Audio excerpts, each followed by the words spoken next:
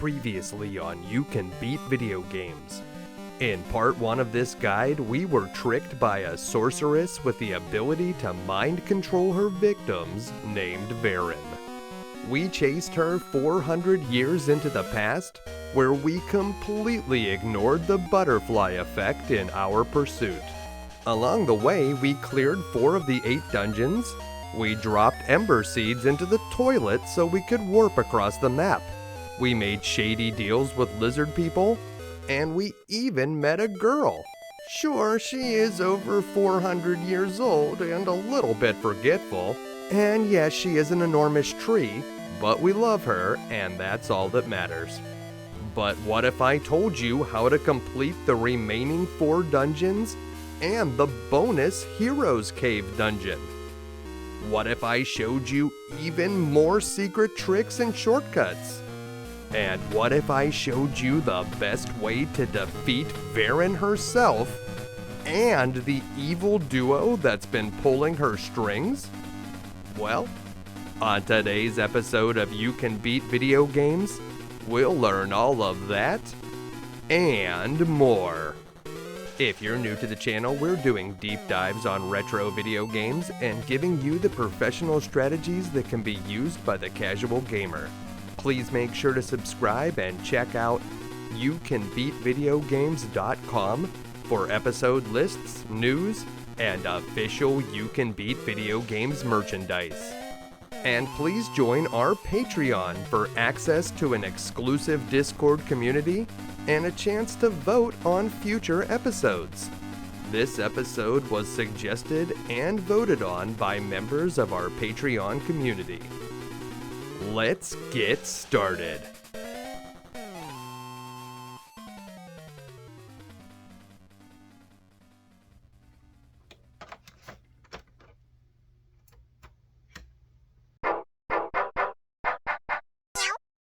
All right. Oracle of Ages Part 2. After completing level 4, the Skull Dungeon, we get a telepathic message from the Maku tree that leads us to the area in the upper right corner of the map, which you'll be able to see is currently unrevealed. Before we head up there though, let's use a Gale Seed to warp back to Lena City. We have a bit of business to attend to here. We are so close to finishing the item trading quest. You may recall that back in Symmetry City, we traded our dumbbell to a man who tore off his own mustache. If you take that mustache and give it to this comedian to the left in the mayor's house in Lena City, he'll trade us the funny joke. So does this mean that we own the joke now? Is it like copyrighted material? Is this guy gonna be mad if he sees us performing it on Jimmy Fallon? I'm not sure. It looks like in the game we were given a bow tie, so I guess that's part of it. Anyways, we have a couple of rings that we haven't gotten appraised yet, so we'll stop into Vasu's shop. One of those rings is the Light Ring Level 1, which we found in the Noon Highlands while we were looking for the workers to build the bridge to Symmetry City. That ring doesn't do anything right now because we don't have the level 2 sword or better, but once we get the level 2 sword, that sword can fire beams whenever you have full health. If you're wearing the Light Ring Level 1, you'll be able to shoot beams even when you have 2 hearts worth of damage, which is pretty handy. We are very close to getting that sword upgrade, so I'm going to equip the Light Ring Level 1 right now, but if you have a better ring, you may want to equip it instead. Don't forget that each time you finish a dungeon, new things will start to appear up in the canopy of the Maku tree. So if you go inside the tree and climb up to the top, you'll notice that new caves have started to open up. This one contains a fairy fountain which can restore your health, and there are often free Gasha seeds that you can pick up in this area, although not inside any of the caves. They'll just be sitting out here in the top branches. We'll take a look over here to the left, and yep, there's a Gasha seed up here. So don't forget about these. These can be very helpful if you're trying to refill your ammo or you're just looking for more seeds to plant. It's always nice to have full health and a full seed satchel, and the Maku tree certainly doesn't mind when we go inside of her.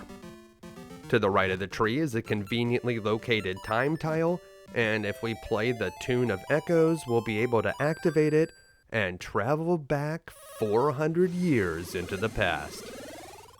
In this time period, we'll be able to continue the item trading quest. Do you remember that emo kid that's been sitting in the darkness? That's who we need to trade the funny joke to.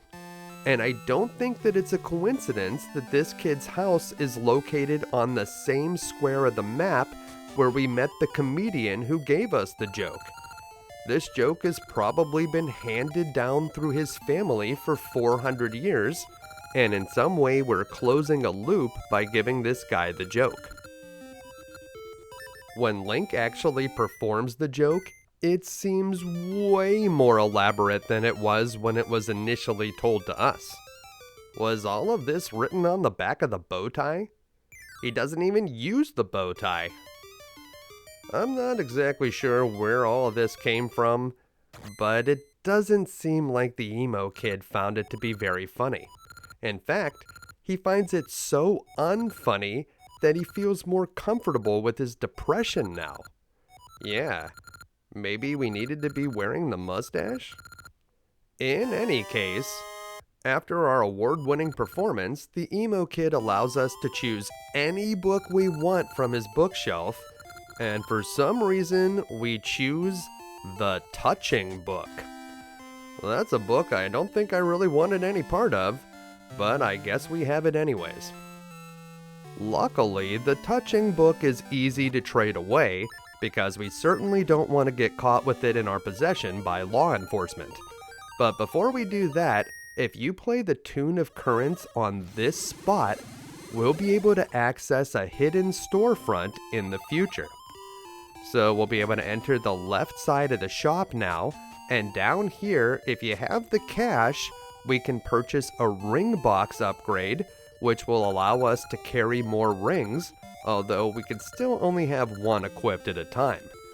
We can also buy Gasha seeds and a piece of heart, and we'll need to purchase that piece of heart if we want to have max HP before the end of our first playthrough. We don't currently have enough rupees to buy any of those things, but if we really wanted one of those items, we could get out our shovel and just start digging holes until we had enough cash. The next thing we need to do is meet up with Maple. Maple only appears on certain screens in the overworld, including this one just to the left of Lena City. If Maple does not show up when you walk onto this screen, then you just need to kill a few more enemies and come back. Just keep doing that until Maple appears. This time when you bump into her, the Touching Book will fall out of your pocket. Earlier in the game, Maple indicated that she was missing a book, and this seems to be the one that she needed. For our troubles, she gives us the magic ore, which seems like a good deal. The game says that it cuts a mean wake, and there's a guy we know that's into rickety raft building that's going to just love this thing. Our good friend Rafton lives over to the right of the Black Tower, and you gotta wonder, is his name really Rafton? Or is it actually like Tom and just people call him Rafton because he builds rafts? Yeah, it's something that we'll never really get the answer to, but whenever we head over here, he is definitely interested in our magic ore. Rafton tells us that he wants to use the enchanted properties of the magic ore to help him win a rafting race, which definitely sounds like cheating. Hearing this, I'm not even sure that we should give him the ore, but I guess I don't know for sure that performance-enhancing ores are illegal at this level of competition. And also, does anyone know where we can place bets on rafting races? As payment for being an accomplice in his raft race scam, Rafton gives us the sea ukulele, which is the next to last item in the item trading quest. Only one more trade until we get the sword. The final trader is located here in the past. He's an old Zora that lives in a cave to the right of Lena Village. It kind of looks like you could reach his cave by sea using the raft near Rafton's house, but that way is actually blocked. Instead, you need to go up and around and use your switch hook here to get across this large row of holes. I think that most people would be rather upset if you gave them a ukulele that smelled like fish, but this old Zora could not be more excited about it. It's a little bit disappointing that the sword we get from this guy is broken, but that ukulele smelled so bad that it was making me nostalgic for the stink bag, so we are happy to make this trade. Once that old Zora starts enjoying his new ukulele, he wants nothing to do with the broken sword, so he's not going to be able to help us fix it. Luckily, if we've been paying attention, we already know what to do with the broken sword. That's right, we need to take it to Patch at the top of the restoration wall. That guy can fix anything.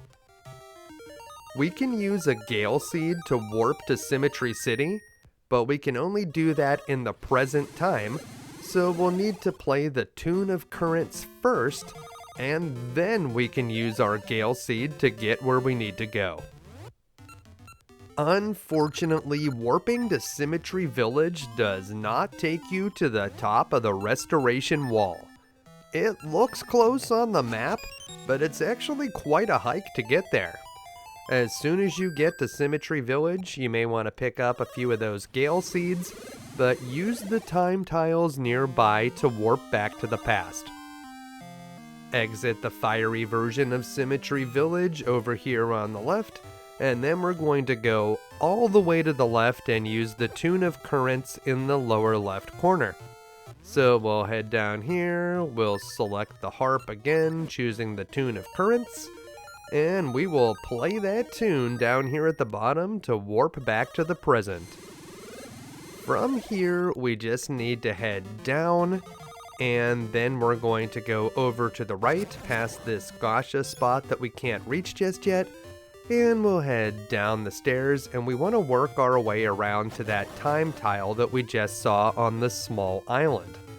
So go all the way down and around. Hopefully there's a vine wall on the right side, otherwise you may need to go back to the past to fix that, but we should be able to climb up here and continue over to the right. We're going to go up and to the right here and continue up and then back to the left. So just go around the corner and that will take us to this stairway which leads us to the time tile, and we'll need to use the Tune of Echoes to go back to the past.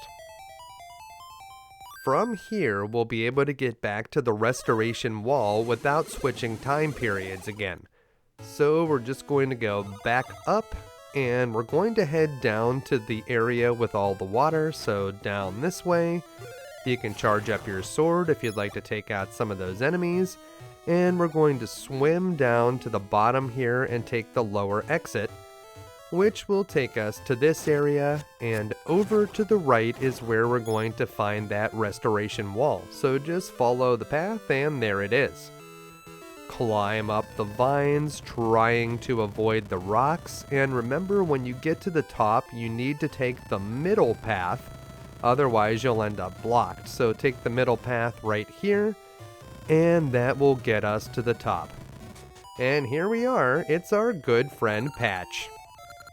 Patch is all too eager to let us try his repair ceremony again, and warns us that this time it will be more difficult. And that's not a lie. Instead of clearing one wave of enemies, this time we'll have to clear two. If you need health, pick up some from the pots, and then head down the stairs to the ceremonial chamber.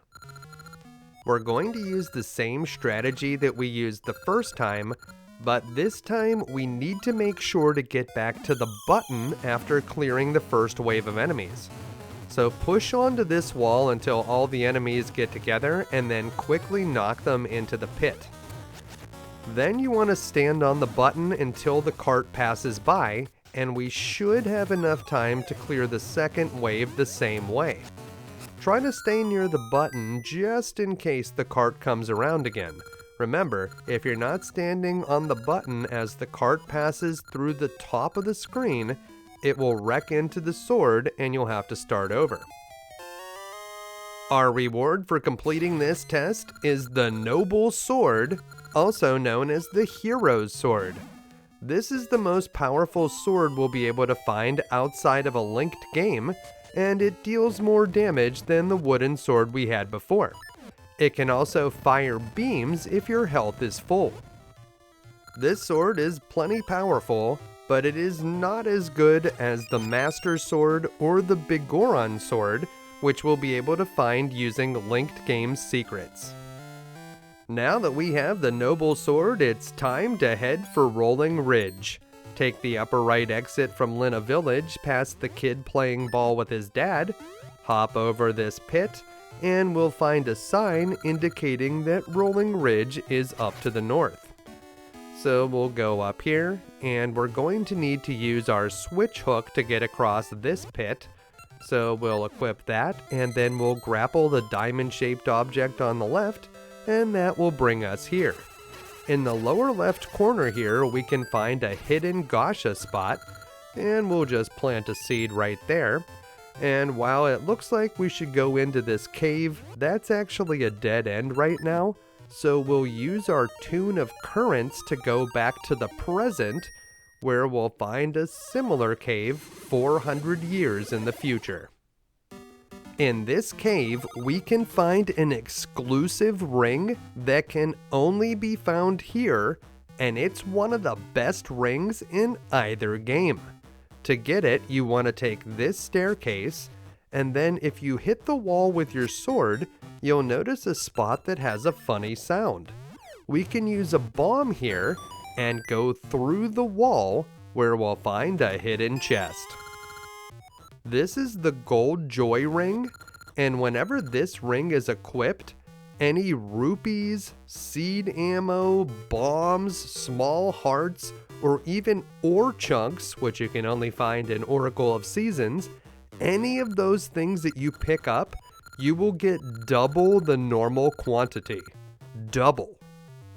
There are a bunch of other rings that you can find that will allow you to get double of any one of those things, but the Gold Joy Ring obsoletes them all. But that's not the only thing to find here. In the corner of this room, there's a more obvious cracked spot on the wall that you can bomb, and inside we'll find another piece of heart. We just need one more to get another heart container. Once you have the piece of heart, drop down here and exit the cave, and if we go up this way, we can go down these stairs, which will lead us to another chest. This one just contains 30 rupees, but we could probably use the cash, so we'll swing down here and pick it up. Once you have it, you can just hop on down and exit the cave the same way that you did before. In this area, we can find a new tree that has a new type of seeds that we didn't have before, called Pegasus seeds, but we'll have to find it in the past. To get back to the past, we'll need to find a time tile, so head down this way to the right. We don't want to go to the Great Moblin's palace just yet.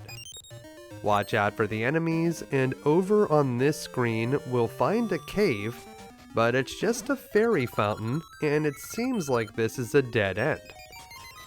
Restore your health and then equip the power bracelet to lift up this rock. Underneath, we'll find the time tile we were looking for. Play your Tune of Echoes and head back to the past. Once we get back to the past, we just need to head to the upper left corner of this area, where we'll find the tree that bears the Pegasus seeds. If we use a Pegasus seed with our seed satchel, it'll make Link run faster for a short amount of time. It will also allow us to jump farther using the Roc's Feather, which is very important. If you load up the Pegasus seeds into the seed shooter, you can use it to stun certain enemies, but we won't be doing that very often. Most of the time we'll be using the Pegasus seeds to take advantage of the super jumps, but we will find numerous other uses for them. With the Pegasus seeds safely in our seed satchel, we can investigate this cave, where it seems like something is going on in the lower areas. Several of the Gorons are suggesting that some kind of noise was coming from down below. When we go down these stairs, the true nature of the problem reveals itself. The Goron Elder has been caught in a rock slide and is buried under a pile of rocks. Sadly, the explosives we currently have are not strong enough to rescue him. We're going to need to find something a little bit stronger. To solve this problem, we'll need to head to the Great Moblin's Palace, which is a place that we saw a sign for earlier. That sign would have been on this screen in the present time, and it said that we need to head up this way, so we'll go up here, where we'll find a cave that doesn't actually have anything in it, so you can skip this one for now. Instead, head down here and use the Tune of Currents to warp back to the present. Once we finish playing our song, we'll notice that the Great Moblin's Palace looks a lot more like a small fort, but that's neither here nor there. Take the door on the left side. Inside, we need to eat one of our Pegasus seeds because the floor starts to drop out very quickly here, and we need to run to the stairs. Once we get up the stairs, we can pick up these pots to find a few last-minute items, but when we go up the stairs in the lower left, it's going to be time to face a boss. The Great Moblin has been collecting bomb flowers, and that's exactly what we need to rescue the Goron Elder. Maybe if we explain that to him, he would give us one, but it doesn't seem like he's willing to give up any bomb flowers without a fight, so we'll have to take him on in combat. To defeat the Great Moblin, equip your power bracelet so that you can pick up the large bomb flowers that the boss throws at you. Just avoid the smaller bombs that the Moblins in the corner toss at you. Those explode as soon as they hit the ground, so you won't be able to use them. Pick up a bomb flower, get close to the boss's ledge, and wait until it starts flashing before you toss it up at the boss.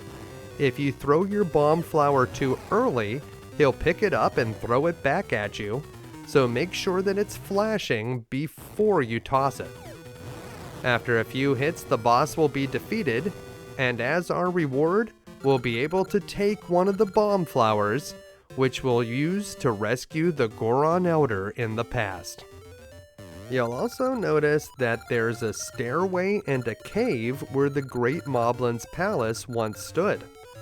If we head down those stairs, we'll be able to find an exclusive ring. It's not the best ring in the game or anything, but this is the only place where we can find it, so if you're interested in getting a full collection of rings, this is important. As the Gorons walk away, we'll get a telepathic message from the Maku tree, who tells us that we are now a legendary character in the oral tradition of the Gorons, despite the fact that we haven't actually rescued the Elder yet. The Goron Elder is 400 years in the past, so I think he can wait another couple minutes, and we'll head down here to get that ring. Wait for the fireballs to stop falling, and stop here in the middle until they stop falling again, and quickly go up the ladder. Over here, we'll need to hop onto this moving platform, hop off to the left, and then ride the higher platform up to the top, where we'll find a ladder, and that will take us to the ring. This is the Armor Ring Level 1, and while this is an exclusive ring that you can only find right here, I can't say that it's very good. This will reduce the amount of damage we take by a whole quarter of a heart every other time we get hit, and it always reduces the amount of sword damage that we deal to enemies while wearing it. This ring is inferior to higher level armor rings, and it is definitely worse than the blue ring, which we'll find later in the game, that reduces all damage we take by 50% with no downside. If you'd be happy with any amount of damage reduction, the armor ring level 1 can do that for you. So it's not completely useless, but it's still not one that I'm going to ever equip. With that very mediocre ring in our possession, we're going to head back out of the cave, and we'll just walk into the star portal that was created by our Tune of Currents to go back into the past, where we can finally rescue the Goron Elder. The Goron Elder is trapped in a cave at the base of Rolling Ridge, and getting there is quite easy. We'll just head down these steps, and we'll drop down this ledge right here. Then we just have to head over to the left to this screen where we found that Gasha spot, and inside this cave is where the Goron Elder is currently buried. We could have visited this cave earlier, but it would have just been a dead end. Now that we have a bomb flower, whenever you get close enough, this Goron will be able to smell it on us. He practically begs us to give him the bomb flower, and when we say okay, he'll use it to save the Elder. Despite the fact that he was trapped under that rock slide for quite some time, the Goron Elder is no worse for wear, and actually laughs at his Goron brothers for being worried about him. Whenever we speak to the Elder, he apologizes for the trouble, and conveniently just happens to have the crown key, which we need to get into the next dungeon. Nice! The Goron Elder tells us that he never found a keyhole that could be unlocked with the crown key, and that's because the crown dungeon doesn't exist in this time period, which means it must have been built sometime between now and 400 years in the future. Is there like a labyrinth engineer that designed the dungeon, filled it with a bunch of traps and enemies, and then was like, we better put a lock on this thing, and we'll design it based on an ancient key that I don't have? Yeah, I'm not sure how any of that makes sense, but in any case, we want to head up here to the area where the Great Moblin's palace was, and we'll use our Tune of Currents to go back to the present. We already went to the stairway that was under the Great Moblin's palace, but there was also a cave in the wall, and we haven't gone in there yet. Once we get inside, we'll see an owl statue, and if we use a mystery seed on this statue, it'll give us a clue about doing Pegasus jumps. Greater speed gives greater distance, so you want to equip your Rock's Feather and your seed satchel with the Pegasus seeds, eat one of your Pegasus seeds, and then you'll notice that you can now jump over 2 space gaps with your Rock's Feather. And that will get you here, where when we touch the keyhole, we'll open the way to level 5, the Crown Dungeon. Before we tackle this dungeon, there's a trick you can do in this room. Go to this exact spot and shoot a mystery seed to the left, then hold down so that you walk out of the room. If you were in the right spot and timed it properly, you'll end up in this cave, and with the help of a bomb, you can exit into another part of Rolling Ridge that we should not be able to reach until completing level 5. This trick will allow us to skip ahead a bit, and we'll be able to get certain items earlier than usual, including the boomerang. Unfortunately, as far as I know, there is no way to skip the Graceful Goron's dance minigame, so you will have to complete that.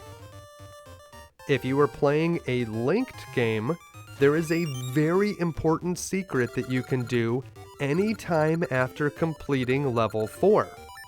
Meet this old woman in the present near the Ember Seed tree in Lina City. She will give you a secret password that we can use in our completed Oracle of Seasons game. The old woman tells us that we need to dig near the clock shop in Goron Village, so this is where we are looking for. This is the spot on the map, and we're going to use our shovel in the upper right corner behind the clock shop, which will reveal this stairway and this green old man. Give this man the password that we just learned from the old woman in Lina City. It will likely be a different password from the one that you see here, and whenever you get it correct, he says, "Oh, it's a message from that old hag in Labrina." Yeah, I'm gonna tell her you called her that. Before we get our reward, the old man insists that we complete a challenge. We need to clear 12 enemies in 30 seconds or less, which is easier said than done. Start by equipping your sword and scent seeds, and drop a scent seed which will attract the first few enemies to the center where you can quickly dispatch them. Now equip gale seeds to your slingshot and use them to get rid of the Wizrobes in a single shot. You'll need to use your sword to get rid of the remaining Darknut and the 2 Lionels, and if you do it fast enough, the reward for this is quite good. It's a sword upgrade. If we already have the Noble Sword, this upgrade will give us the legendary Master Sword, the most powerful sword in the game. At times, the Master Sword seems almost too powerful, as it cleaves through the standard enemies in this game like a knife through butter. But you will be very happy to have it when you get to the final bosses, so make sure to get your return secret and take it to the Oracle of Secrets inside the Maku tree, where you'll be able to get this valuable upgrade in your linked Oracle of Ages game as well. Just like the Noble Sword, the Master Sword can also fire beams whenever your health is full, and if you brought the red ring over from Oracle of Seasons, the combination of the red ring and the Master Sword is so powerful that there is almost nothing that can stand in your way. The rest of this game should be a breeze. We'll need to complete level 5 before we can do any more linked game secrets, so let's go back to our normal game and take on the Crown Dungeon. The Crown Dungeon is no joke. This labyrinth has 2 floors and a ton of passageways connecting them together. But it's nothing that we can't handle. Use your Ember Seeds in this first room to take out the Moblins. If you have your Rock's Feather equipped, you can actually hop around to reposition yourself while aiming. We're going to take the left exit here, but shoot the crystal ball once you're beyond the red posts. We want the red posts to be up right now, and the blue posts to be down. We don't have to kill the anti-fairy in this room, but if you want to get it out of the way, you can shoot it with a Gale Seed. In this room, we'll use our Ember Seeds again to take out the Moblins. You could use your sword, but the Ember Seeds are so very effective. If you need some supplies, pick up the pots in the upper right corner, and then we're going to exit this room in the lower right. Here we need to cross over the bridge of blue posts, and that will take us to the lower left exit from this room. Just walk on through. You'll see a crystal switch here. We're going to toss a bomb across the posts, and when it explodes, it will trip the switch so we can walk through. We'll get rid of that anti-fairy, then we'll hit the switch again as we walk across to the right. The challenge here is to hit all 3 of these statues with a single shot. You can use any type of seeds for this, and whenever you accomplish it, you'll find a chest in the center of the room that contains our first small key. We can find a few small hearts and some seed ammo in the pots in the corners of the room, And we've been using a lot of seed ammo in this dungeon, so it may be worthwhile to replenish it. Back in this room, we're going to use our seed shooter so that we can clear out that anti-fairy, and also so we can keep the red posts up as we leave the room. Cut back across the blue bridge in this room, and we're going to head to the stairway that's labeled A on the map. It's this one right here. Assuming the blue posts are down, we can grab an easy key in this room, making our total rise to 2. Then we could go back the way that we came in, but if we want to check out the whole dungeon, we can go into this room, which takes us to the stairway labeled B on the map, and that brings us back up to the first floor. From here, we're just going to start going across the map to the right, and we want to keep the blue posts in the down position. So once we use our seed shooter to flip the switch so we can get past the red posts here, we want to make sure to shoot it again so that we can head down this way. From here, we're going to continue going to the right, and then we'll stay up on this ledge and head down. Drop down this way behind those red posts, and we're going to go to this room over on the right. This is going to be a short optional detour, but in the next room over on the right side, we'll be able to find the map, and that's something that could come in handy. So assuming that you still have the blue posts down, you'll be able to pick up the map in this chest. You'll also notice that this is the room where we can use the boss key, so you won't be surprised to find some helpful items in the pots near the door. Just watch out for that beam in the middle. If we take a look at the map we just found, we can see the dungeon's layout, and from here we're going to use one of our keys to enter the room on the left, and then we will immediately go into the stairs. So these stairs are labeled C on the map, and they'll bring us down here where we're going to need to use our seed shooter to light these torches, so make sure to load up ember seeds.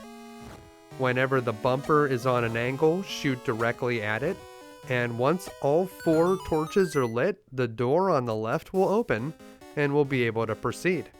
Pressing the button on the right side reveals the pattern that we need to recreate over here on the left.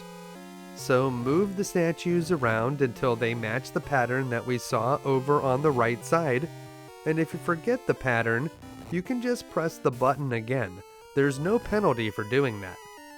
We're going to slide this blue one over, we'll slide the red one up, and then we need to slide the blue one up and to the left, and that will reveal a chest containing the Cane of Samaria.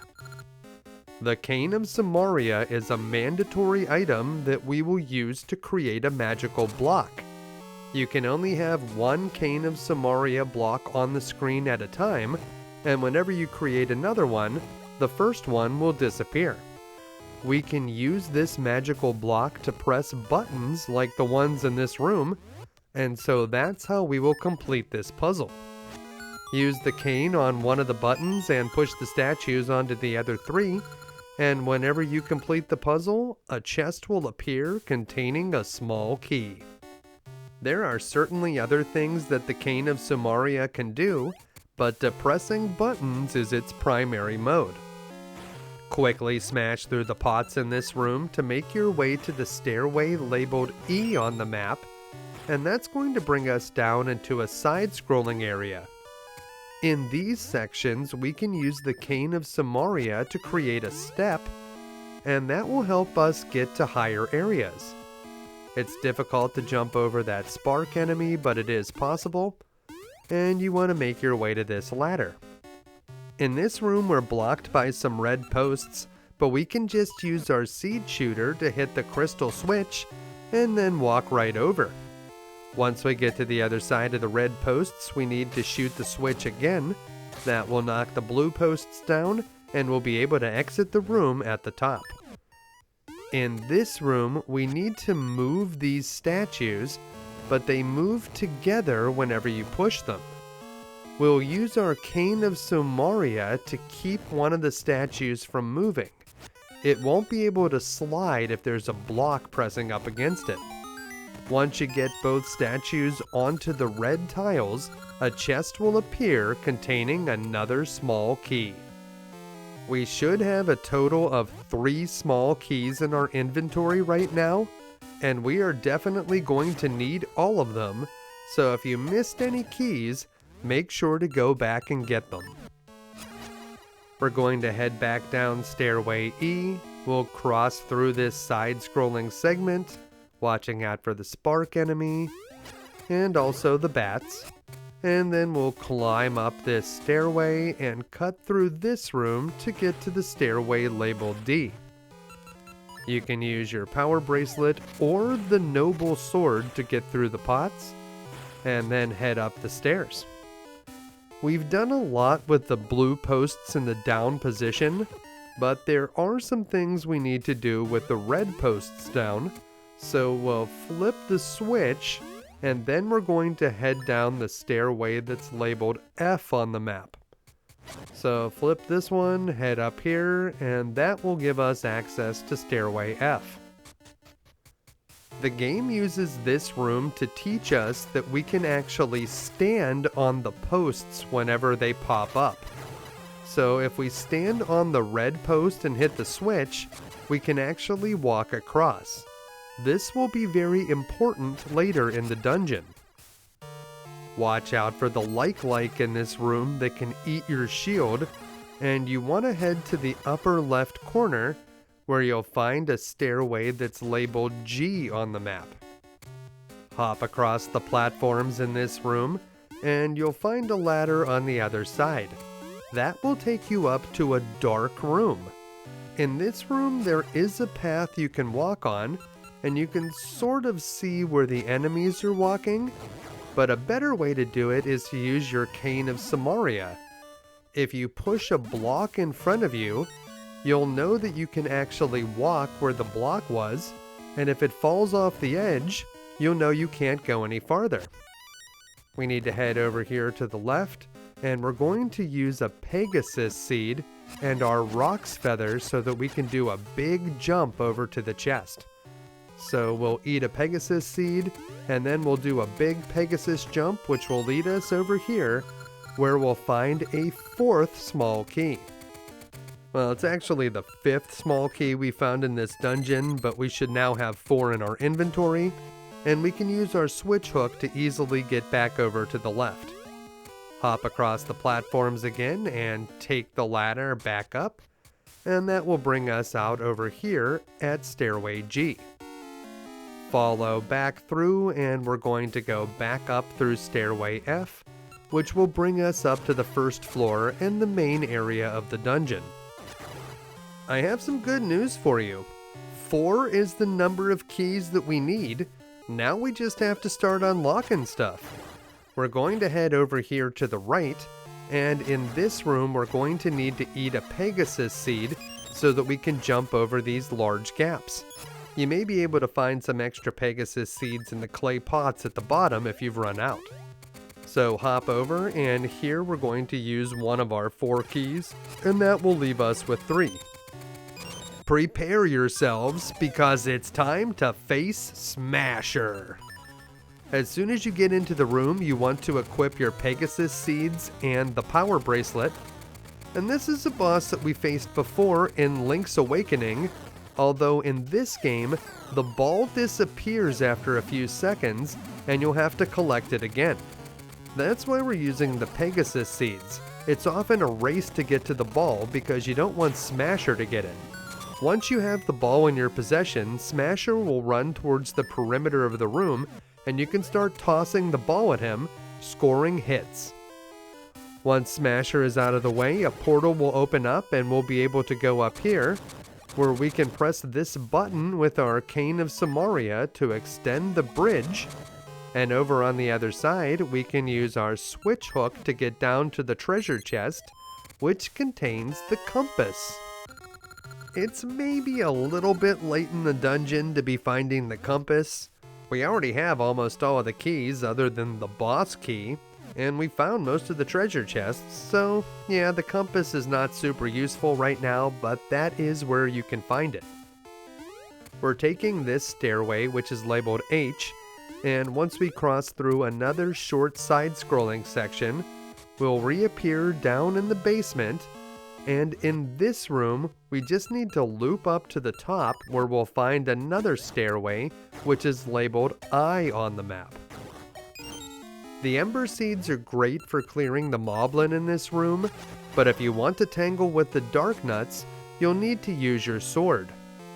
Stairway I takes us to the top part of the crown, and we can find a fairy as well as some other supplies in the pots in this room. We'll need to flip this switch and then stand on the blue posts while we hit it again. The switch hook is a great way to do this, although the seed shooter or bombs could also work. This room can connect us back to the lower part of the dungeon if we want to go down there, but we don't right now. Instead, we want to head up here through another key block. That will leave us with 2 keys in our inventory, and over here on the left, we can use another key which will bring us down to 1. We want to equip our bombs here, and we're going to toss a bomb to the left and then quickly run on top of the red posts so that we're standing on them when the bomb explodes and flips the switch. That will allow us to proceed up to the top of this area, and we'll be able to go into the stairway that's labeled J on the map. Stairway J takes us to the upper part of the basement, where we will need to use our final key. Flip this switch and then use a ranged solution to flip it again, and then unlock the door to the left. If the red posts are down, we can grab the chest in this room, and it contains 50 rupees. Not the greatest reward, but not the worst either, so we'll probably want to pick it up. To get out of this room, we need to go back into this room on the right where we can flip the switch again, so use any ranged option that you have available, flip the switch, and then head back into this room where we'll find the stairway labeled K on the map. We'll need to use our Cane of Samaria to create a step here, watch out for that spark enemy, and jump across to the right where we'll climb up this ladder, and that brings us to this room. The compass indicates that there's a key in this room, and there is. It's the boss key. To get it, we need to push all of the statues in the room onto the purple tiles. It doesn't matter which order you push them on, as long as all of the tiles are covered. The trick is that all of the statues of the same color try to move at the same time. There's several ways to complete this puzzle, but if you need a certain statue to stay still, you can always use your Cane of Samaria to create a block, which will prevent it from moving in a certain direction. Once you have the boss key, head back down the stairs, and we're going to cross back over to Stairway J in the room on the right. We've already seen the boss's door in this dungeon. It was in the room where we found the map, so we already know where we need to go. We just need to work our way to the lower right corner of the first floor. And that's what we're going to do. We may need to manipulate a switch or two, but whatever it takes, just work your way down through this area, and we'll find a ledge over here on the right that will take us back to the main part of the dungeon, and we can head over here to the right. Now just avoid the laser beams, walk around these posts, and we'll go down here because the red posts are up, but there's another way to go if the blue posts were up. It doesn't really matter. We just want to get to this room, and if we need some supplies, we can find them in the clay pots, especially if you need some health, because once we go through this door, it's going to be time to face the boss, Smog. Smog is one of the more interesting bosses. It almost feels more like a series of mini-games than a boss encounter. You need to equip your Cane of Samaria and your sword. The smaller parts of the boss revolve around the walls in this room, and you can use your Cane of Samaria to create additional bricks and then strike them with your sword to freeze them in place. Whenever they bump into each other, they'll combine, and whenever they're all combined together, they'll turn into the full-sized boss, which you can hit with your sword. You need to complete several puzzles here, and this third one is kinda tricky. You need to push the blocks in the center. Push one down and then one over to the right, and that will allow you to bring these two together. Once you hit the boss this time, there's only one more puzzle that we need to complete. In this one, I like to bring the two pieces of the boss on the left together at the middle part. If you can combine them here in the center, the larger piece of the boss will float up and start going around the room, and it will be very easy to combine it with the third piece of the boss, and then you can strike it to finish the battle. Now just grab your heart container, and that's it. We've done it. We've completed the crown dungeon. In this room, we'll be able to grab our reward, the sacred soil. This is our 5th essence of time, so we only have 3 more to collect after this one. Finding the sacred soil will open a new cave to the right of the crown dungeon, and that will grant us access to the western part of Rolling Ridge. Outside the dungeon, we get yet another message from the Maku tree, who tells us that yes, there is another essence in Rolling Ridge. Then suddenly a Goron appears and tells us that there's a new fad in Rolling Ridge, mini-games. Do you like mini-games? If your answer was no, well then the next part of this game is going to be a bit of a slog.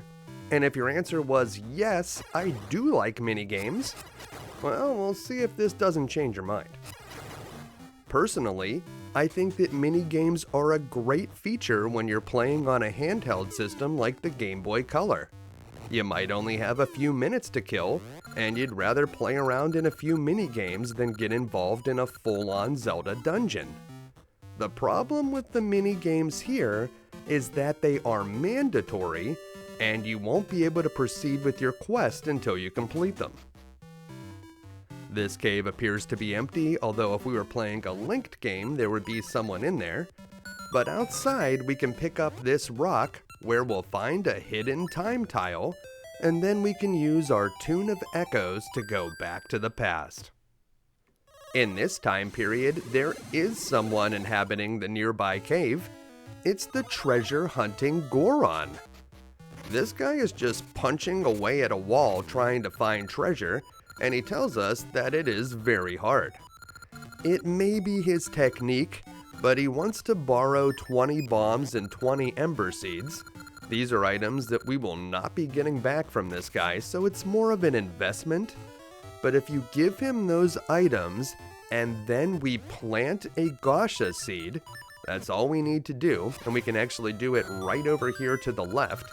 Once we have planted a Gasha seed, we can return to this guy, and suddenly he will have found the treasure. He found 2 treasure boxes, and he lets us pick one, but we'll always get the same item regardless of which chest you choose. This is the red luck ring, which reduces the damage you take from spiked floors by 50%. It's a common ring that you can also find in Gasha nuts, so if you already have it, you can skip this short side quest. There's nothing in that other cave that you can see on the screen to the left, so once you have the red luck ring, you can use the Tune of Currents to go back to the present time. There's a cave over here on the other side of this purple bridge, and inside we'll meet a Goron that tells us these stairs go to the base of Rolling Ridge. We've been to the base of Rolling Ridge before, but this will take us to the base on the western side, which we have not visited unless you perform some of the tricks and glitches I showed earlier. Once you press the button to extend the bridge in this cave, that bridge will be extended when you come back later, so you'll be able to use this cave to get back to the upper areas of Rolling Ridge if you need to.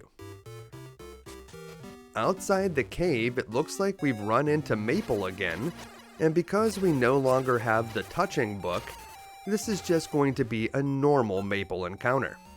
Now that we have the Pegasus seeds, we can use them to get a little bit of an advantage here, and we can also use the switch hook to grab items that are farther away.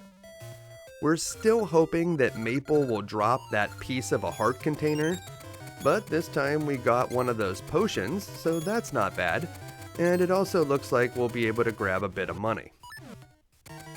At this point in the game, you want to make sure that you're always prepared whenever you meet Maple, because when she does drop that piece of heart, you do not want to miss it. Head down this way, avoiding the likes and watching out for Octoroks and levers.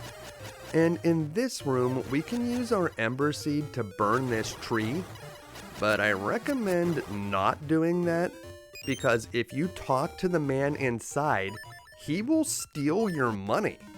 So yeah, there is a hidden stairway here, but don't talk to this guy, he will take your rupees away. You can find some bombs in the clay pots at the corners of the room, but that's all you should be doing in there. Many of the mandatory minigames in this area cost rupees to play, so if that guy steals your money, it could be a major setback. In this cave, you can find a few fairies if you need to get your health refilled, and over here in this cave is where we'll meet the graceful Goron. This Goron won't let us go up the stairs until Link proves his dancing ability, and something about that seems a little bit shady, because the graceful Goron in the room above charges 10 rupees each time we attempt his dancing minigame, so the whole thing feels like a scam to get people to spend more money on dance classes. Scam or not, we really have no choice. We have to complete this minigame if we want to proceed with our quest. It's not like we were trying to save the world here or anything. The game itself seems fairly straightforward. There are only 2 buttons that you'll use. Press the B button to make your character turn sideways, and it makes a certain type of tone. And then press the A button to raise your arm and make a higher pitched tone. While that all seems straightforward, the difficult part is that the rhythm matters. There's sort of a third button to press, and that is pressing nothing. Sometimes you need to take a short rest between beats, and if you don't do that, the game will fail you. So make sure you're paying attention to the rhythm as well as which buttons to press. The game is played in 8 rounds, and you can only make 2 mistakes, so you need to get at least 6 of these correct. After watching the graceful Goron to learn the pattern, you can start pressing buttons immediately as soon as you hear the whistle. To be completely honest with you, I was in drumline in high school, and I still mess this minigame up from time to time. It can be very difficult. If you struggle with this sort of rhythm game, you may want to save outside of the cave so that if you lose, you can just reset and reload, and that way you won't waste a lot of money here. If you manage to do it with 2 or fewer mistakes, you'll receive the brother emblem, and now we'll be able to go upstairs. But if you really like this game, you can play it again for different rewards. When you talk to the graceful Goron again, he'll allow you to play on the gold, silver, or bronze level, and the gold level is the most difficult one offered here, but it also has the best prizes. Or I guess you could say they're the best prizes. The prizes for the gold level are still not very good. You could potentially win the bomb-proof ring or the green holy ring if you get a perfect score. Both of those rings can be found in Gasha nuts, so I don't recommend trying to win them here unless you really enjoy this dancing minigame.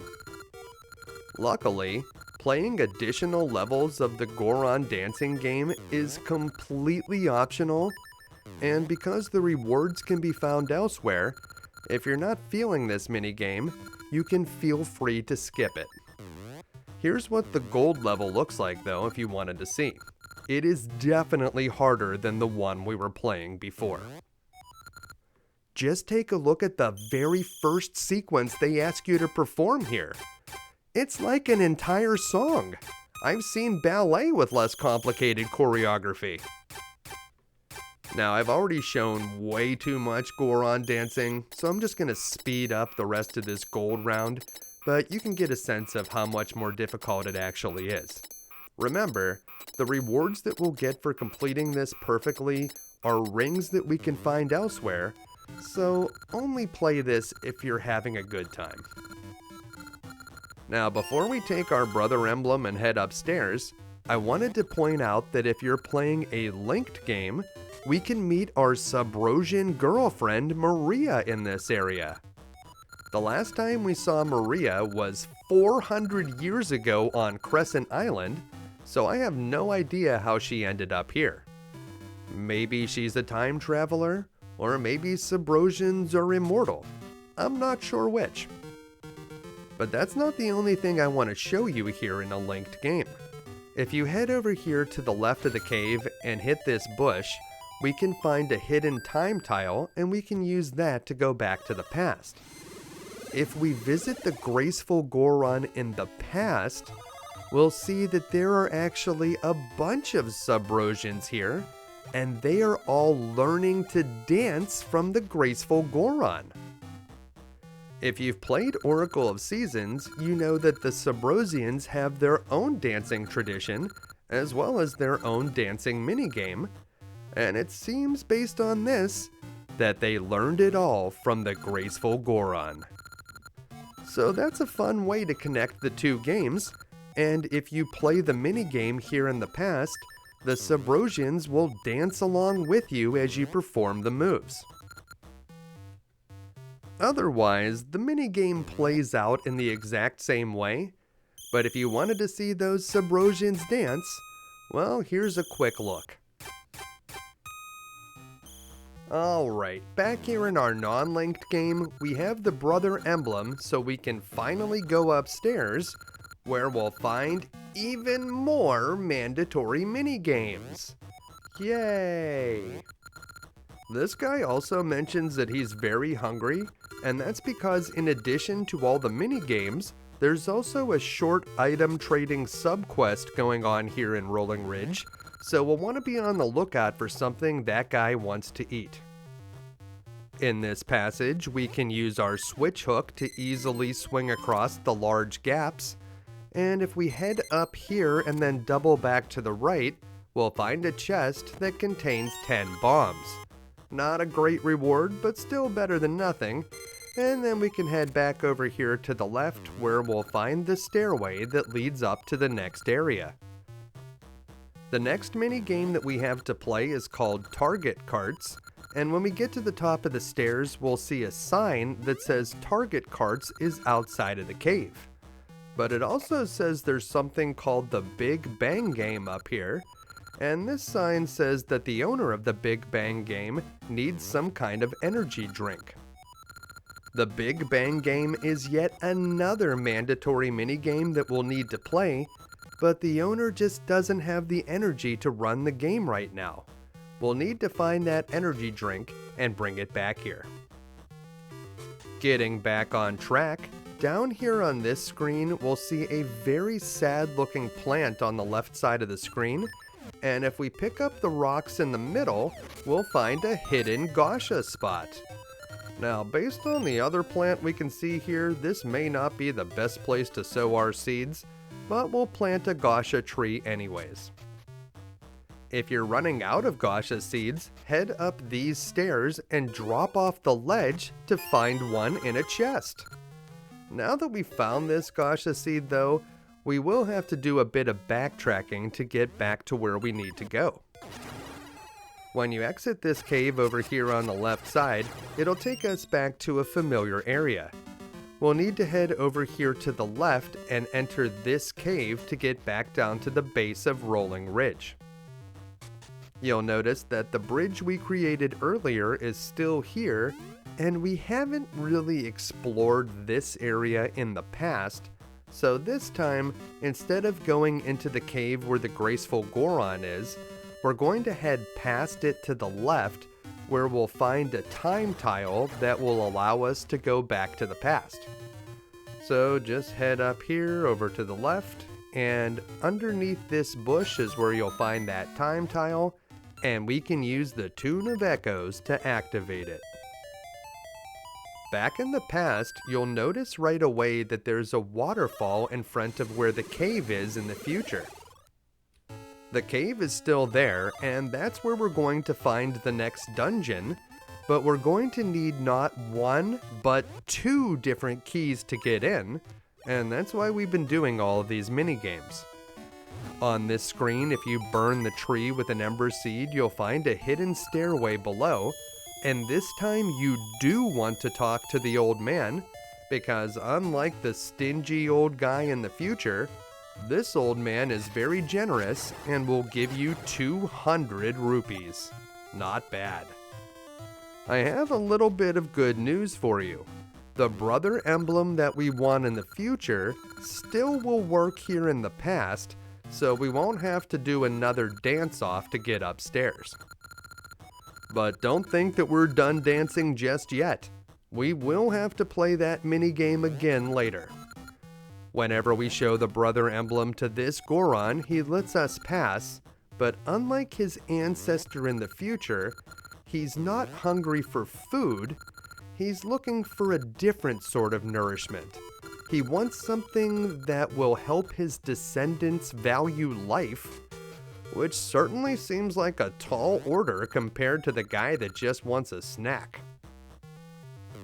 Up here, we learned that the graceful Goron of the past has found a beautiful key in a waterfall grotto.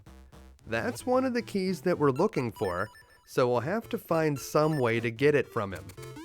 For now, we'll use our Pegasus seeds and the Rock's Feather to jump over the 2 space gaps, and over here we can talk to the elder that we rescued earlier. He says that he planted bomb flowers all over Rolling Ridge, but I can't say I've noticed any. Up here we can use our switch hook to get across to the chest, and inside it's 100 rupees. We are thrilled. This Goron shares with us the secret of the graceful Goron's success.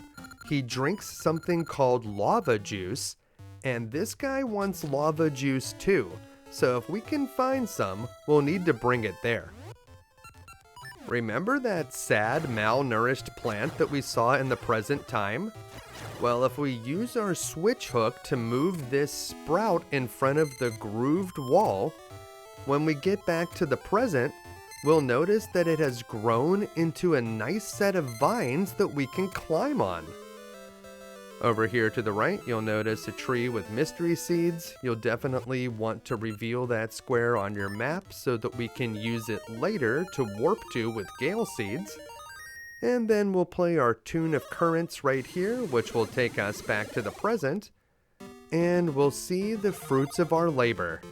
There are those vines, and now we can climb them to this upper ledge. This Goron gives us a clue about yet another mini-game that we'll have to play later. But for now, let's head over here to the right, where we'll finally find target carts. The sign says it's great fun. So here's the deal with target carts. It costs 10 rupees to play, and there are 12 targets that we need to hit. You need to hit at least 9 of them to win money, but we need a perfect score to get a good prize. The prize here, which looks sort of like a red bath towel, is the rock brisket, which we need to give the hungry Goron that watches the stairs in the future. The key here is to shoot each crystal without missing. If you miss, your shot will go flying around the screen and you won't be able to fire again until it goes away. This is easier said than done, so you may need to attempt this game multiple times before you'll be able to win the rock brisket. But that's not the only thing you can get here. You can play again for a random prize, and if you're lucky, sometimes the prize will be the boomerang. This time it appears that the prize is a bunch of rupees, so you may need to attempt this game several times before you get a chance at the boomerang. And there it is. Now whenever you get a chance at the boomerang, you really want to win, and the challenge is much more difficult this time with moving targets that you may have to hit. So carefully aim at all of the targets. Hopefully you'll be able to get a 12 out of 12, because the boomerang is an awesome item that is probably worth trying to get here. It is certainly not mandatory. You can beat the game without the boomerang, but it is very useful, and this is the only place in the game where you can get it, so I do recommend spending the time trying to win the boomerang. Once you're done with target carts, if we lift up this rock, we'll find a hidden time tile, and then we can play our Tune of Echoes to go back to the past, where we'll find another minigame that we have to play. The good news is, this is a minigame that we've seen before, the target game, and it's relatively easy to win this one. We only need 100 points or better, so we can use a very conservative strategy that should win almost every time. Position Link in the dead center up against the purple wall and have him turn to the side, and then rapidly swing your sword. By doing this, you should be able to knock the ball straight up and it will hit the 2 cubes at the top. Whenever you see a blue cube and a fairy, that will be enough points to get over 100. Then all you need to do is protect your score by turning Link downward and making sure to hit the ball as it goes by. You lose 50 points if you miss the ball entirely. You can never have a negative score in this game, so if you just keep Link turned to the side and just keep shooting the ball directly up, you won't ever have fewer than 0 points, and you should be able to slowly accumulate some until you have more than 100, and then you can switch to this strategy where you just need to make sure that you don't get any more strikes. In my experience, it seems that there's always at least one frame where the fairy appears at the top of the screen, and that's all you really need to win. I've used this strategy to farm the game for Gasha seeds, and you need a higher score to get those. So making 100 points is very easy, and you should have no problem getting the lava juice. There are not any more exciting prizes to win at this minigame, so once you have the lava juice, you can drop down through the ledge on the right, and then drop down again, which will bring us to the base of Rolling Ridge. We need to give the rock brisket to the hungry Goron that's guarding the stairs in the present time, so we'll use our Tune of Currents to go back to the future. This guy is so hungry that when we show him the rock brisket, he offers to trade us the Goron vase, a treasure that has been passed down through his family for generations. This sounds a lot like spending 10,000 bitcoins on a couple of Papa John's pizzas, but if this Goron wants to give us his valuable artifact in exchange for some food, who are we to stop him? The ironic part of all of this is that we're about to go back to the past so that we can give the Goron vase to this guy's ancestor who guarded the door 400 years ago. This time we'll be able to trade for some Goronade, and I have a theory that this is the energy drink that the Big Bang game owner was looking for. So we will definitely make that deal, and according to the game, just one quick gulp of Goronade will keep you awake. So now we just need to get back to the Big Bang game.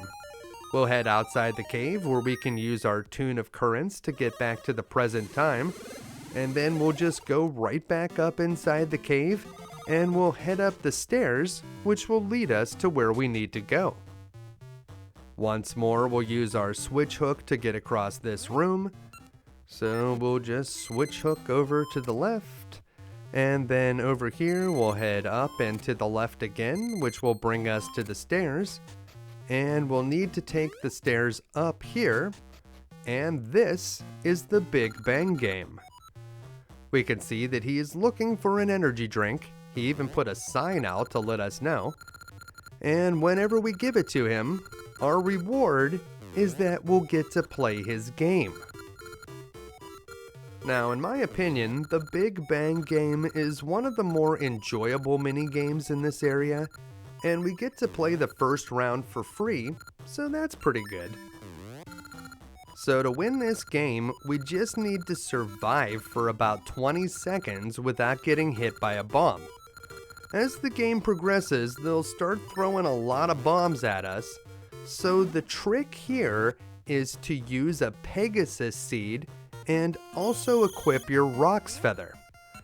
So we're going to put our seed satchel on, set to Pegasus seeds, and we'll have the Rock's Feather on A, and we will immediately eat a Pegasus seed, and then you just want to start jumping around in a circle.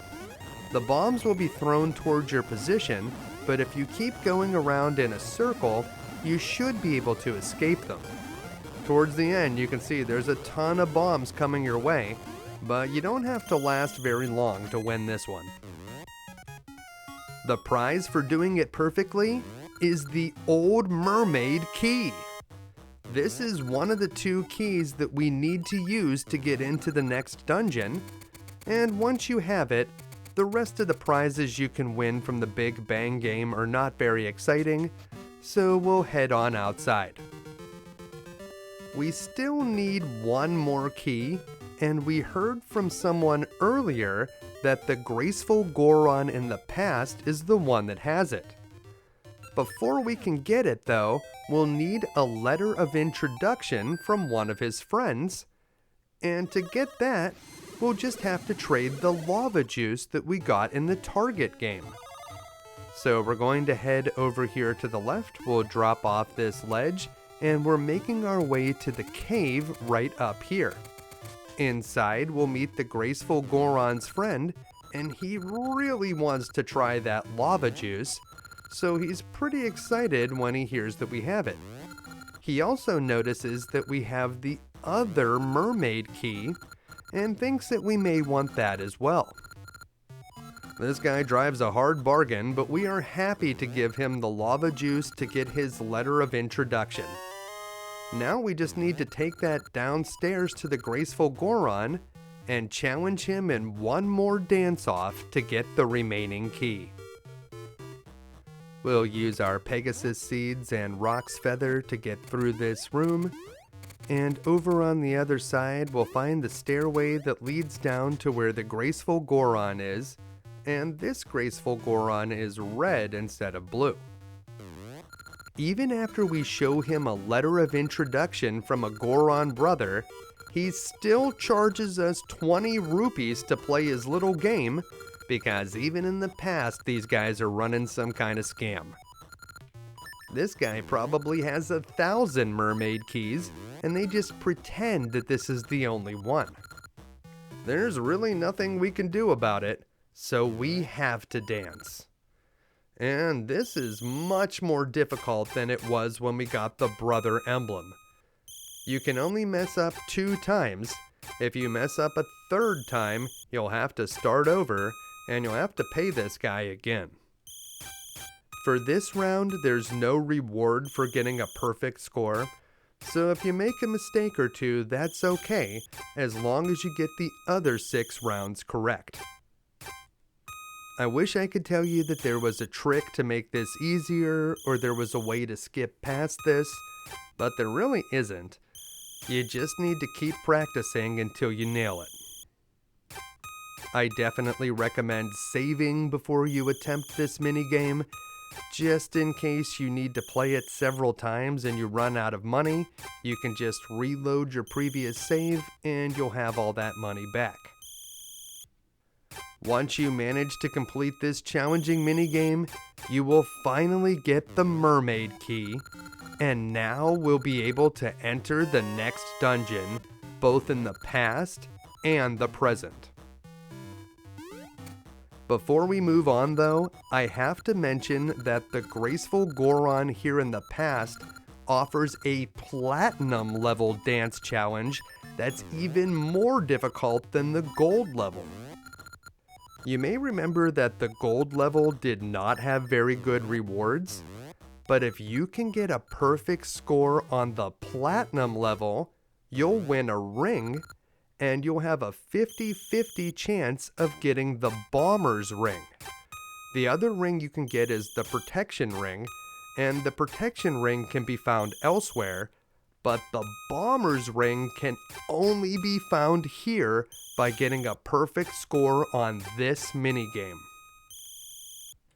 The Bomber's Ring also has a unique effect that allows you to have 2 bombs on the screen at one time instead of just 1. So that is something that definitely could come in handy.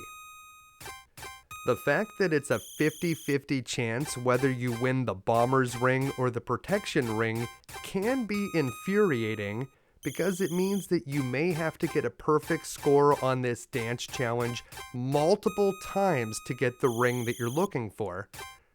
But if you do enough practice, it is possible.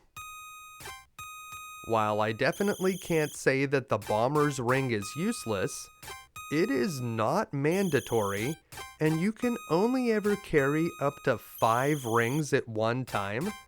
So once you have some very good rings in your collection, you may not use this one at all. Keep that in mind if you're struggling with this Platinum Dance Challenge. Ask yourself how badly you really need a full collection of rings, and if you don't care that much, you may just want to move on.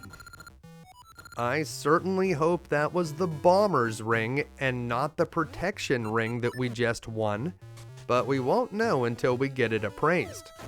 From here, we could go on to the next dungeon, but there's still a few more treasures to find in the rolling ridge of the past, so before we move on, we're going to pick up a couple more things.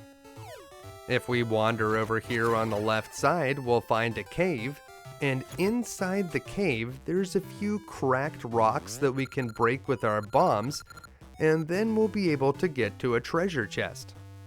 So up here, we'll use a couple bombs to break on through, and inside this treasure chest, we're going to find a Gasha seed. So if you're trying to do a little bit of Gasha farming, this could be a good thing to pick up. We'll need at least 4 bombs to get through here, so make sure that you have a couple in your inventory. And there is that Gasha seed. We can plant it in soft soil. Over here on the right, we'll need to use our switch hook to get across this gap. But once we do, don't miss the hidden treasure chest down in the bottom. We'll head down this way and use our switch hook to get back across. And inside, we'll find 50 rupees. How lucky! Hack your way through the beetles and bats and get to the stairs, and that will take you up to another part of Rolling Ridge. And if we head over to the right after we exit this cave, we'll find an area where we need to use our bombs once again. So head over here, and there's an obviously broken wall. We'll use a bomb right here, and that will open it up. And inside, we'll find a chest containing 100 rupees. We are thrilled. The final prize to find in this area is the best one. Cut through the bushes over here on the right, and when you get to the corner, play the Tune of Currents to warp back to the present. When you get there, you'll notice that there's a piece of heart sitting right nearby, And when you pick it up, that was the 4th one, so now we get a full heart container. Awesome! Now, if we had purchased a piece of heart at the shop in town, or found one that Maple dropped, we would already have that last heart container, so this would just be 1 or 2 more pieces towards the next one. But either way, we definitely want to get that piece of heart. And that was the last item we needed to find in this area.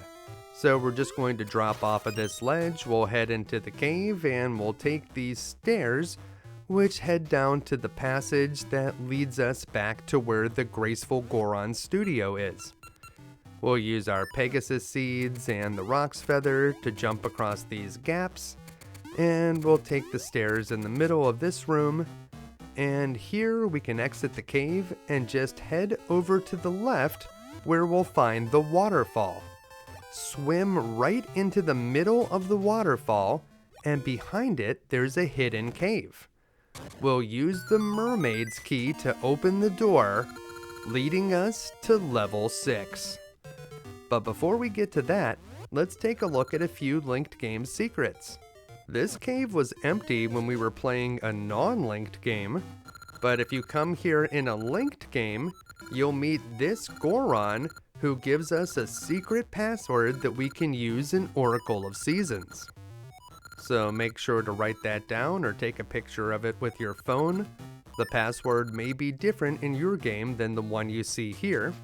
And once you have it, load up your completed Oracle of Seasons game, and you want to go to the top of the Goron Mountain, where we'll meet Biggoron.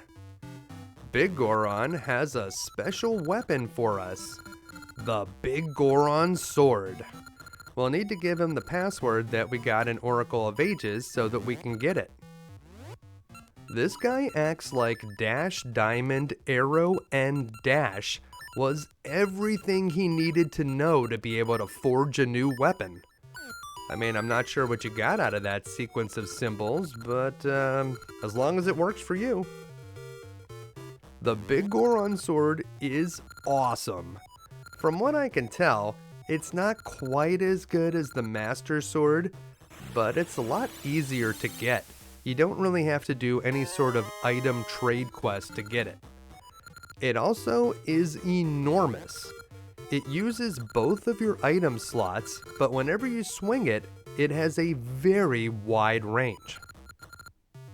Yes, it is a little bit awkward that you can't equip a feather or the shield whenever you have this thing on, but look at how big it is. This thing is sweet. And if you didn't have the Master Sword at the end of the game, this is still a pretty good weapon to use on the final boss. Unlike most of the other secrets where if you just knew the return password, you could bring it back here without doing anything else, you must have talked to the Goron up in Rolling Ridge before you'll be able to get the Biggoron sword in this game. So make sure you talk to the guy that gives you the initial password before coming back here. The game will remember that you did that. The first time I did this, I didn't save my game after talking to that guy, and I wondered why the return password wasn't working. Another secret you can do after finishing level 5 is called the Subrosian secret, and you'll find the initial password here in Rolling Ridge over to the right of the target cards game. This guy says that his brother lives in a cave near the 3 volcanoes in Subrosia, so we'll need to go back to our Oracle of Ages game, and we'll need to warp to the Subrosian subcontinent. That's where we'll find the cave that we're looking for. So it's right near the first portal that you take to get to Subrosia, over here near these volcanoes. And if you look on the map, it says Subrosian volcanoes. Not very difficult to find, although this guy insists that we play a little mini game after we give him the password. For the previous secret, we got an awesome new sword and we didn't have to do anything, but this guy insists that we mow his lawn. Not only does he want us to mow his lawn, but he insists that we do it with the boomerang, and we only get 3 throws. Luckily, in Oracle of Seasons, we have the magical boomerang, so we can control its flight path after we throw it using the directional pad. I like to start here in the middle and try to get those upper parts of the grass with the first toss, and I want to make sure that all of the grass is always on the screen when I throw the boomerang. That makes it a little bit easier to do. If you fail to cut all of the grass in 3 throws, you can retry this challenge as many times as you need to, and for our trouble, we get the Bomb Chews. Bomb Chews are a weapon that you may be familiar with from Ocarina of Time, and in this game, they're like little creatures that crawl along the ground and eventually explode. There are a few corner case uses for these, so you will want to get them, but they are definitely not mandatory for finishing the game. Back here in Oracle of Ages, we will use our return password so that we can get the Bomb Chews in this game. And if you ever run out of Bomb Chews because you're using them too much, you can purchase more from Syrup in the Y'all Graveyard. So keep that in mind. If you run out, there is a place where you can get more of them. And we'll open this chest to finally grab our reward. Believe it or not, there is actually another secret that you can do after completing level 5. And it's also over here on Rolling Ridge, near the Mystery Seed tree. This guy's just standing out in the open, and whenever you talk to him, he will give us a password that, you'll be shocked to hear this, we'll be able to use in Oracle of Seasons. So we need to use this password at the Subrosian smithy, which is also on the Subrosian subcontinent. You'll want to go to the left from the active volcano that's raining fire down on you, and that's where you'll find the smithy. When you get inside, simply give this guy the password that we just got in Ages, and he can upgrade our shield.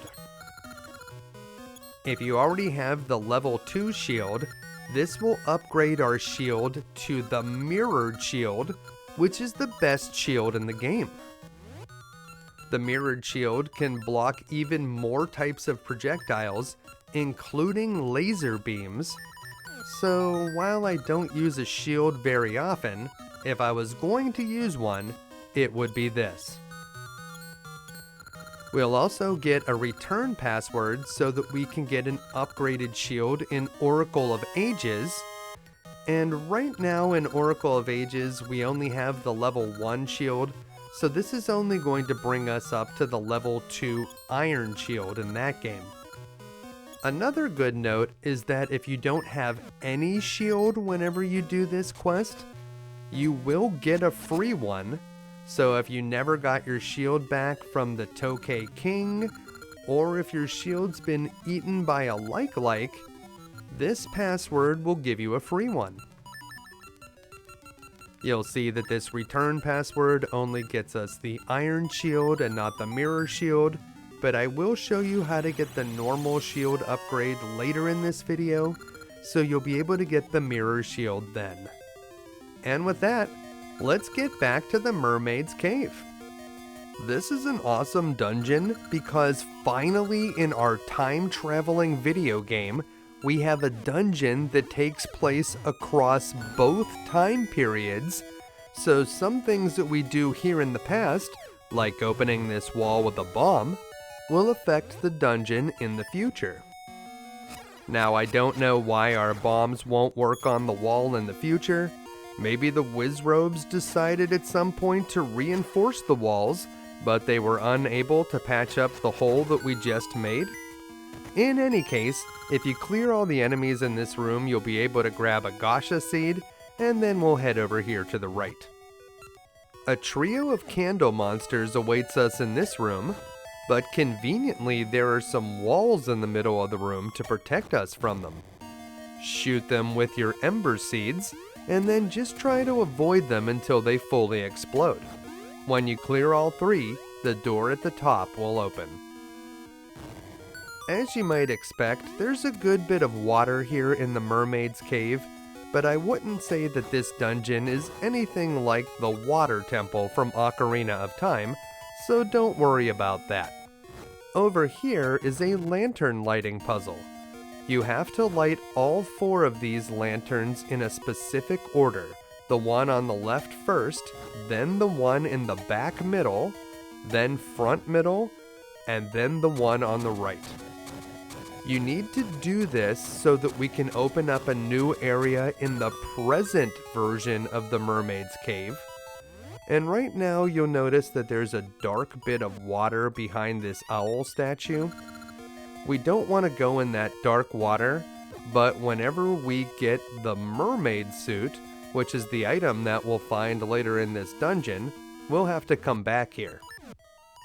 We may not be able to explore the dark water right now, but it is very important that we open up that wall, so make sure you do the lantern puzzle before you leave the past version of the Mermaid's Cave. Over here on the left, we'll find the map, and this is just the map for the past version of the dungeon.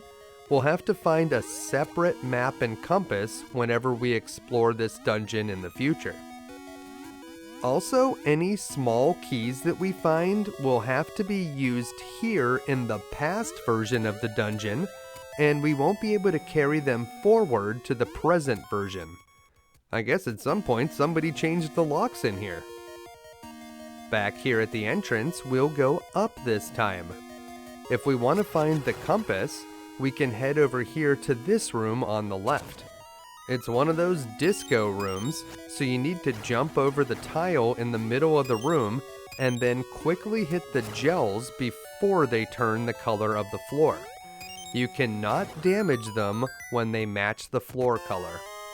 Once they're all defeated, we'll be able to grab the compass, and from here, we want to head over to the right and up. There's one more wall that we need to bomb here in the past version of the dungeon before we go on to the present version. So we're going to head up here, watch out for the red bubbles, they will make you temporarily unable to use your sword, and we're going to clear the keys, which are the bats in this room, and then we'll use our seed shooter loaded with ember seeds to take out these candle enemies. They're a little bit more difficult to avoid here. There's a bunch of pits in this room which make things a bit trickier. Defeating them all will open the door on the right, and in this room we simply need to drop a scent seed. So we'll load one of those up in our seed satchel, and these enemies will walk off the edge. We can grab a small key, and then we'll head back to the left. Using a scent seed is not the only way to clear that room, but whenever we get to the future version of the dungeon, we will need to use that trick. There's a locked door on the left side of this room, so we'll use our key there. We can defeat these Stalfos if we want. If you get hit by those red bubbles, you can see how that works. You can't use the sword for just a short amount of time, and then you get it right back. So they are not as big of a threat as they were in the original Legend of Zelda. In this room, you want to get rid of the Wizrobe, and then we're going to use our Cane of Samaria to create a block on the button on the right. Then over here, we're going to clear a couple of these clay pots, leaving the one in the middle. Then push that one over, down a couple times, and over to the right again to solve the puzzle. That will open the door at the top. There are wall masters in this room, so don't get caught off guard. If one of those hands grabs you, it will take you back to the beginning of the dungeon. It's not that big of a penalty here, but it is annoying. We need to use our bombs to break through the wall of red blocks, so try to get to the other side, and then there's a spot slightly to the right of center that you need to use your bombs on. Once you've opened up that wall, you can let the wall master grab you because we needed to go back to the entrance anyways.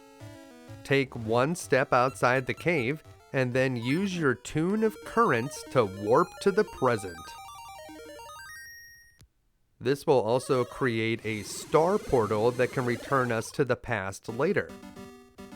From here, we're going to go right into the cave, and you'll notice that there's an owl statue here that has a clue for us, so we'll use our mystery seeds to reveal it. This statue wants us to understand that this dungeon exists in both the past and the present, so if we hadn't found the past version of the dungeon yet, that clue might have helped tip us off. We don't have the map for the present version of the dungeon, so we're going to head straight up from the entrance whenever we get inside. Continue to go straight up, and then we're going to head over to the left in this room, and in here we'll be able to use our switch hook to get across to the left side. So we can clear these pots if we need some supplies, and then we'll use our switch hook, which will take us over to the left, and inside the chest we'll find another dungeon map. Of course, getting the map and the compass in any of these dungeons is completely optional, so if you want to skip that step, you certainly can. From here, we want to head over to the right and up. So we'll use some gale seeds to get rid of this anti-fairy. You can also hit it with your boomerang if you got that from the Target Cards game. And we'll clear out these pots so we can get a few more supplies before entering this room with a mysterious crystal ball in the center. Whenever you hit it, it will change the floor tiles so that you can walk around. Head up to this area and shoot it again so that you can get to the door on the right side. Just like in the past version of the dungeon, we can use a scent seed here to clear these enemies, although we have to in this case. There's an owl statue in this room that gives you a very obvious clue in case you didn't know what to do here. Once the enemies are defeated, you'll be able to grab a small key, and then we'll head back through the door on the left. If you need to replenish your seed ammo or bombs, make sure to hit those clay pots. And we're going to need to use our seed shooter in this room on the switch so that we can get around. This room has another exit over here on the left side, so stand in this spot, shoot the crystal switch, and then head through the door on the left. This is the room where we open the wall at the top with a bomb. It's the one with the wall masters in it, and it used to have a bunch of cracked red blocks in the middle back in the past version of the dungeon.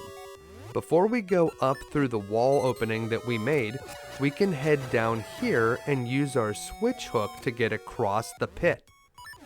Use the bombs on this wall to open it up, and in this next room we'll need to solve a cube puzzle so that we can get another key. You need to roll this cube so that it lands on each of the colored tiles with the matching side of the cube face up. So you want to get the red one first, then roll it back this way, and up, over, and down again to get to the yellow one. You'll know you have it if it's on the blue face before you roll it over. And then you just have to roll this one over here, around a couple times, and you should be able to land it on the blue tile with the blue face up. Once you complete that puzzle, you'll be able to get another small key, bringing our current total of small keys up to 2. Switch hook across this pit and take the exit at the top of the screen, and then we're just going to hop across the gap in the middle of this room, avoid the wall masters, and go through the hole in the wall at the top. Up here we have a few rotating dials to deal with, and we've seen these before. Work the dials and exit through the top, and then head down here. There's a shortcut we can do here using the switch hook. Head up into the next room, and if you see a whiz robe appear on the left side, you can actually use your switch hook to get across. That's a very easy way to get this key. Now I'll show you the normal way to do it without using that trick. First, we're going to have to head over to the right so that we can reset the top dial to its blue counterclockwise position. Then we'll just loop back around and we'll drop down here and go through the dial again from this vantage point. That will bring us down to this lower path. From here, we just need to head up and that will take us to the area where the chest is, and we'll be able to collect our third small key. So grab that key and then drop down off the ledge to the right. Head down and to the right and loop through the upper dial again.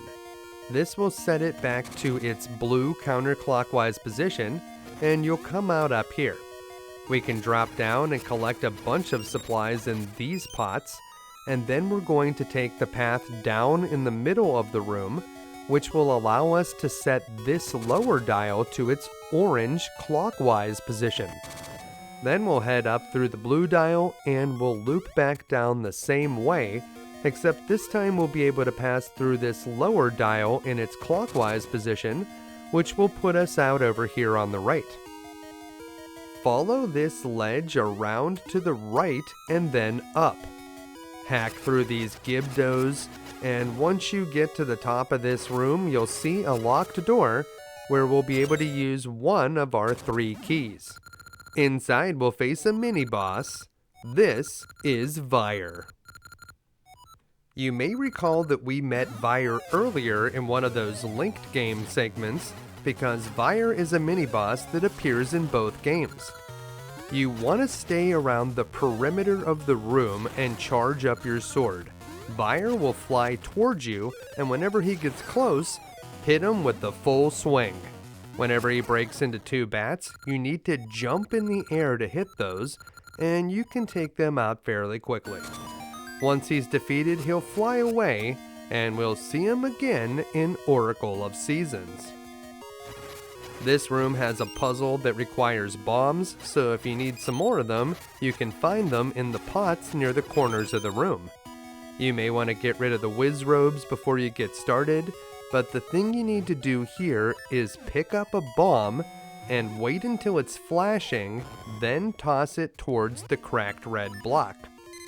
If you toss it too early, it'll fall in the hole, and if you toss it too late, it'll explode in your hands. So try to get the timing right, and then you can get over to the mermaid suit by using the switch hook.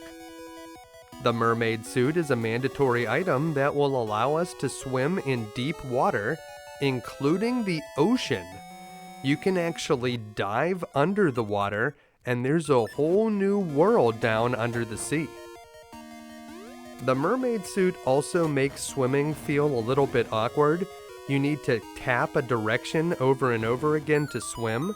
You will no longer be able to swim the way you used to with the flippers. In this room, use your rock's feather so that you can hop around, and try to avoid the large traps as you work your way to the locked door at the top. If you haven't completed the lantern puzzle in the past version of this dungeon, you won't be able to explore this area over on the right. We did complete that puzzle though, so we'll be able to grab the compass here, and then we can drop down off of this ledge to the stairway that's labeled A on the map. Work your way across this passage using the switch hook, the seed shooter, or maybe the boomerang as a weapon to defend yourself. If you fall down below, there's spikes, and you'll take some damage. Once you climb up the ladder, we'll be in a subsection of this dungeon, which is sort of like a piece of the mermaid's tail. If we work our way around here to the left, we'll find a chest, but this one only contains a small amount of rupees. Just 10. It may not be worth your time. There's something much more important to find in this area, so we're going to go back near the stairway and head up this time. We'll need to use our last small key to get through this block. So we'll unlock the block and head over here to the left, and we'll just go up through this exit, and that will bring us to this room with 2 levers. The tone that the compass made indicates that there's a key here, and there is a key. It's the boss key. The statue says test your luck. Equip your power bracelet and pull one of the levers. It doesn't matter which lever you pull the first time, it always drops snakes. The second time though, you'll have a 50-50 chance of it dropping enemies or revealing the chest. Each time it drops enemies, clear them out and then pull the lever again. Eventually you will get lucky and the chest with the boss key will appear. We were fairly unlucky that time. It took us several pulls of the lever to get the key, but we were able to get it, and now we can head back the way we came. Now that we have the mermaid suit and the boss's key, we just need to find the boss. But where is it? The boss is actually in the past version of the dungeon, and the boss key will work there even though everything else has been separate. Over here at the end of this passage, we'll need to use our Cane of Samaria to climb up. And whenever we get out here, we can make our way back towards the dungeon entrance. If you want to go a little bit faster, you can just save and quit the game. That will bring you back to the dungeon entrance whenever you reload. But we'll just quickly swim over here, it's not that far away. And when we head down, we'll be able to exit the dungeon and make our way back to the past. Before we go, you may have noticed some dark water in the upper left corner of this cave that we can now dive below with our mermaid suit. Down here we'll find a ring, and this is the toss ring, which when equipped, this will make Link throw objects farther. And it looks like we're about to meet Maple. Maple could drop that piece of heart this time, so we're going to be prepared with the Pegasus seeds and our switch hook. And here we are, we're about to bump into her, and nope, no heart piece this time. So let's try to get as much stuff as we can, and then we'll pop into the star portal, which will take us back to the past. So we'll grab some bombs, and once all the treasure is gone, Maple will leave, and we can get back to our quest.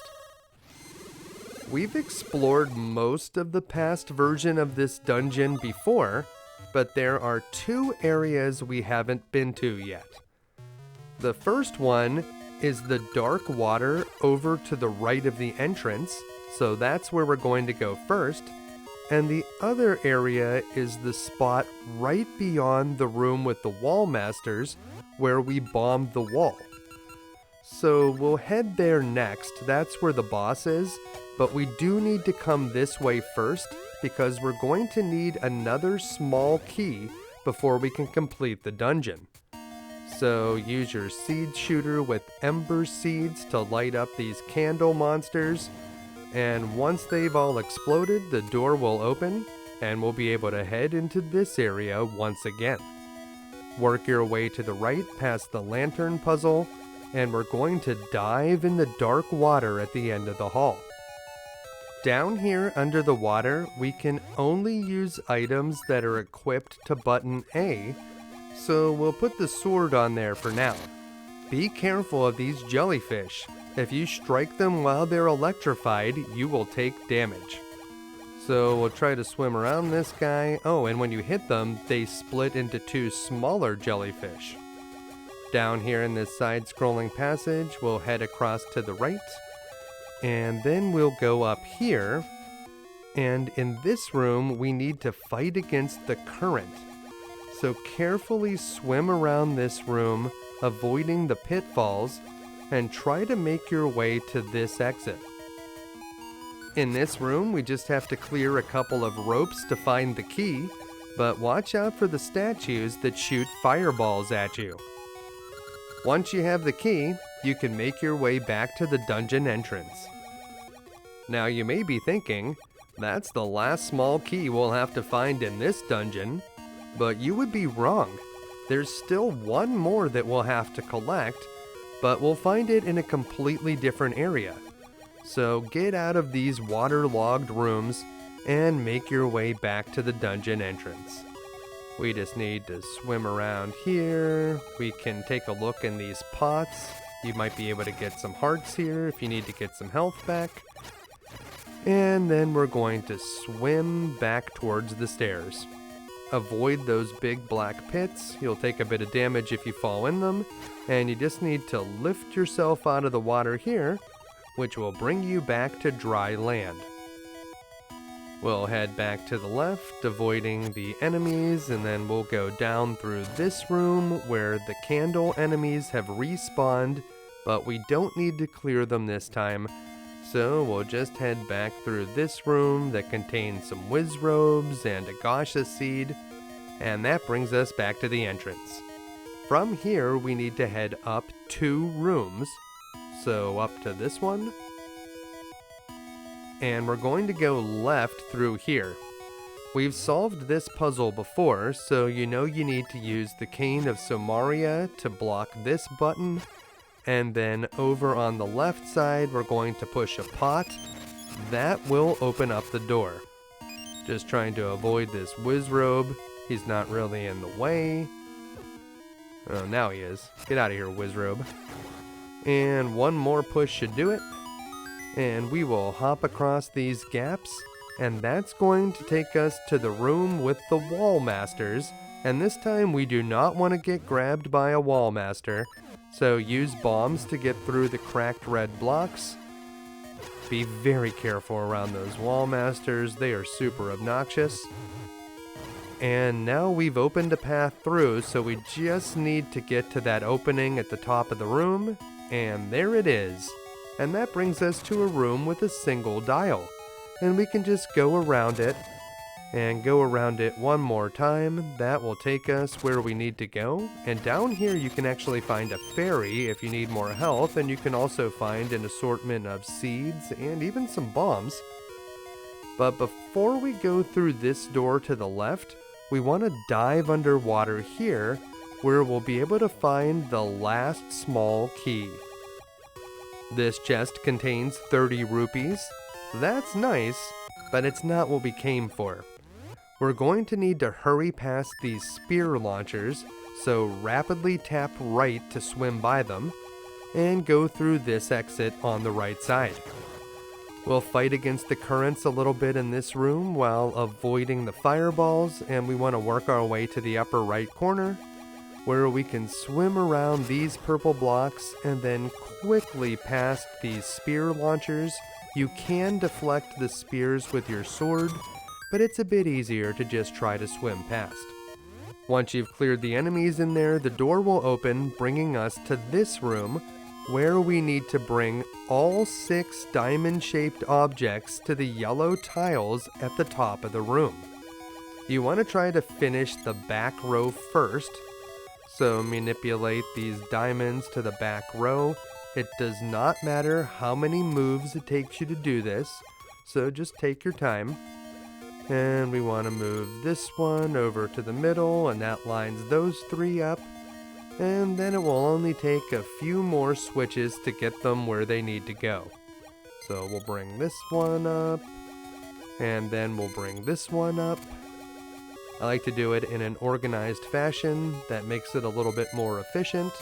And then do the one in the middle, the one on the left, and finally the one on the right. The order doesn't actually matter.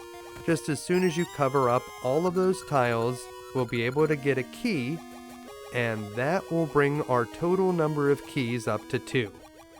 We need to swim out of this area back the way we came, so head down here, go through the room with the currents over to the left, kind of got sucked into the middle there a little bit, and we can just head down here. And that's going to bring us to this blue tiled area where we can rise up, and then we'll use 1 key in this door, and then we'll use 1 more key in this block, and that's going to bring us to the area where the boss door is. Before we can challenge the boss, this dungeon has one last puzzle.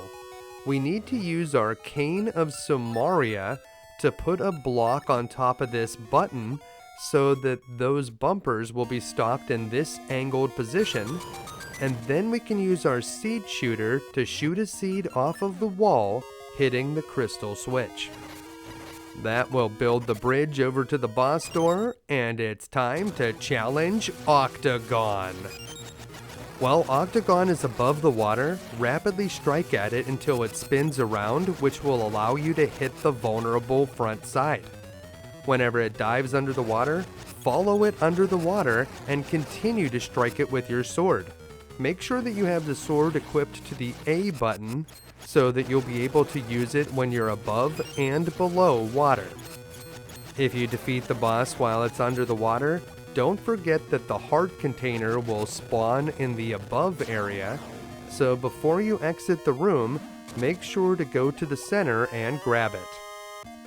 If you come into this battle with full health, you should have no problem defeating Octagon, and in the room to the right, we'll find our 6th Essence of Time, the Befret Peak, a proud, lonely spirit that remains stalwart even in trying times. And with that, only 2 more essences remain.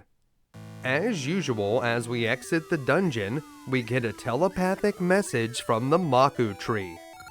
Does that mean that the Maku tree can hear our thoughts at other times? I really hope not. In any case, she tells us that Queen Ambi has left the palace, and now we have an opportunity to rescue Nayru. So I guess that's where we're going next. We can use our Gale Seeds to warp back to Lina Village.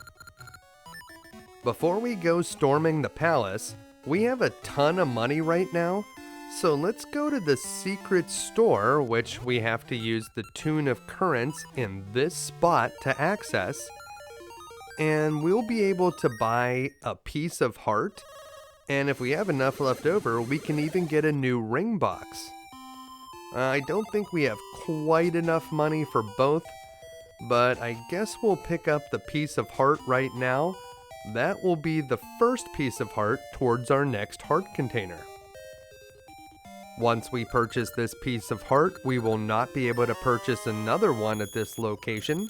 We'll need to find the remaining pieces of heart elsewhere. And no, we do not have the 300 rupees we need to purchase the ring box upgrade, so we'll have to come back for that later. For now, let's go back to the past and head to Ambi's palace. The palace is connected to the village up here and to the left, so we will go up. And when we head left again, we'll run into our good friend Ralph. As usual, Ralph is completely obsessed with Nayru and doesn't want us to steal his thunder. But inadvertently, he gives us some good advice. It seems that there's a hidden entrance in the palace garden that we can sneak into the palace through. That is good advice. Thanks a lot, Ralph. Of course, while Ralph is sneaking in through the palace garden, I'm going to save the game because I'm about to show you an even more secret way to get into the palace. It's a trick called the guard skip. Make sure Link is in the center of this path, and we're going to eat a Pegasus seed, but then we're going to switch over to the scent seeds in our inventory. We're going to quickly head up to the next screen, and whenever you see the guards extend their foot forward, you want to drop a scent seed and then hurry up past them. If you time it perfectly, you'll be able to sneak by without getting caught. That trick can be very difficult to execute, so let's try it Ralph's way. There are 4 buttons in the corners of the garden, and each time you press one, it will move one of these statues. The thing is, you have to avoid being seen by the guards, so use the trees and the bushes and statues, all the things you see here in the garden for cover, and make sure that the guards don't ever have a clean line of sight towards you. If you get seen, you will be thrown out of the palace, but that's okay. All of the statues that we've moved will stay in position, so we only need to hit the remaining buttons. There's one down here in the lower right, and as you may have guessed, the final button that we need to press is in the upper right corner. We'll continue to use our Pegasus seeds and our Roc's Feather to try to avoid the guards, and now that we've pushed the button, we can clear a path to the secret passage. So we'll try to get around the guards here, and we'll head down to this screen where the statues were, and now we just need to cut through these bushes, and that reveals a hidden stairway. This is a check to make sure we have the mermaid suit, so we'll dive underneath here, try to avoid the whirlpools, and that will bring us over to the left side, and you can see this lighter colored area. That's where we're going to rise up. Those are stairs in the upper left corner of this room, and that brings us into the palace. The way that we need to go is over here on the left, and if you've taken any damage, there's a room right above this one that has some fairies. You can use the Pegasus seeds and the Roc's Feather to try to avoid the guards here. They will not throw you out now. Instead, they'll chase you down and try to deal you damage. This is a lot easier to avoid, so you don't have to worry about the guards quite as much anymore. Before we go up Stairway A, we can head over here to the left where we'll find an exclusive ring that can only be found here. This is the Gold Luck Ring, and it reduces fall damage by 50%. We don't take a lot of falls, and pits don't deal you a ton of damage, so this is not the most useful ring, but it is an important find if you want to collect them all. Let's head back over here to the left where we will go up the stairs. Up the stairs takes us over to the left side of the upper floor map, and we're just continuing to avoid the guards with our Pegasus seeds and our feather, and we're just hopping around here. And whenever we get over here to the right side, we can get some hearts back as well as ammo for our seed shooter by clearing these bushes. Make sure that you have a decent number of mystery seeds because we are going to need them in the next room. So we'll head up here where we'll have to face Nayru. We don't want to hurt Nayru, we just need to exorcise the demons. We got a hint earlier in the game that Veran doesn't like mystery seeds, so we'll equip those with our seed shooter, and we also want to equip the switch hook. Shoot Nayru with the mystery seeds, and it will reveal Veran's spirit. Grab that spirit with the switch hook, and then strike it with the sword whenever she's away from Nayru. We'll need to re-equip the seed shooter so we can use the mystery seeds again, as soon as she stops moving around. Repeat the process as before, use the switch hook to pull Veran's spirit out of Nayru, and then strike her when she's away from the body. It should only take one more hit to defeat this boss. So we'll equip the sword again, and that's it! Veran is defeated! As Veran takes her last breath, Queen Ambi bursts into the room. Nayru is disoriented, and the queen notices that she's different, nicer. But oh no! Veran is still alive, and she's taken over the body of the queen! This may be even worse than before. It was bad enough when she was controlling the Oracle of Ages, but it didn't seem like she fully was able to utilize Nayru's powers. But as a queen, she's in control of armies now. This is very bad. And we can't just kill the queen. I know we haven't been worrying about the butterfly effect, but regicide? that would have to have serious consequences on the future. Luckily, Nayru is able to bail us out, and she warps us back to the present time in front of the Maku tree. So now, because we rescued Nayru, all of the people that were petrified or had disappeared earlier in the game are suddenly back to normal. Did Veran not take over the body of the queen? Are they not still building a giant tower of evil? Did none of that happen? Because I don't really see why everything would have gone back to normal. None of that makes a lot of sense. And yeah, they do say that the Age of Darkness may still continue and we have some more things to do, but it does seem odd that everything is suddenly okay. At least Ralph has some sense. He says that forgetting about Veran now will be foolish. She'll just come for Nayru again. Or she can possess any other number of people. Veran is extremely powerful and must be stopped. There is some good news though. Nayru is able to teach us the final song for the Harp of Ages, the Tune of Time. The Tune of Time will allow us to freely travel between the past and present, and this time we can go either direction. Although we can still select them, the Tune of Time makes the other two songs on our Harp of Ages obsolete, and we won't need to use them ever again. Before we can head off to find the next essence of time, the Twinrova appear.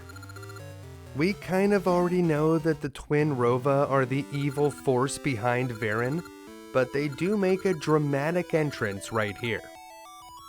If this is your first playthrough, Veran will be the final boss of the game, but if you're playing a linked game, after defeating Veran, we will need to go on and fight the Twinrova. And just when you thought it couldn't get any weirder, the Maku tree tells us where the next essence is. It's coming from inside of a fish! Now, before we get out our fishing rods, if you're playing a linked game, this scene is a little bit different. The Twinrova appear on their broomsticks, and they fly in an even more dramatic fashion. Because the Twinrova are essentially cartoon villains, they just can't help but explain their evil plan. It seems that they're trying to spread darkness and sorrow across the land, and this will cause the flame of sorrow to ignite. When 3 of these flames are burning, the evil king will return. And who is the evil king? Well, I'll give you one guess. This time Ralph totally freaks out and he says he's going back to Ambi's age, although I'm not sure how he's going to do it without the Harp of Ages or the assistance of Nayru. But I guess he'll figure it out somehow. And then once again, the Maku tree will tell us that the next essence is hidden in some kind of fish. And there could be just so many fish in the ocean, how could we possibly find the correct one? As we ponder that, we can head inside the Maku tree because we just finished another dungeon, so now more things will have unlocked up in the canopy. This time we can find a Gasha seed over on the right side, and if you need to refill your seed ammo or replenish your health, you can do that as well. Once you're all ready to go, we'll head back down the small ladder and make our way back into town. You may remember earlier in the game we named Bippin and Blossom's child, and at this point it seems that the poor kid is sick. Despite his son's dire condition, Bippin can't help but give us tips about planting Gasha seeds. This guy is obsessed. Poor baby Kylo. Blossom wants to take him to a doctor, but healthcare is definitely not free in Lena City. She asks if we can lend them some money, and sure, here's a rupee for you. Don't spend it all in one place. While it may seem rather mean to give Blossom only a single rupee to help her dying child, that kid will be totally fine, and by giving them 1 rupee here, we will be able to get the best value outcome later, which is a bunch of money. The rewards for helping out Pippin and Blossom are not very good. The true reward is seeing little Kylo grow up. There's a lot of different ways that little Kylo can grow up, and I'm going to show more of that in the Oracle of Seasons guide that will follow this one. So if you want to know more about Pippin and Blossom, make sure to check that one out. But enough about that for now. Nayru taught us the tune of time, so if we head to this screen on the Talus Peaks, we can use that new song to warp back to the past, where we'll find a Gasha spot that we were unable to reach before. Unfortunately, this Gasha spot will only yield Gasha nuts that drop level 1 or 2 rings, but that's not necessarily a bad thing. The lower level rings are less exciting than the higher level ones, but if you're trying to get a full set of rings, you still need the level 1 rings, and you won't be able to find them just anywhere. So make sure to plant Gasha seeds whenever you can. Once we've finished sowing our seeds, we can use a Gale seed to warp back to Lena City. Remember all of those monkeys that disappeared and then reappeared after we rescued Nayru? We can visit them if we head over here on the way to the Yawl Graveyard.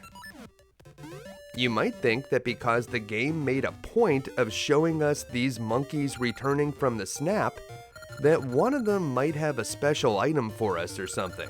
Maybe a clue? But no, these monkeys are hungry and they want dinner. And that's really about all that's going on here. Before we can continue on with our quest, it's going to be required that we have a magic potion in our inventory. And while we already got one from Maple, you may not have, or you may have had to use your magic potion at some point. So if you need to pick one up, you can head over here to the Yawl Graveyard where we can find Syrup's shop. Syrup will sell us a magic potion for 300 rupees. If you don't have enough money, you can always go outside and start digging up the ground. Eventually, you'll find enough cash. We already have the magic potion, so we don't need to purchase one here. And now we're going to use our Gale seeds to head back to Crescent Island. If you're not playing a linked game, there is only one place in the entire game where you can plant a Gasha seed and harvest a level 5 ring. That spot is in the past version of Crescent Island. Now, this particular Gasha spot can yield items of level 3, 4, or 5, so you won't always get a level 5 ring here.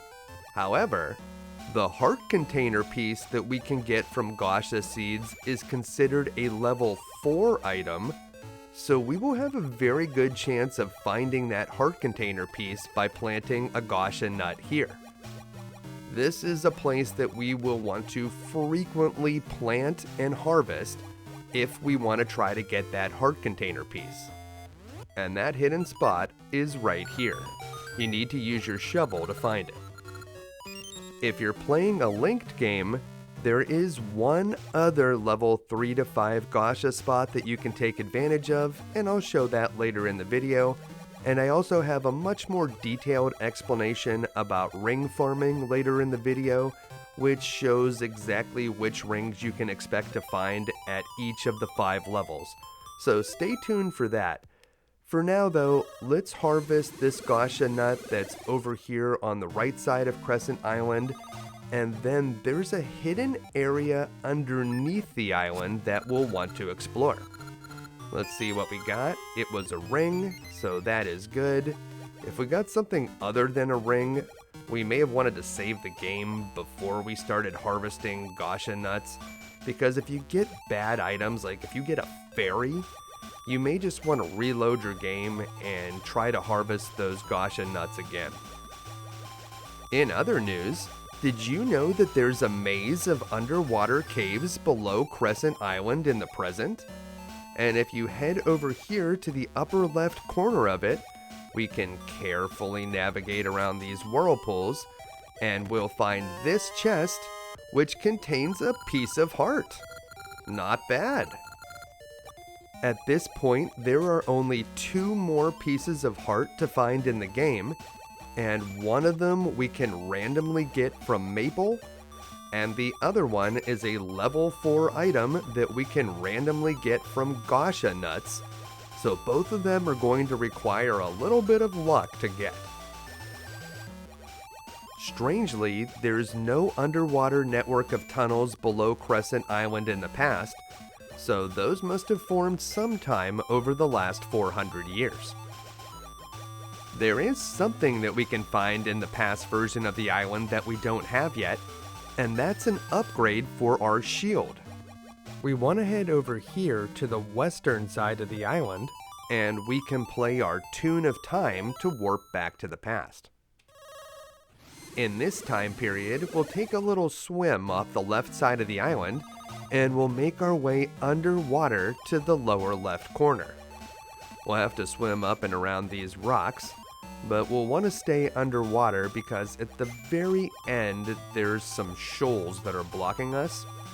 So just swim down here and go all the way around to the right where we can surface and we'll find the cave. Swim around the roots and in the upper right corner we'll find a Tokay holding an upgraded shield. This is the level 2 iron shield, and it can block more things than the wooden shield can, but it still can't block laser beams. However, if you were playing a linked game and you already did the Smith secret so that we had a level 2 shield, this guy will give you the level 3 mirror shield instead.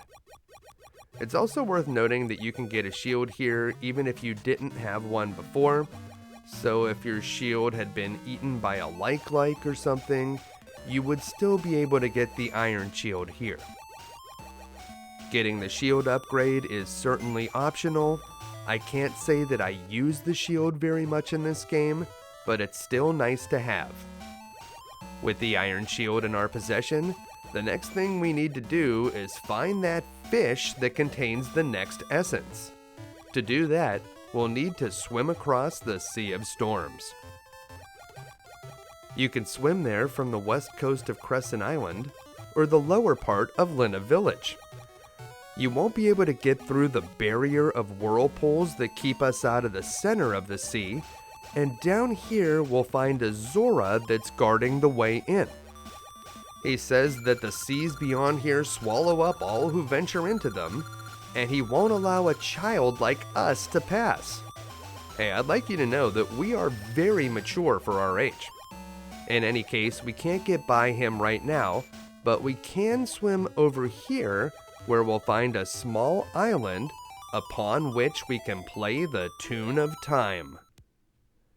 This area to the left of the Sea of Storms is called the Zora Seas, and it's filled with small islands that we'll need to navigate around. We're going to swim above and below the water looking for the next place to use our Tune of Time, and we'll have to bounce between time periods to find our way through. This woman explains how the island that her house is built on has been drifting to the east over time and used to be much farther west. This is an obvious clue that we need to use the Tune of Time here, and when we do, we'll find that yes, this island has drifted significantly in the past 400 years. Back in the past, the man that lives in this house has noticed that his island is drifting and predicts that in the future his house will be much farther to the west. And while I'm sure his neighbors are sick of hearing about drifting islands, as someone with time traveling abilities, this is great information. Under the water, there's a cave where we can find the red holy ring, but we need the long switch hook to get it, and we don't have that just yet, so we'll have to come back for it later. The sign says that the Zora Village is over here to the left, but we can't swim through that pinkish colored water. It'll damage you. So instead, we'll head up to this island where we can play our tune of time, and of course, this island has drifted a bit, so we'll find ourselves in the water whenever we reappear. Head over here to the right, avoiding the green polluted water, and use your switch hook to get across.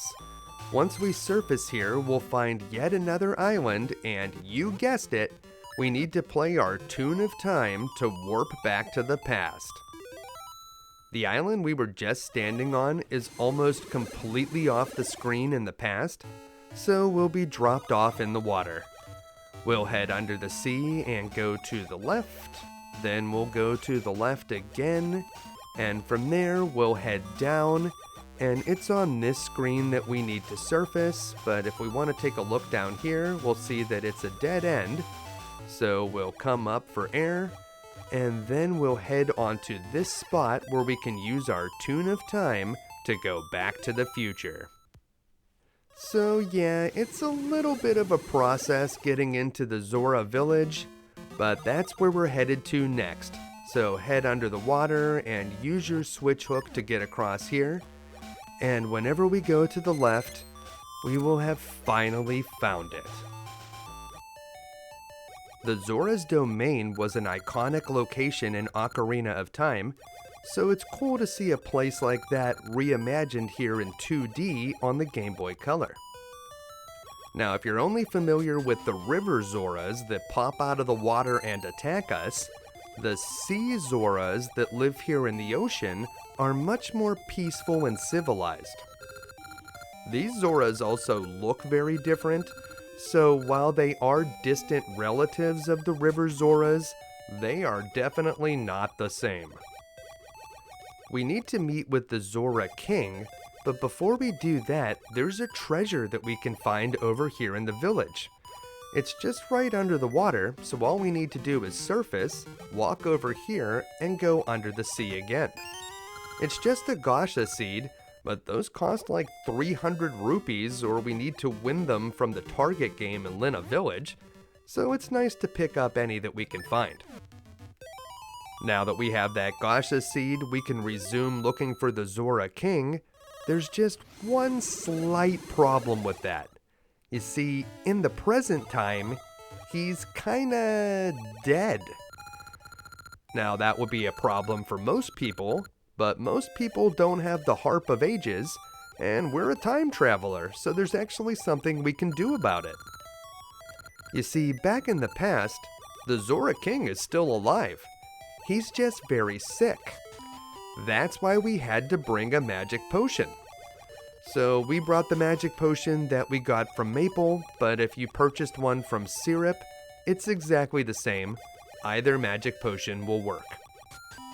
This Zora tells us about a large library that's east of here, but we won't be able to get in without a key from the Zora King. This Zora tells us that we're close to the palace, but if we examine the nearby sign, we'll see something even more interesting. Over to the left is the Jabu-Jabu shrine. Of course! Jabu-Jabu is another iconic character and location from Ocarina of Time. He's a giant fish. That must be where the next essence of time is. Of course, that fish looks awfully small to contain an entire dungeon. It must get a lot bigger in the future. And with that, we'll head around here where we'll find the Zora Palace. And we'll head on inside. The Zoras inside explain the plight of the king. He's fallen very ill, and no matter what they do, his condition won't change. He also has no successor. If he dies, the Zoras will lose their last king. And we know that to be true. If we visit this palace in the present time, there is no Zora King there. but maybe, just maybe, we can help. I'm not sure if the type of medicine that could heal an elfin boy like Link would work at all on a giant fish monster like the Zora King, but this guy is so sick he seems like he may be willing to try anything. Look, I am happy to give the king my magic potion in hopes that it will cure what ails him, but I want everyone here to know that I am not a doctor, and I will not be responsible if this immediately kills him. Well, so far so good, and the royal line is saved? Wow, that is some fast-acting medicine. Really incredible stuff. The Zora King offers to grant us a wish, and for some reason, it seems that we wished for a big fish. Not only did that offend the Zora King, but it's also a terrible wish. We could have asked for anything. We could have asked for an army of Zora soldiers to support us in our fight against Veran. Or we could have wished for a fish and got nothing. Hey, you do you, Link. Now, don't worry, we can still salvage this mission. We're going to pass through the star portal so that we can warp back to the future. And we'll talk to the Zora King in this time period, now that he's a lot less dead. Over here, we'll find a tree that bears gale seeds, which is not only good for refilling our seed satchel, but it also unlocks a new location on the map that we can warp to, so make sure to visit that tree before you head to the palace. This Zora explains that those stairs lead up to the throne room, but before we go up there, there's a treasure chest on this floor that contains 200 rupees. Now, it feels a little bit like we're stealing this money from the Zoras, but that magic potion we used to save the king costs 300 rupees, so they might still owe us another 100. Here in the present, the Zora King sports a new red outfit. Very stylish. He also calls us the Great Healer, which has a nice ring to it. Once again, we ask the king about Jabu-Jabu, but it appears this time we were smart enough to not refer to him as the Big Fish. We are rewarded for our politeness with the library key, which can unlock the Eyeglass Isle Library to the east. Perhaps with a bit of research, we can figure out why the seawater has become so polluted. So I guess as the old song goes, we'll take a look, it's in a book, at the Eyeglass Library. Swim around the green pollution, which is nice enough to stay in contained pockets instead of poisoning the entire ocean. And when you get over here, we can surface, and this is Eyeglass Isle. But there's no keyhole. How are we going to get into this place? Well, if we play the Tune of Time, we can go 400 years into the past, where the keyhole once existed. Here in the past, we'll be able to unlock the entrance to the library, and inside, there's people in here. We probably could have just knocked on the door. This guy tells us about a beast on an island west of here, and that is an important clue. We will definitely have to investigate that western island. This guy tells us that something called fairy powder is stored in the back of this library, but we'll need another item called the Book of Seals to get it. Or at least we would need that item if we didn't know the secret trick. It's actually possible to get the fairy powder right now without getting the Book of Seals at all. Here's how you do it. You want to head to the far left edge of this platform in this exact position. Equip your Pegasus seeds and bombs. Eat a Pegasus seed and pick up a bomb. When you see the bomb start flashing, keep pausing and unpausing until you see it explode. Equip your feather, and as you unpause, you want to be holding left and jump so that you immediately do a big jump to the left, although you'll have to adjust a little bit up and left at the end. If you can touch the book, it will create an invisible path so that you can head over here and get the fairy powder. It's a little bit tricky to do, but definitely possible. Of course, now that you've seen the trick, let's talk about the normal way that you would do this. We need to go back out of the library and head over to the left. This is important. You won't be able to get the Book of Seals unless you visit this cave over here in this tower. Talk to the Octorok in the cave. It's actually the Queen Fairy. It seems that Veran put a curse on the Queen Fairy that not only changed her form, but also took away her power. Then Veran poisoned the ocean because she's awful. The Queen Fairy will be able to remove the effects of the pollution if we can find some fairy powder to turn her back to normal. Now, we know where the fairy powder is being stored. It's in the past version of the library, but we need to go here to the present, where the library is now open, and this is where we'll find the Book of Seals. If you don't visit the Fairy Queen in the past, you will not be able to get the Book of Seals here in the present, so it is very important that you talk to her first. There are a lot of characters in the library this time, and you gotta wonder, were they in there before, or were they only able to enter because we unlocked the door back in the past? I guess it's kind of a chicken or the egg sort of thing. In any case, if we've spoken to the Queen Fairy back in the past, getting the Book of Seals is easy. We just need to head to the back of the library and the guy there will simply give it to us. So we'll just head back here into the restricted section, and when we talk to this man, he explains that the Book of Seals was once part of a set, but now only this volume remains.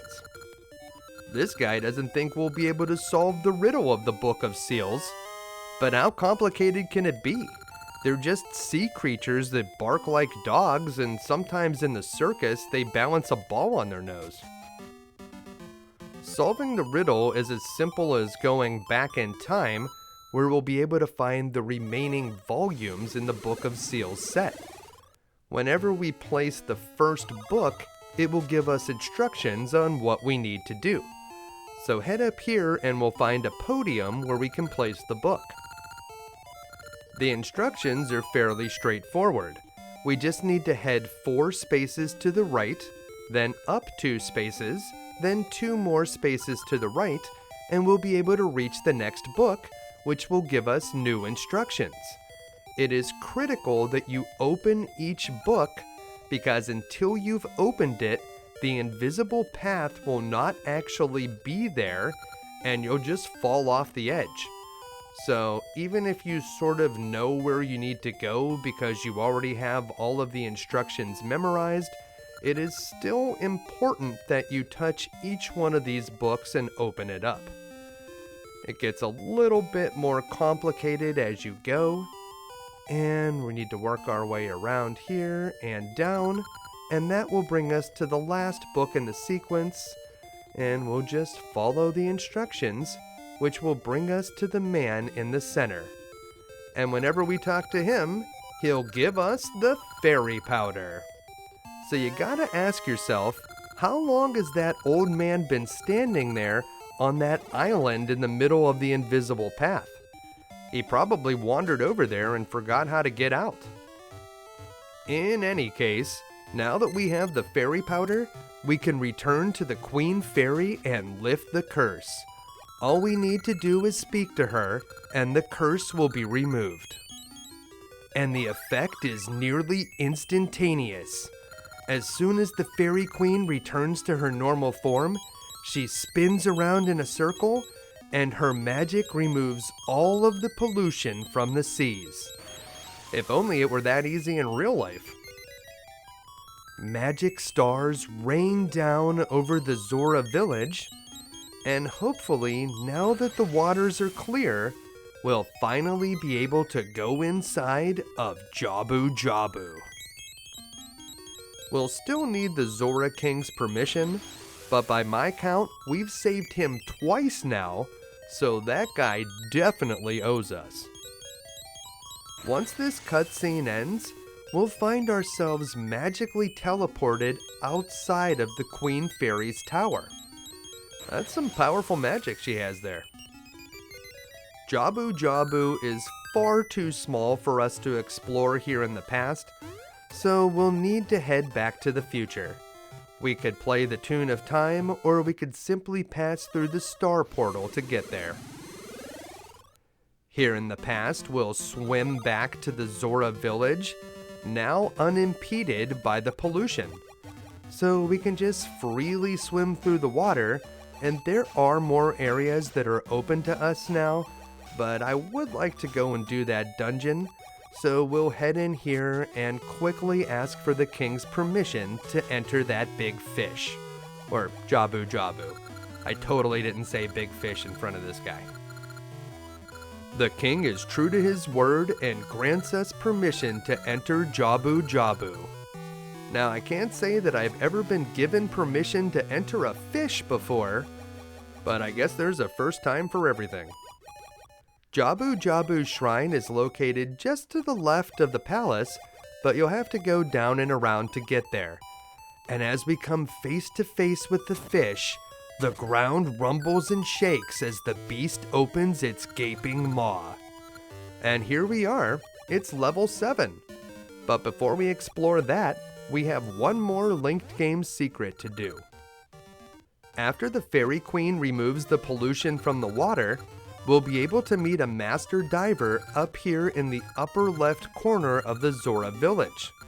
Whenever we talk to him, he'll give us a secret password that we can use in Oracle of Seasons.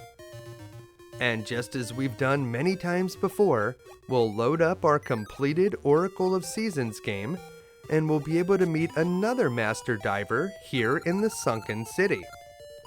Tell this guy the secret that we just learned, and before we'll be able to get our reward, he has a mini game that we'll need to complete, and this one is difficult. It's a swimming course. Once we agree to participate in this guy's swimming test, a stairway will appear, and when we head down it, we will emerge in a side-scrolling area that's filled with water. You need to reach the end of the course in 30 seconds or less, and there is very little margin for error. So the first thing you're going to do is drop off the ladder and head down to the bottom, rapidly tapping the A button to swim more quickly. Make sure that your sword is equipped to the B button because you'll need it to cut through these fish, although you don't want to cut through too many fish because it does waste time. Head down here, chop through this fish, and stay low as you go to the next room, then take the first path.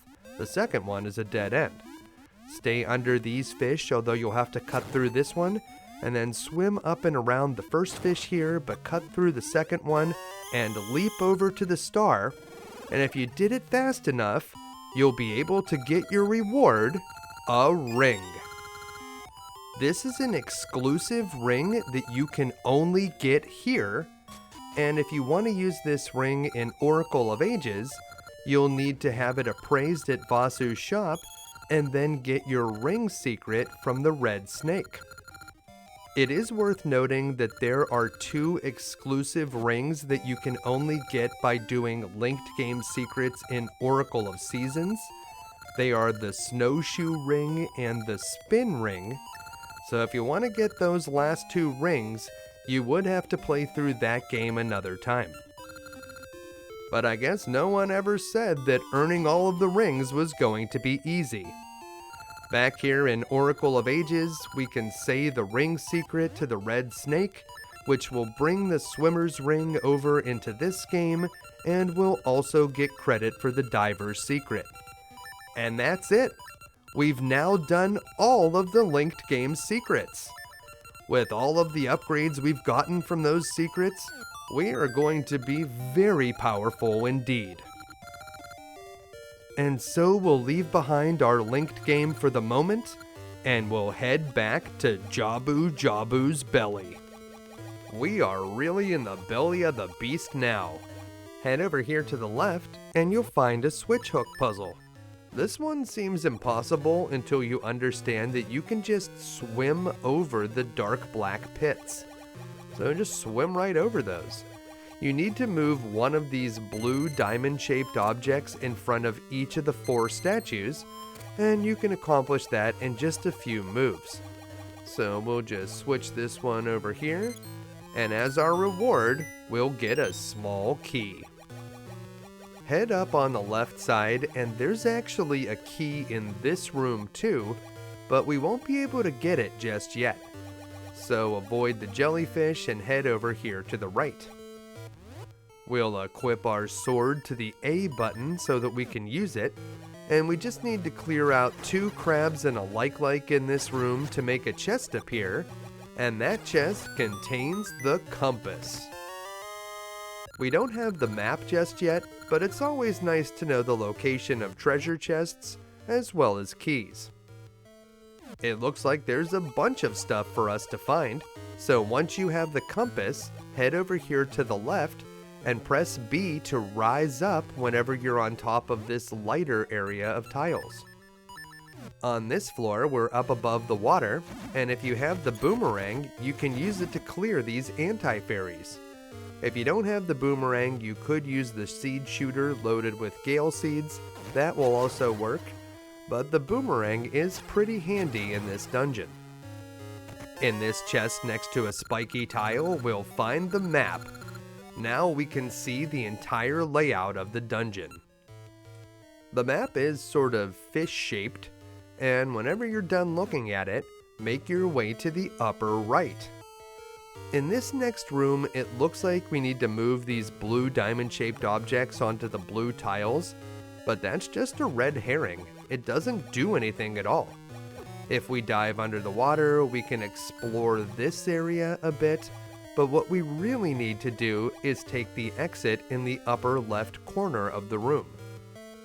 Be careful not to get your shield eaten by the like up here, and if you use your switch hook on the iron masks, you can pull the mask off of them, making them easier to kill.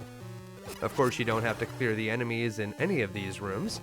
Just push these stones out of the way and head to the right. Run past the traps, and we're going to use our 1 small key to unlock the block, and that will bring us up to the top floor. From the stairway marked A on the map, we're going to head down, and we're just going to loop through this room. You don't really need to clear out the enemies. We just want to go down and around and take the exit in the upper left. Then we'll just cut through here, because the next room is the pump room. That's right, this dungeon contains a series of buttons that allow you to raise or lower the water level. Do you remember when I said the last dungeon was not the water temple? Well, this one kind of is. When we press the button that's surrounded by the red tiles, it will release the water in the lower floors of the dungeon. So you're telling me that there's a precise and complex system of plumbing inside of this fish? I guess that makes total sense. No further questions. Now that we've adjusted the water level, we're going to head back to the stairway marked A on the map, and that will take us down to the middle floor. So we'll go down the stairs, and from here, we're going to head straight down, and in this room, we're going to drop into the pit on the right side. That will bring us to this ledge, where we can use our switch hook to get over to this pot. From here, we can switch hook over to a ledge on the left side, where we'll find the like ring.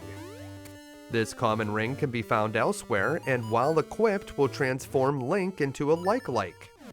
That's not super useful, but while you're transformed, other likes won't be able to eat your shield.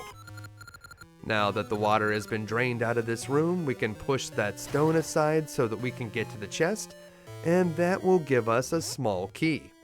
In this room, we'll use a switch hook to get past this blue object, and then over here we can just use our Cane of Samaria to create a block and open the door.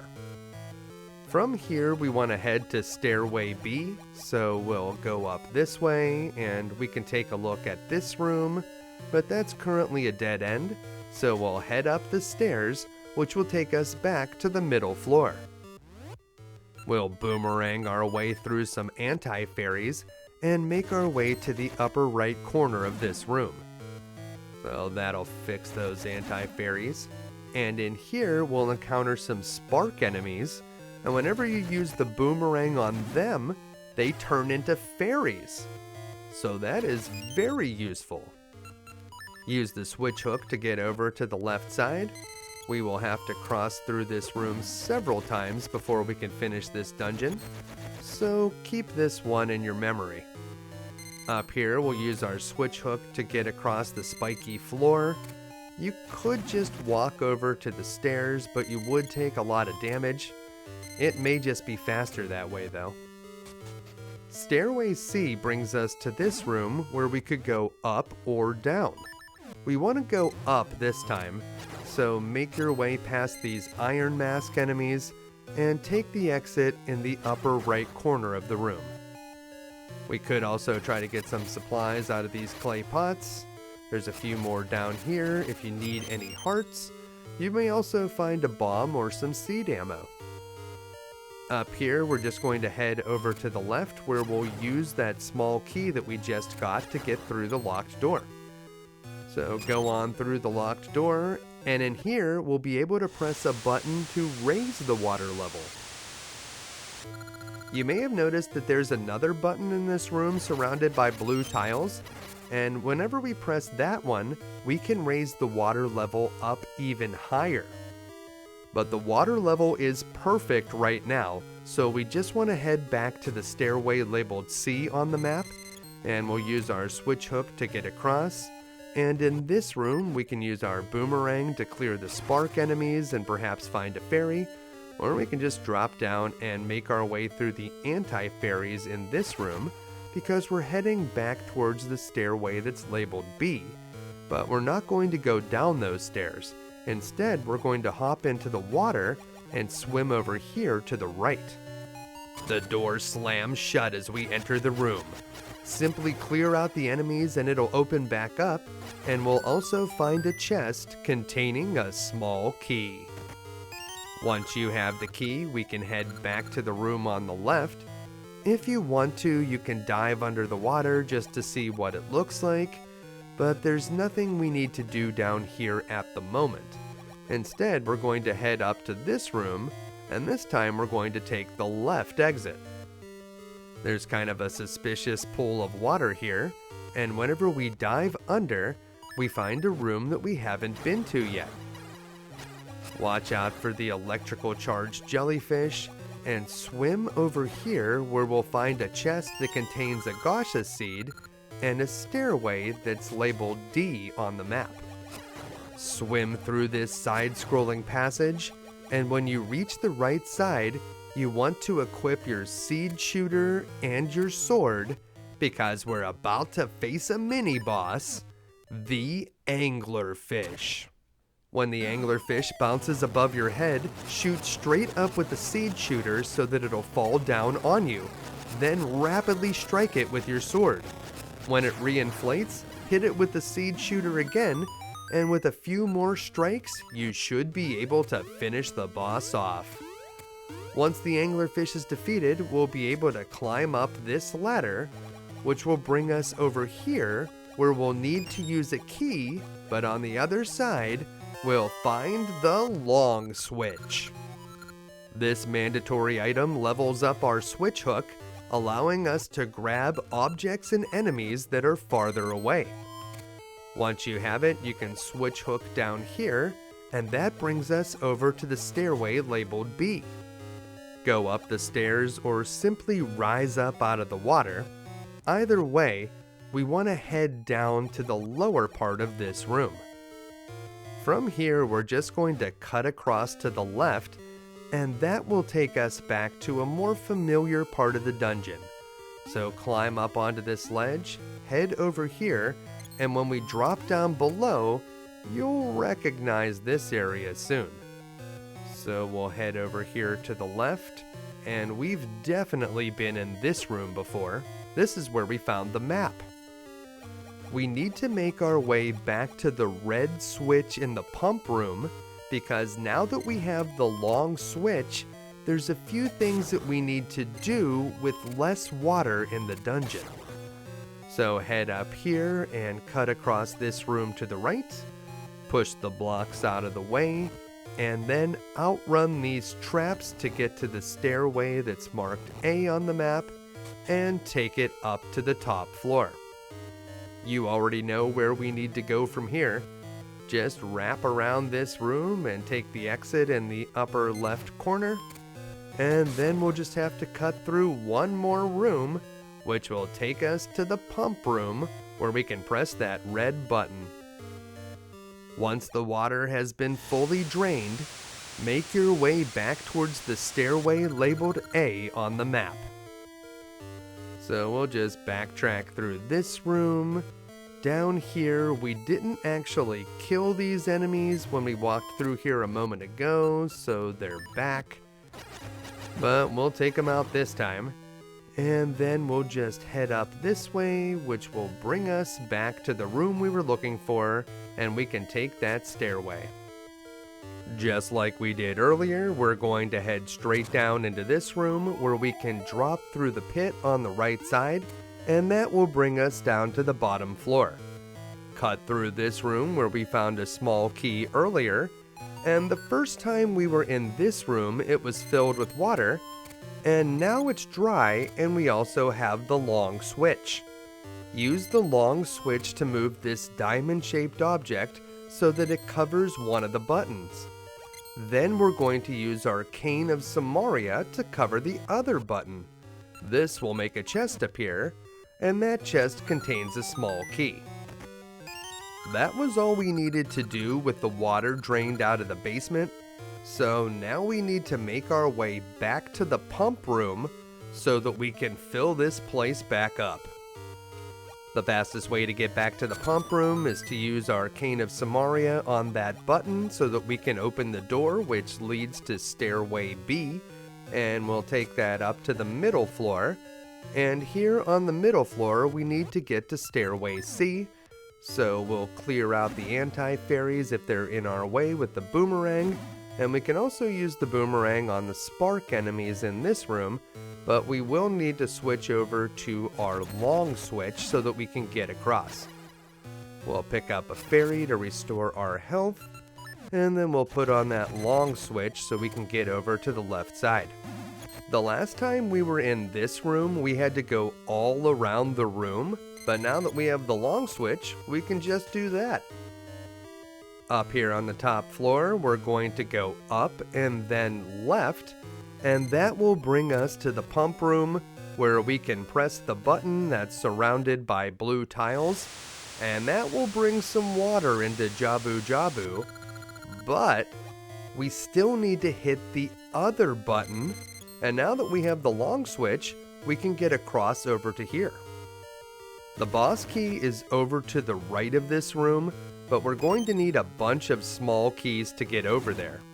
We'll need to use the one that we currently have to get through the block, which will bring us to this room, and when we head down, there's the other side of the pump room, and now we can fill Jabu-Jabu up to his maximum capacity.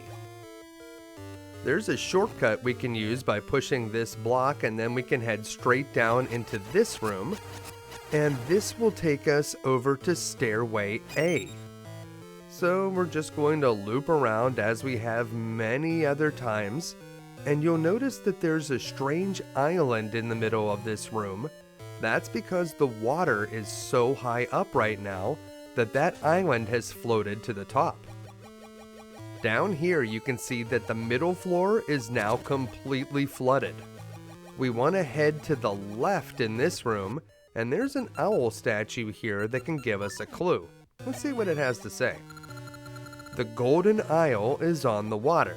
Well, that's what I was just talking about a moment ago. Those little golden islands will float up to the top of the water level. That will matter later.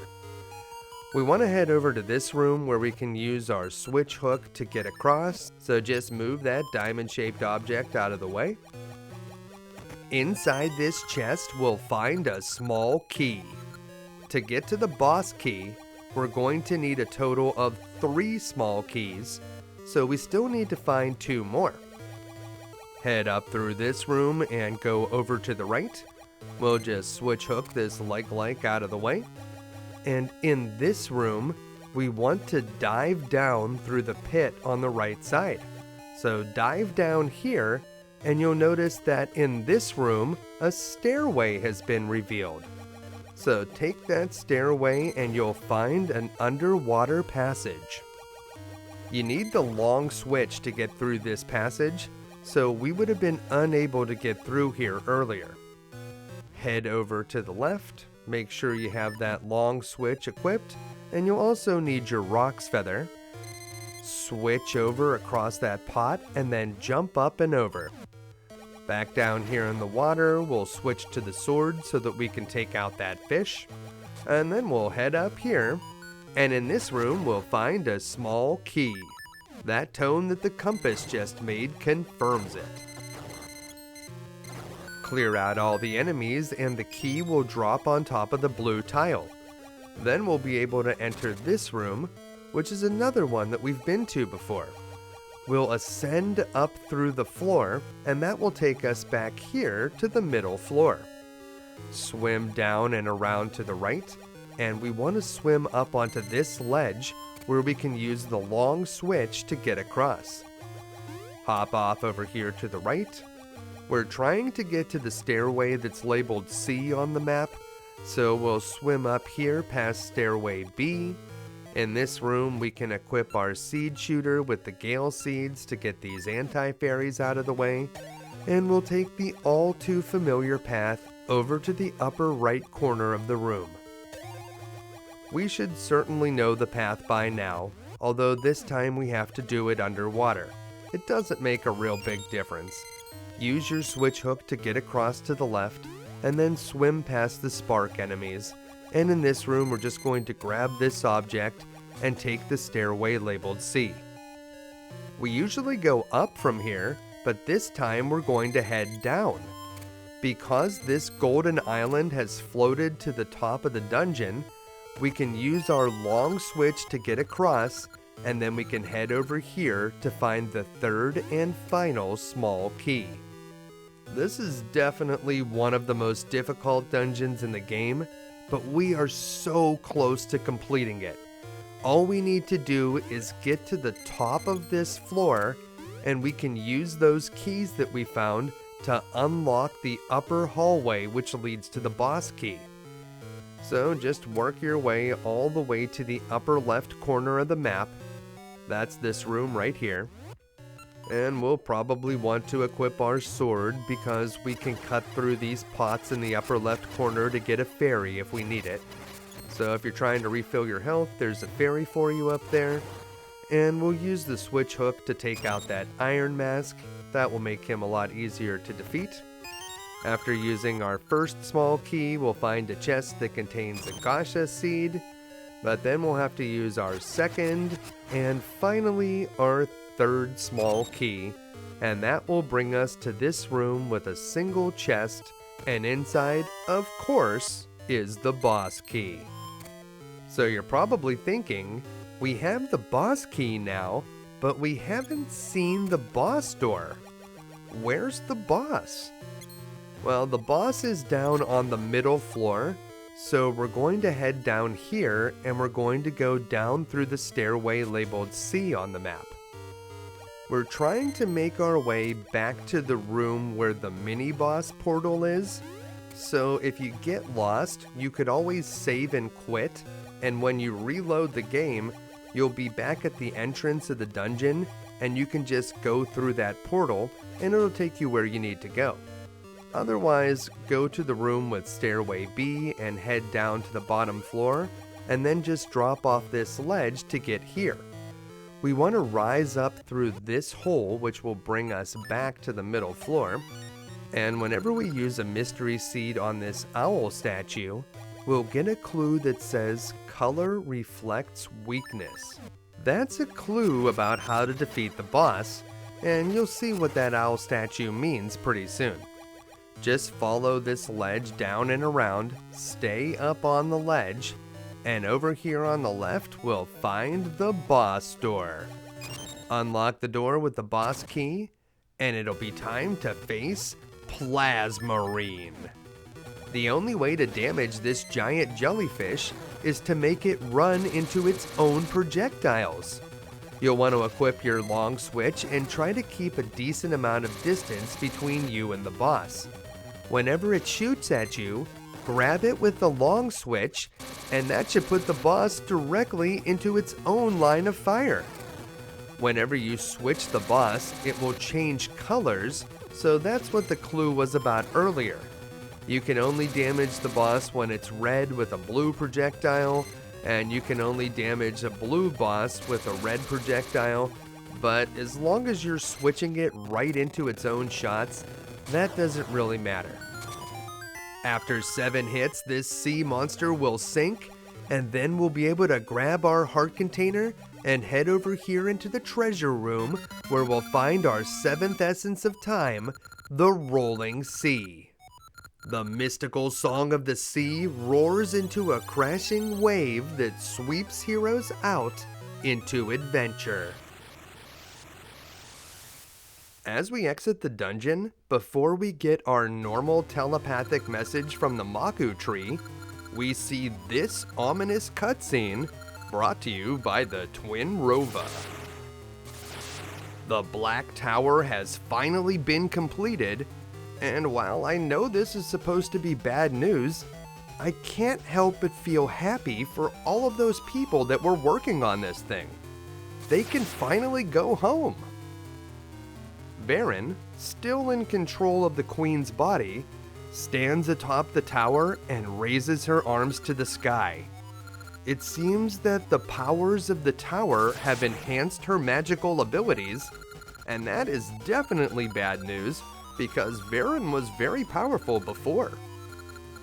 Somehow these powers of darkness have granted Veran the ability to stop time again, so after some maniacal ravings about a flame of sorrow and a whole lot of cackling, she demonstrates her new magic. This has serious consequences for like 2 people and a whole bunch of rabbits? Yeah, I guess the stakes couldn't be much higher. She says, "None can stop Veran now." Yeah, we'll see, Veran. Just wait until we get that last essence. We're coming for you. As the cutscene fades out, we hear a more familiar voice. It's the Maku tree. Unfortunately, this time the Maku tree doesn't know where the last essence is. Her only clue is that it's somewhere in Labrina. Well, that really narrows it down. I'm glad to hear that it's not an Oracle of Seasons. But maybe we won't actually need a clue to find it. As we exit Jabu-Jabu's shrine, a Zora approaches us and gives us the Zora scale. The Zora scale is an item that we need to prove our bravery, and with it we'll be able to enter the Sea of Storms. Before we head over there though, if we swim up above the Zora Village, we can find this chest off the southern shore of the Fairy Woods. Inside we'll get the green holy ring, which when equipped will prevent electric shock damage. This is a common ring that we could find elsewhere, but we may have wanted to get that before level 7 because it's very useful against the jellyfish enemies there. Now, if you like holy rings, there's another one, the red holy ring, that we can get now that we have the long switch. So from here, we're going to swim down and we'll dive under the water. And over here on the right, we'll find this cave, which we've been inside of before, but without the long switch, we weren't able to reach this diamond-shaped object, which would give us access to the chest. The red holy ring prevents damage from the rocks that Octoroks shoot at you, so not the most useful ring, but it is one that we will want to add to our collection. It can be found elsewhere, randomly inside of Gasha nuts. If you're collecting bad rings, you should head over here where we can play the Tune of Time on this small island, and that's going to bring us to an area in the present time where we'll be able to find the Whimsical Ring. Unlike the Red Holy Ring, which is semi-useful, the Whimsical Ring is actively terrible. This one will make your sword deal minimum damage, but occasionally you'll get a one-hit kill. This does not happen very often. You may want to pick this one up to help complete your collection. It can be found randomly in Gasha nuts, but I do not recommend ever equipping the Whimsical Ring. The Whimsical Ring may very well be the worst ring in the entire game, but hey, at least it gets an award for something. And if we head over here, we will find the way into the Sea of Storms. Now that we have the Zora scale, we simply need to talk to this guy and he'll let us through. Also, when we show this guy the Zora scale, he suddenly knows our name. Which makes me wonder, did the Zora that gave it to us have it engraved at some point? When did he find time to do that? In any case, if you swim around in this area for a while, you'll eventually encounter a pirate ship, and if you swim up into that pirate ship, you'll be able to go aboard. We need to speak to the pirate captain. If we trade him the Zora scale, which we no longer need, he'll trade us an item that we can use. Now, I have no idea if this skeleton pirate will be able to use a Zora scale that's been engraved with our name on it, but I guess that's his problem, not ours. Once we agree to hand over our personalized Zora scale, the captain will give us our reward, a jewel called the Tokay Eyeball. He tells us that we can use it to open up an ancient tomb. Where might we need something called the Tokay Eyeball? Well, if I had to guess, probably over on Crescent Island. That's where those guys all live. And just in case the name wasn't enough of a clue, the captain tells us that they found the Tokay Eyeball on Crescent Island and suggests that we head that way. But before we go over there, if we dive under the water, we can find this cave, which contains the Pegasus Ring. The Pegasus Ring doubles the duration of your Pegasus seeds, and unlike the last 3 rings that we found, this ring is not only useful, but it's an exclusive ring that can only be found here in the Sea of Storms. So make sure to pick that one up. If you're playing a linked game, this part of the quest is a little bit different.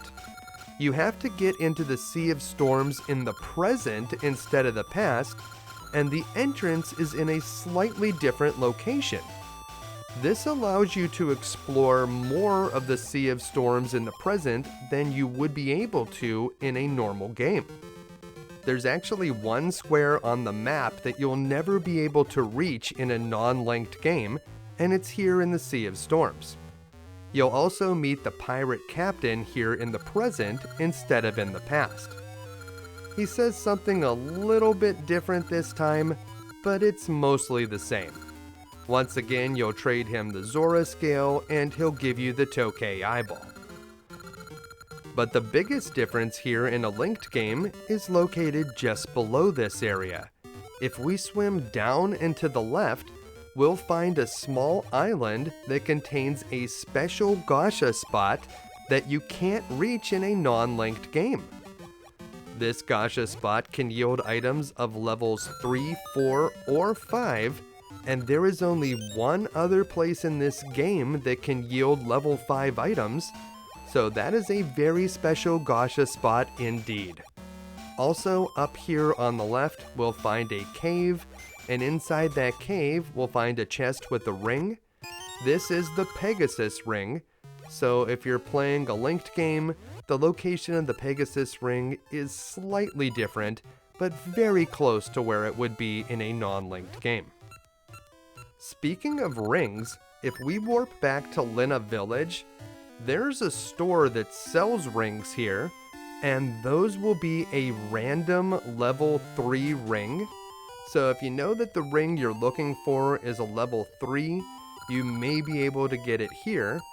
This is more specific than finding rings from a Gasha tree, but you won't be able to get any other levels of rings from that shop. So you will need to use Gasha nuts to get most of the random rings in this game. One ring that you won't ever be able to find in a Gasha nut is located in the mayor's house, and we'll be able to collect it now that we have the long switch.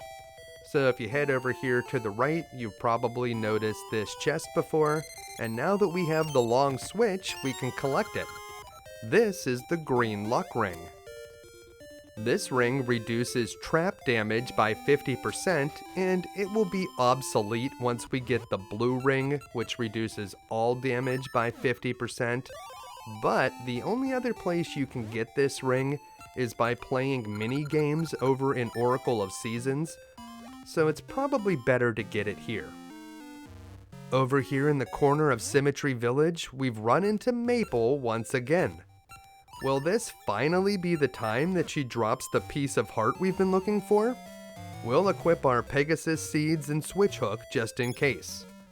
But no piece of heart this time. We may have to do some maple farming runs later in the game to get it, but until we get that piece of heart from Maple, we will not be able to complete the final heart container. Now that diversion is out of the way, there's another Gasha spot that we can reach up here in the Talus Peaks. It's going to require several performances of the Tune of Time, so equip your Harp of Ages and make sure that you've selected the appropriate song. And we want to start out in the past, so you can switch over to that time period whenever you want. And we need to go to this screen where we'll go down to the lower left and we'll play the Tune of Time again. From here, it's pretty easy to get to the Gasha spot. We just need to head down, and we'll see it up on a hill. We can't get up on that hill right now, so we'll stand here and play the Tune of Time again. Once we get back into the past, we'll be able to take a few steps over to the left, where we can play the Tune of Time again, and whenever we return to the present, we will be up on top of that hill, and the Gasha spot we're looking for is in the lower left bush. So just chop that bush and you'll find it. You'd think that because this Gasha spot is so far out of the way that it would yield higher level rings, but it actually only produces rings of levels 1, 2, or 3, so it's not very impressive. Here on Crescent Island, we'll find higher quality Gasha spots, and we can also find a fixed ring that we were unable to get before because we didn't have the long switch. Well, we have the long switch now, so we can equip it as well as our Tune of Time, because we do need to go back to the past to find this one. So we'll play the Tune of Time, and then we're going to head into a cave right here. You may recall that we walked by this one previously. And in this place, we'll need to move some of these pots out of the way, and then we'll switch hook over to the left where we'll find the chest. This ring increases the amount of damage that we deal with our sword, but it also makes us take more damage when we get hit, which is a significant drawback. This ring is not exclusive. It can also be found as a level 3 ring in Gasha nuts.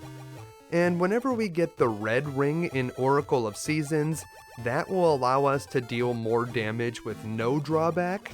But until then, if you'd like to hit harder with your sword, this may be one of the only ways to do that. Right here near the middle of the Crescent Island of the past, we'll see the Tokay Idol, which is where we need to use the Tokay Eyeball that we got from the Pirate Captain.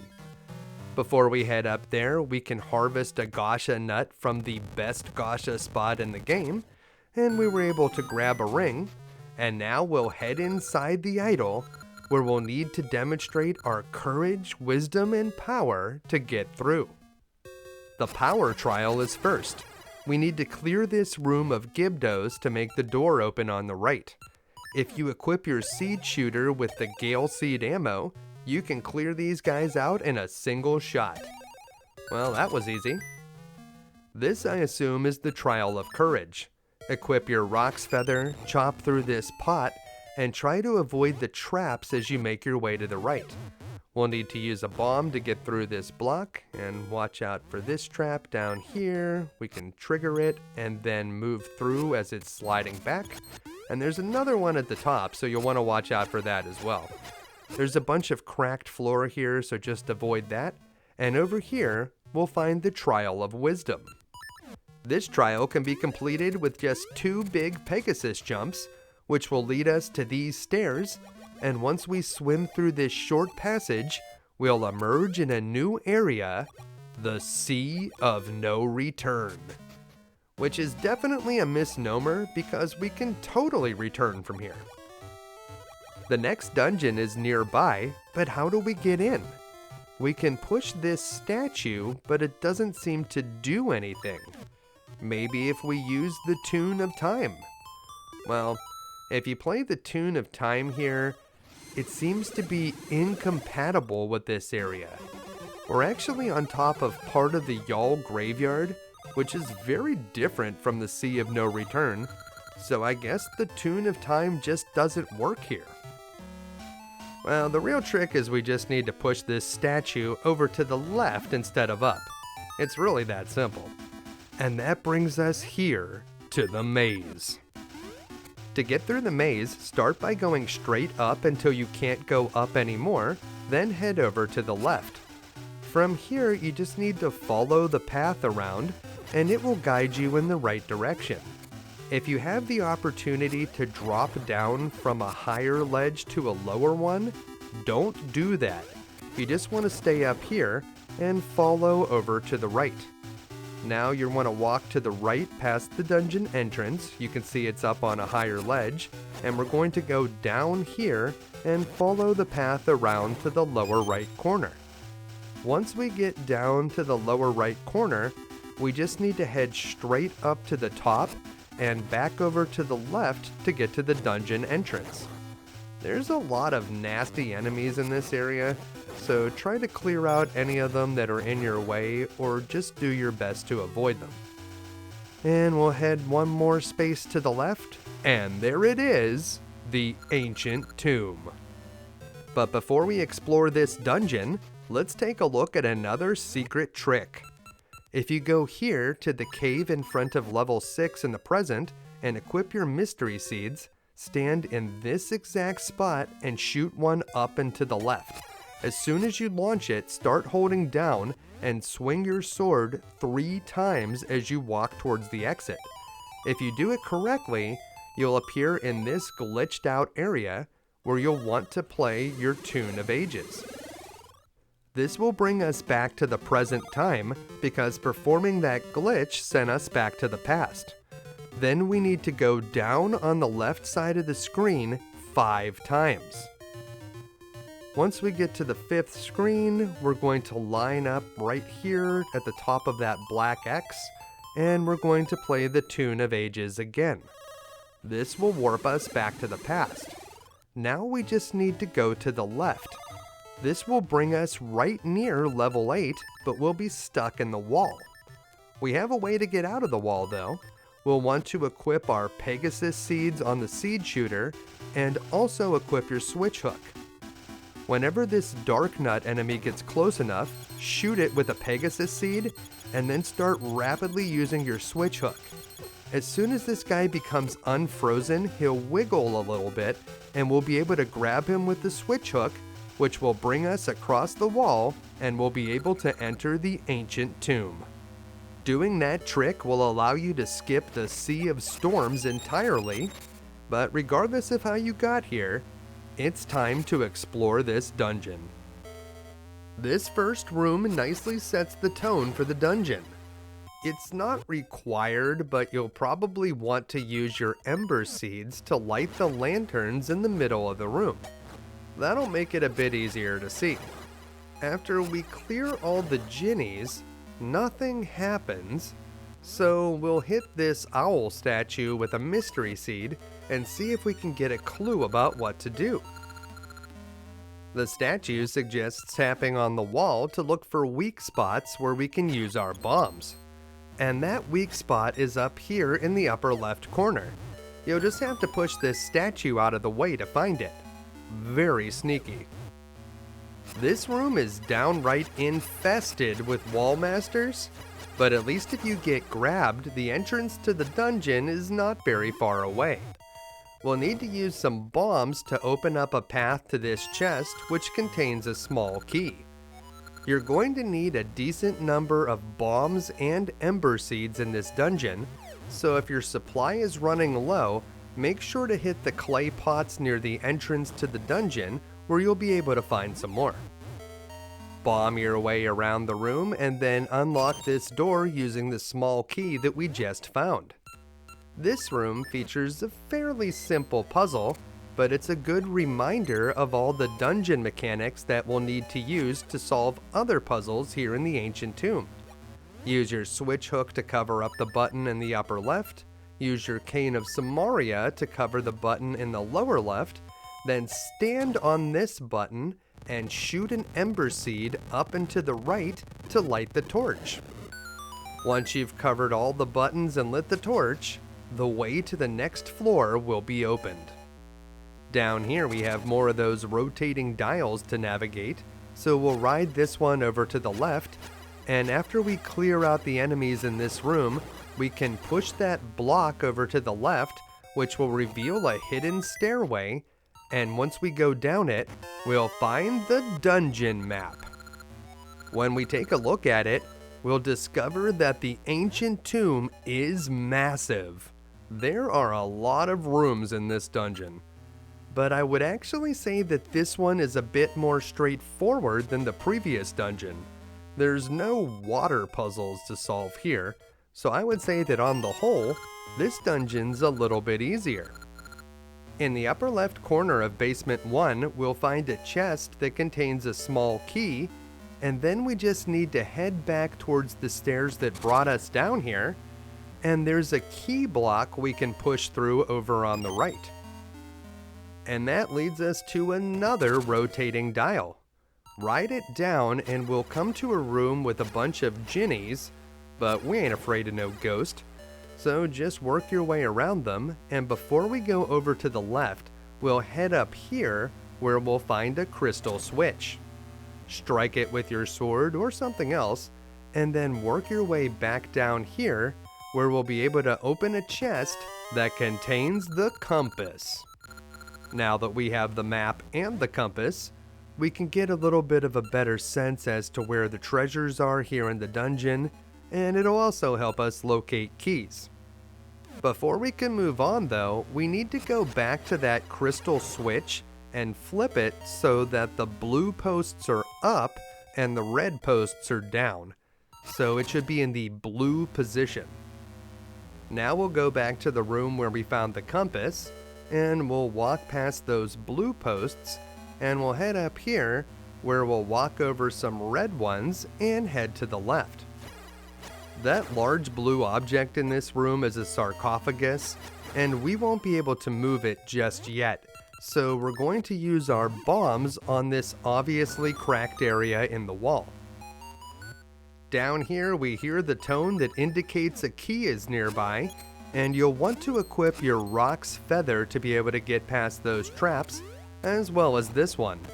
The chest is in the upper right corner, and when we open it, we'll find that key. After you have the key, if you've taken a bunch of damage, you can head to the upper left corner of this room, where we can find a pair of fairies, and that should fix you up. Once you're ready to go, make your way past the traps, and start to backtrack the same way that we came in. In this room, if you head up here, you may notice that there's an object we can grab with our switch hook, and that will bring us over to this side. follow the path around and to the left, and we'll need to use our switch hook again right here.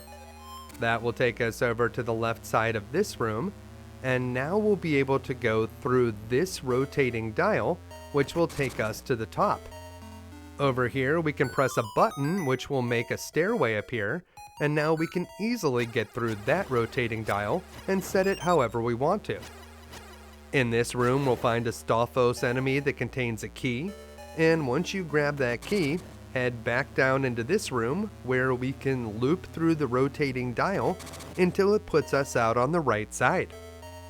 We haven't been to this room yet, but it connects us to the other rotating dial from the top side, and that's going to allow us to go over here to the right into another room that we haven't been to yet. Use one of the two keys that we found in the locked door at the bottom, and here we need to solve a floor puzzle. In this room, we need to find a path that will turn all of the floor tiles red. You won't really be able to backtrack, so you need to look ahead and try to avoid ending up at a dead end. You're allowed to walk backwards onto the red part of the floor that you've already opened up, but you won't be able to change the floor's color unless you're walking with the yellow tile. So just take your time, go slowly, and try to look ahead. And you want to start out at the top by heading to the right, and you'll finish up here in the upper left corner. If you solve the puzzle, a chest will appear, and you'll get the Power Glove. It's so bad. And by bad, I mean 1980s bad, because this thing is actually quite good. The Power Glove is an upgrade for your Power Bracelet, and it will allow us to lift heavier objects, namely those big blue sarcophagi. We need to get back to the room where we found the compass, but that's a bit easier said than done.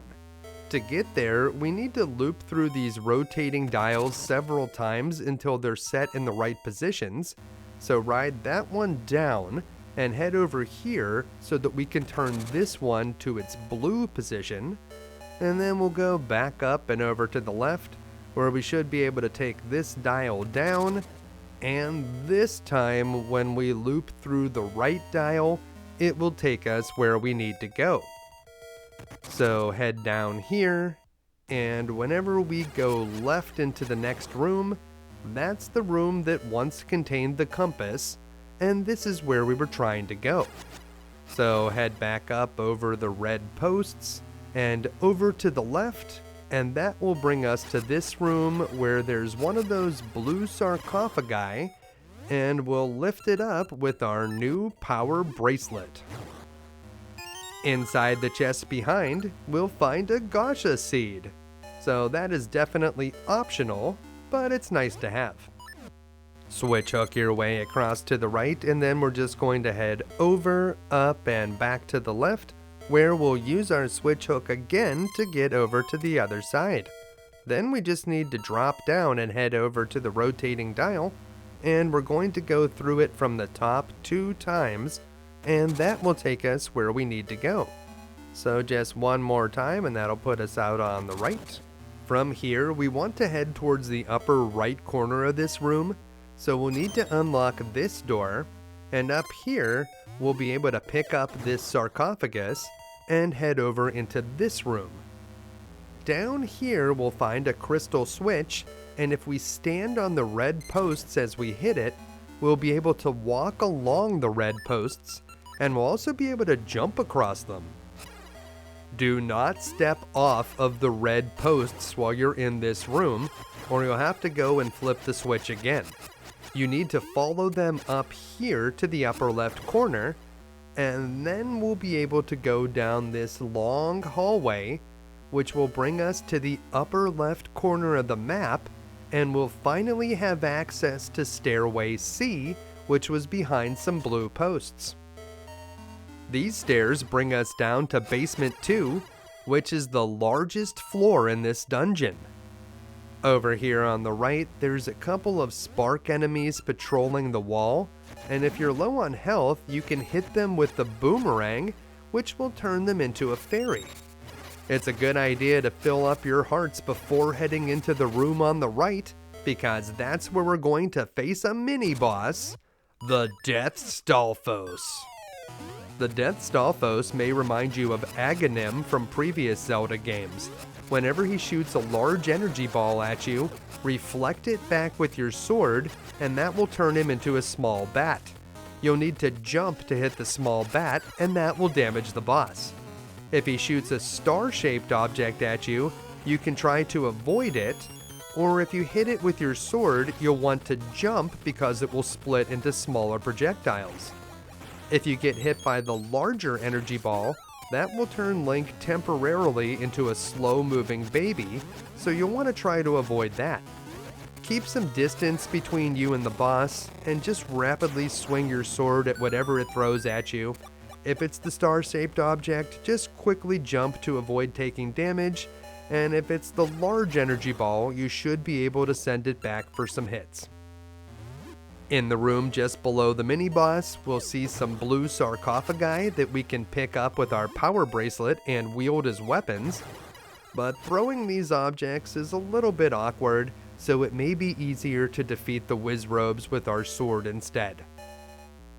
In this room, there's a couple of dark nuts that will try to block your attacks with their swords, but it's not that difficult to defeat them. Over here, we'll use our switch hook to get across, and then we'll head through this door in the upper left. Before you make your way to the left, watch out for the gels that pop up. And over here, there's a few Gibdos in this room, but you want to keep your switch hook equipped because we're going to need to use it to get across to the right. Once you're over here, you can simply drop down and head to this room in the upper left corner.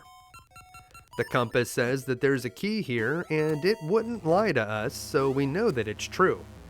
We'll jump over these traps with our Roc's Feather, and in that chest up against the wall at the top, we'll find the small key that we were looking for. But that's not the only thing to find in this corner. If we head through the door up here on the right, we'll find a treasure chest, and inside of it, we'll find the first of 4 ancient slates. The ancient slate is a different kind of key. We'll need all 4 of them to open the way to the boss, but we will still need the boss key. You can find each ancient slate in each of the 4 corners of this map, and you can collect them in any order. If you're wondering where we're going to use the ancient slates, just head over here to the left, and in this room we're going to go down.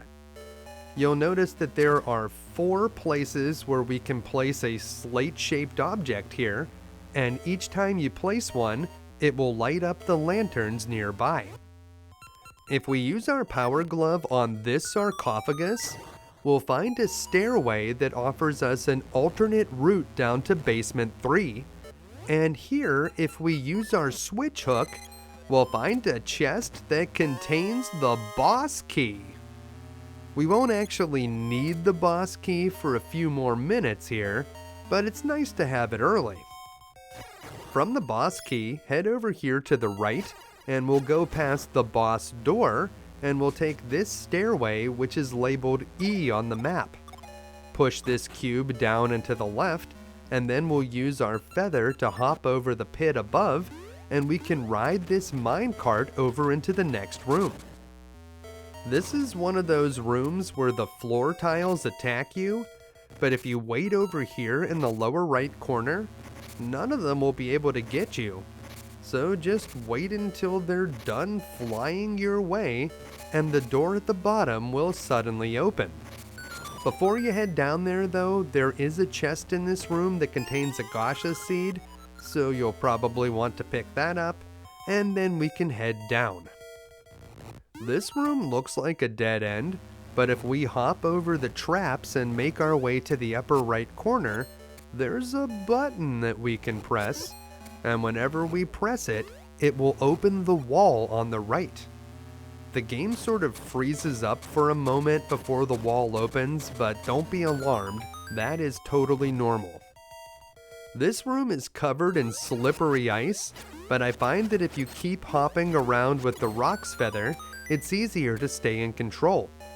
We only need to clear one enemy to open the door at the top, and in this room we find our second ancient slate. Just 2 more to go.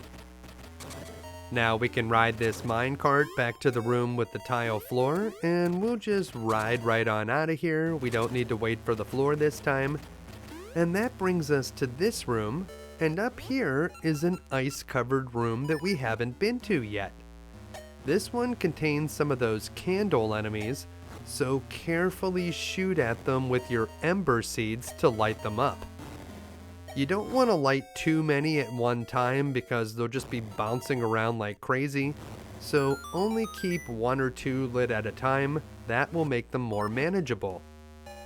This room contains a stairway that leads down to a water zone, but that's the only way we can go if we want to get to the upper right corner where we'll find our third ancient slate. So this is the stairway that's labeled F on the map, and you don't want to get electrically shocked by these jellyfish enemies, so we'll try to clear them when they are not electrified. And here's another one of those owl statues. Let's see what it has to say. Paths open when ancient words are mastered. Well, that's just a reference to needing the 4 ancient slates to get down to the boss's room, which is something we probably could have figured out on our own. This room can be very frustrating. You need to carefully swim back and forth across the current, but you don't want to end up in one of those black pits, or you'll be taken back to the beginning of the room and you'll have to start over. So there's a few spots that I like to work from, like almost up at the pit here, and then just quickly go over to the left. And for this last one, you may have to recalibrate in the middle. Just try to get over there and turn back to the left if you have to. When you get to this room, it's much easier. Just swim around at the bottom and the current will take you the way you want to go. And this stairway can take you one of 2 different ways, but we want to go down here at the bottom first. So head down to the bottom and then up on the right, and that will take you to the room that contains the 3rd ancient slate. And once you have it, we can go back down into this watery passage and swim over to the far left side, which will take us back into the dungeon proper. So swim over here, and that will take us to this room where we can open up a stairway that would take us back to that area, but we won't have a good reason to go back there.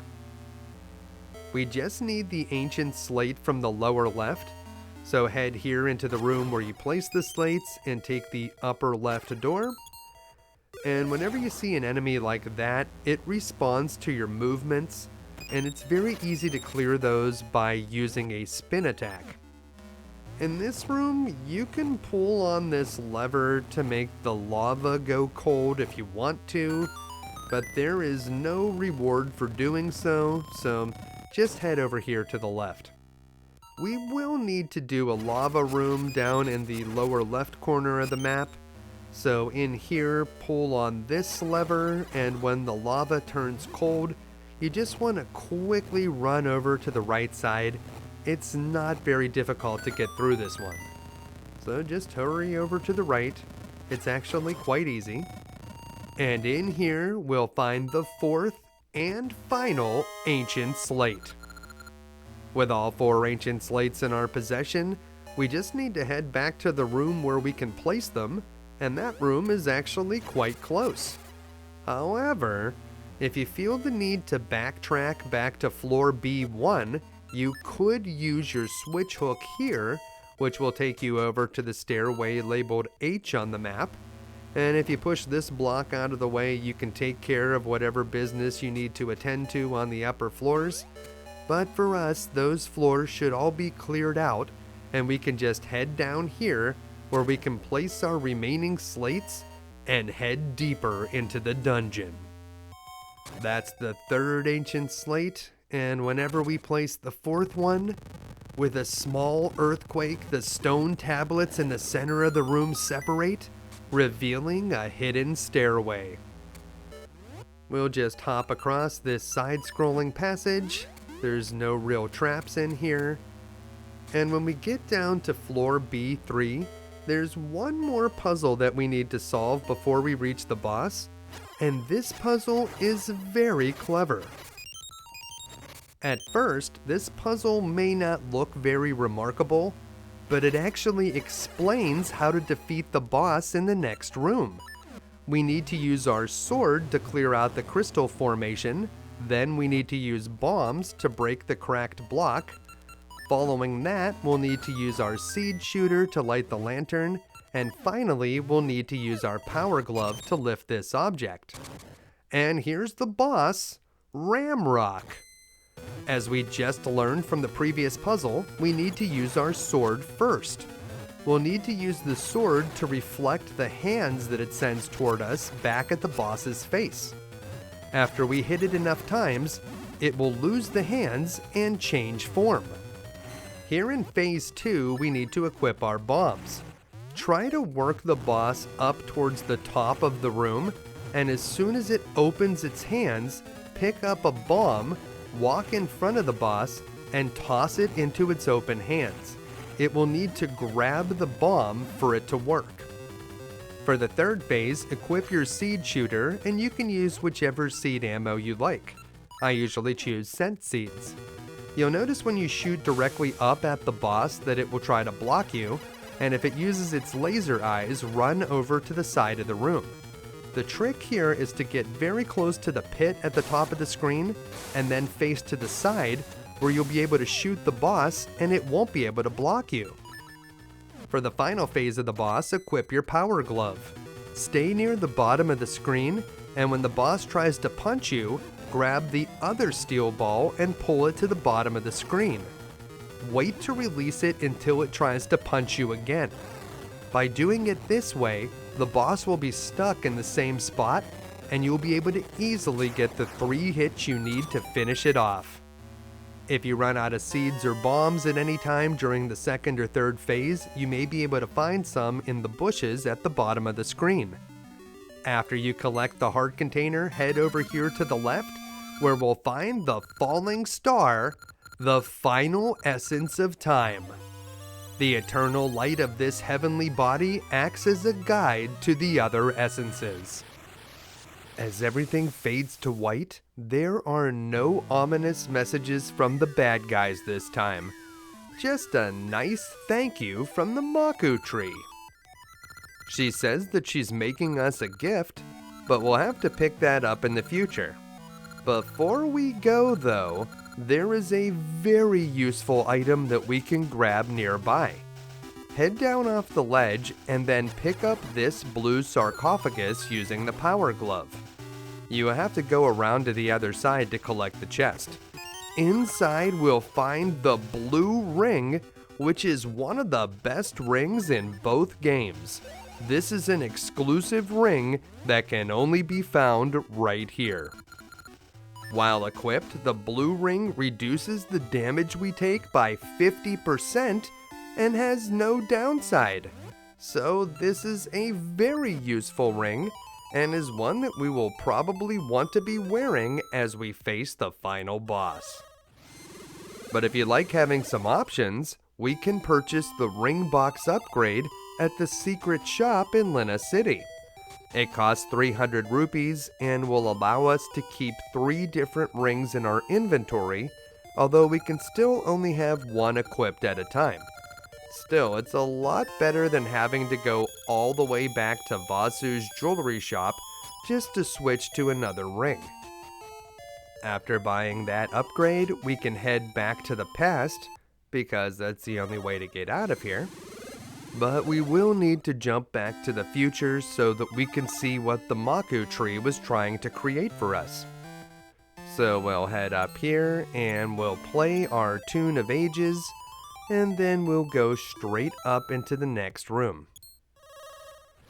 Once we get back to the present, it will be time for another cutscene with the Maku tree, and this time she's going to give us an essential item that we will need to get into the final dungeon. Now that we've found all the essences, the Maku tree has remembered all that she had once forgotten. It seems that she's the guardian of Nayru, the Oracle of Time, and as you may have expected, we are the hero that will have to defeat Veran. The Maku tree gives us her seed, and then says something about penetrating evil forces, but before we can process all of that, the Twinrova appear again. The Twinrova are massive drama queens, and while they talk a big game, they really just fly around on their broomsticks. Do you think they realize that the blue one looks like a lawn gnome and the red one looks like Santa Claus? Oh, we're so scared. Do you think they also realize that we have a ton of heart containers now and an inventory filled with deadly weapons? Yeah, good luck, Twinrova. I can't wait to take them on. The Maku tree says that the world is doomed, but I don't think that's true. We'll take down Veran. It'll be no problem. Before we go on, let's take a look at how this scene plays out in a linked game. It's a good bit different.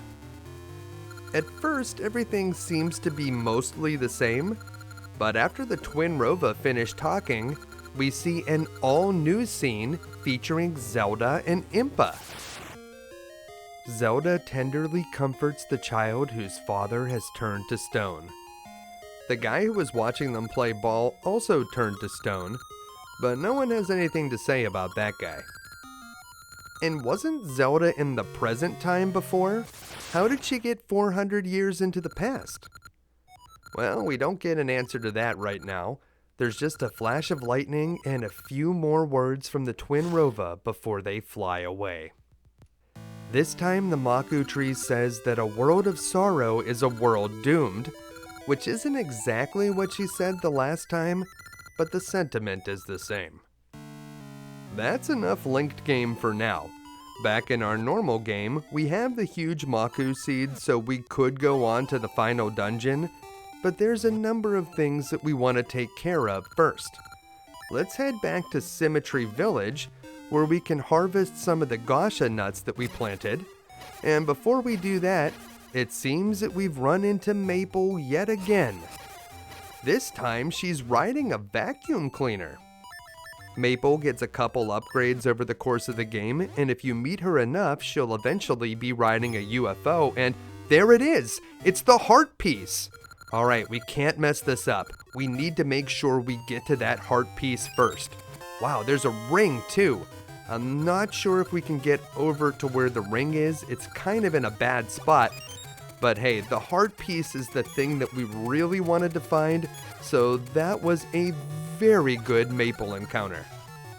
We still need to find a heart piece inside of a Gasha nut to get the final heart container, so let's start harvesting those Gasha nuts now. On the left hand side of the screen, you can see a listing of the Gasha spots in the game, and also the types of rings that you could potentially find from each. You can also find items that are not rings, like that potion that we just got, or the piece of heart.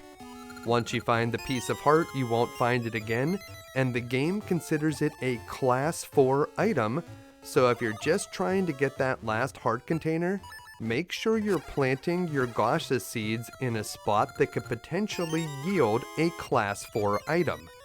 I feel like I get more lucky with the premium spot down in the past of Tokay Island, where you can find a level 3, 4, or 5 item. That's where I'm usually able to get the heart container piece. I recommend saving your game before harvesting Gasha nuts.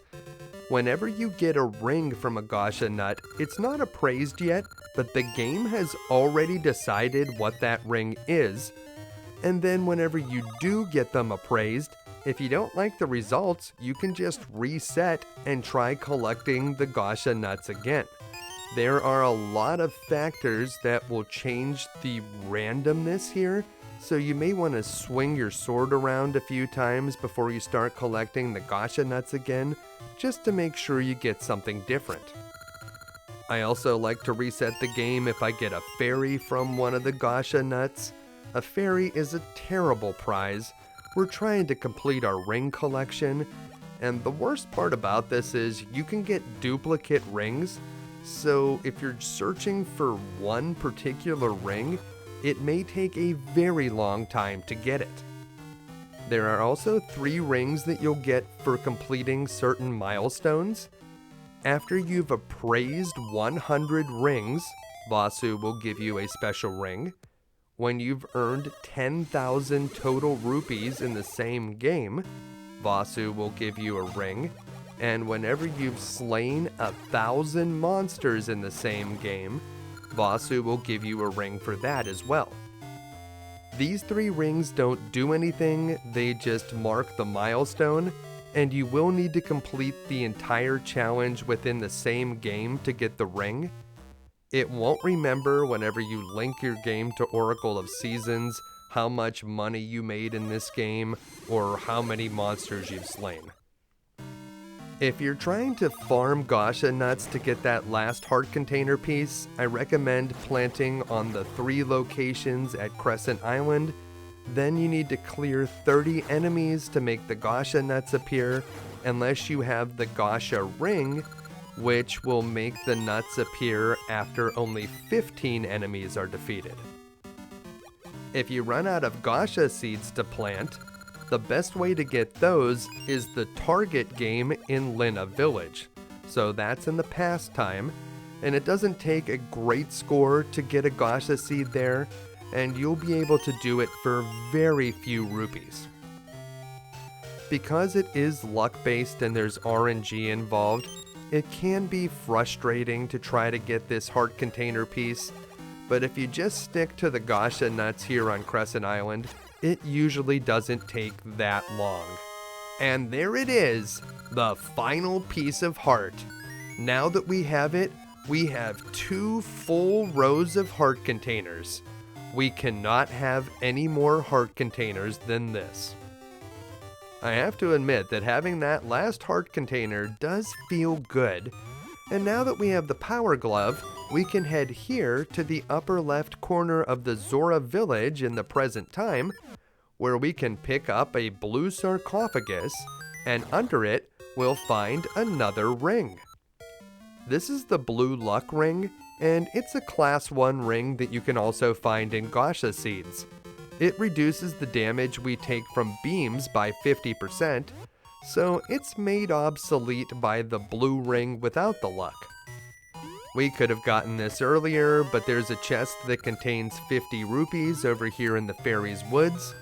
We're going to need some money to appraise our rings later, but before we get to that, let's take a look at this special dungeon you can only play in a linked game. You'll notice it's just to the right of the entrance to the Maku trees area. Every room in this dungeon is difficult, so make sure you bring a full supply of ember seeds and bombs. In this one, you need to push a red block in the upper left corner upwards, which will allow you to position this clay pot on top of the button. That's the only way you'll be able to push this one where it needs to go. There's another button on the right side, but we'll be able to use Arcane of Samaria on this one. You won't be able to push any clay pots on top of it. Once you've covered both buttons, you'll be able to find a chest, which will give us a small key, and that will open the door on the right. And that's only the first room. In this one, you're supposed to go to the far right side where you'll have to push one of these red blocks out of the way, and then you'll be able to get down to the lower right corner. So push that one out of the way, then come over here where you can push this one, and that will bring you down here where you need to time a bomb toss perfectly to hit that cracked block. This can be very difficult to do, but because we're playing a linked game, there's a better way. We can use bomb chews, which just go right over that red block and can easily clear the cracked one out of the way. Then just push the blue statue down onto the button to get the key and head through the door at the top. Here's another devious puzzle. You'll want to clear out the enemies first. So get those enemies out of here, and then we're going to eat a Pegasus seed, and we'll equip our seed shooter with some scent seeds. So we'll use the Pegasus seed, shoot a seed from here, and then quickly run across the bridge. If we do it fast enough, we'll be able to get across before the seed hits the lever, and then we'll be able to get down to where the key is, and we'll be able to open this door on the left. Use your sword and shield to take out the enemies, being careful not to get grabbed by the likes. And once the enemies are out of the way, we need to equip both the seed satchel and the seed shooter. We're going to shoot a seed up and to the right, and then we're going to use our seed satchel on the statue to the left. This will make a chest appear that contains a Gasha seed, but more importantly, we'll find this warp star, which will take us deeper into the cave. The statue puzzle in this room seems fairly obvious at first. We just need to push the statues around until they match the pattern that we can see over here on the left. So we'll push this blue statue down here, and then we'll start moving these yellow statues into place. We'll need to have our rocks feather on so that we can hop across some pits. And we'll push this one down, and then we'll need 3 red statues at the top. But we're going to notice very quickly that we're 1 statue short. We need another blue statue. Well, we can just take it from the left side. So once we push this red statue into place, we'll hop across this pit, and this statue can be freely moved, which will complete the puzzle, revealing another key, which we can use to unlock the door at the top of the room. Let's see what's next. This puzzle revolves around using the switch hook properly. You'll need to push this pot downwards, and then switch hook over to the right side. Over here, we'll be able to push a red block out of the way so that we can get to the button, but unless you set up that pot earlier, you won't be able to get over here to the chest. Inside, we'll get 200 rupees. That's pure bliss. Now that puzzle was an optional one. You can finish this dungeon without getting those rupees, but you will need to do this puzzle room. After doing a Pegasus jump to get over this large gap and clearing out the enemies because they will get in the way, you'll want to jump and attack these bats. The trick to this one is moving the 2 blue statues onto the blue tiles. But that's easier said than done and will require a lot of switch hooking. Let's try to do the one in the lower left first. So we'll switch over to here, putting this object onto that spot, and once the upper object is over there, we'll be able to switch in and then switch out this way, allowing us to push this object. Now we're going to go all the way up here and switch hook this object, and then we'll use this one to get back to the right side. We want to put this object in the upper right corner, so that's what we're going to do now. Switch it to this position, and once you have it there, we'll be able to use it to push this statue into place. So push it all the way over to the right, switch hook the object, and push the statue down. And once both statues are in position, you'll get your next small key, and we'll be able to unlock the door at the top. This puzzle is optional, probably because the developers thought it was a little bit unfair. It's easy to press the button on the left side, but to press the right button, you have to push this object up and then use your Cane of Samaria to reach through the red block, and it will depress the right button. Once both buttons have been pressed, you still need to do some fancy jumps to get around these red blocks, but those jumps are easy compared to some that you'll need to do later in the dungeon. Completing this puzzle will give us a warp point so we can get back to the dungeon entrance if we need to.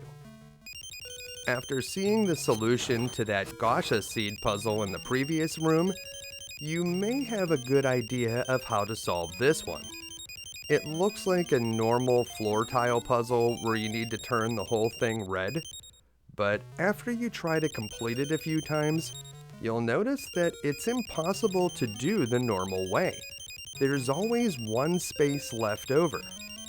Well, you need to complete the tile floor puzzle so that there is only one space left over, and then we can use the Cane of Somaria to cover the final tile, and we'll actually get credit for that. So follow the trail until there's only one space left, and cover that space with the cane to get the key. Use this key to unlock the door at the top, and we'll be on to the next room. The solution to the puzzle in this room requires 2 keys instead of 1, but I still think it's one of the easier puzzles to solve in this dungeon. Swim over to the lower left corner and then place a bomb near the crystal switch when it's in its blue position so that you can get past the red post in the middle and press the button on the right. Then drop into the pit, which will bring you back to the lower left corner, and we'll be able to get our first small key. Use it to unlock this block and then swim under the water. Down here, we'll just need to complete a simple switch hook puzzle. So switch hook up this way and then down here, and we're going to the upper left corner where we just need to move these diamond-shaped objects on top of the 4 buttons.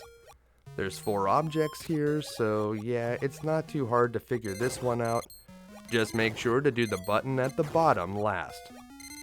Once we've placed all the objects on top of the triggers, a chest will appear on the yellow tile in the middle of the room, and that chest contains the key that we need to unlock the block right behind it, and then we'll just rise up out of the water and we'll be able to head to the next room.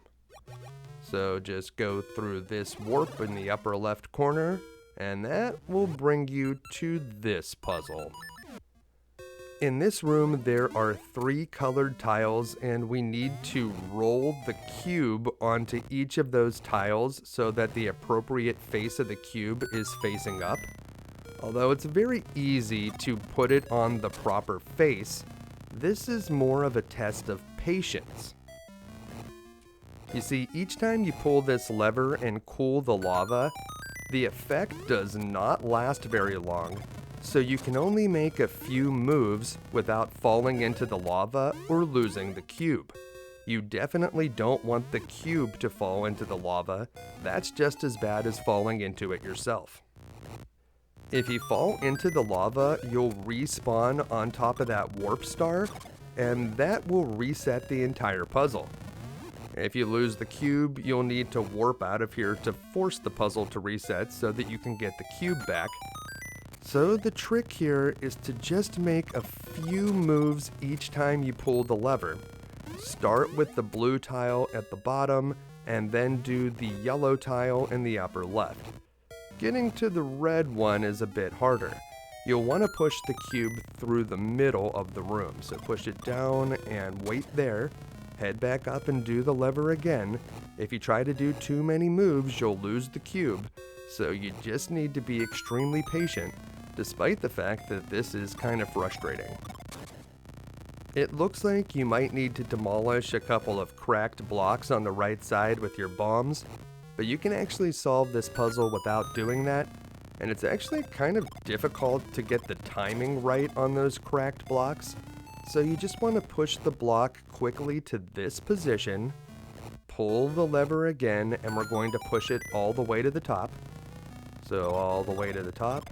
Now grab the lever one more time, and whenever we push the cube over to the right, it will be on the appropriate red face, and the puzzle will be solved.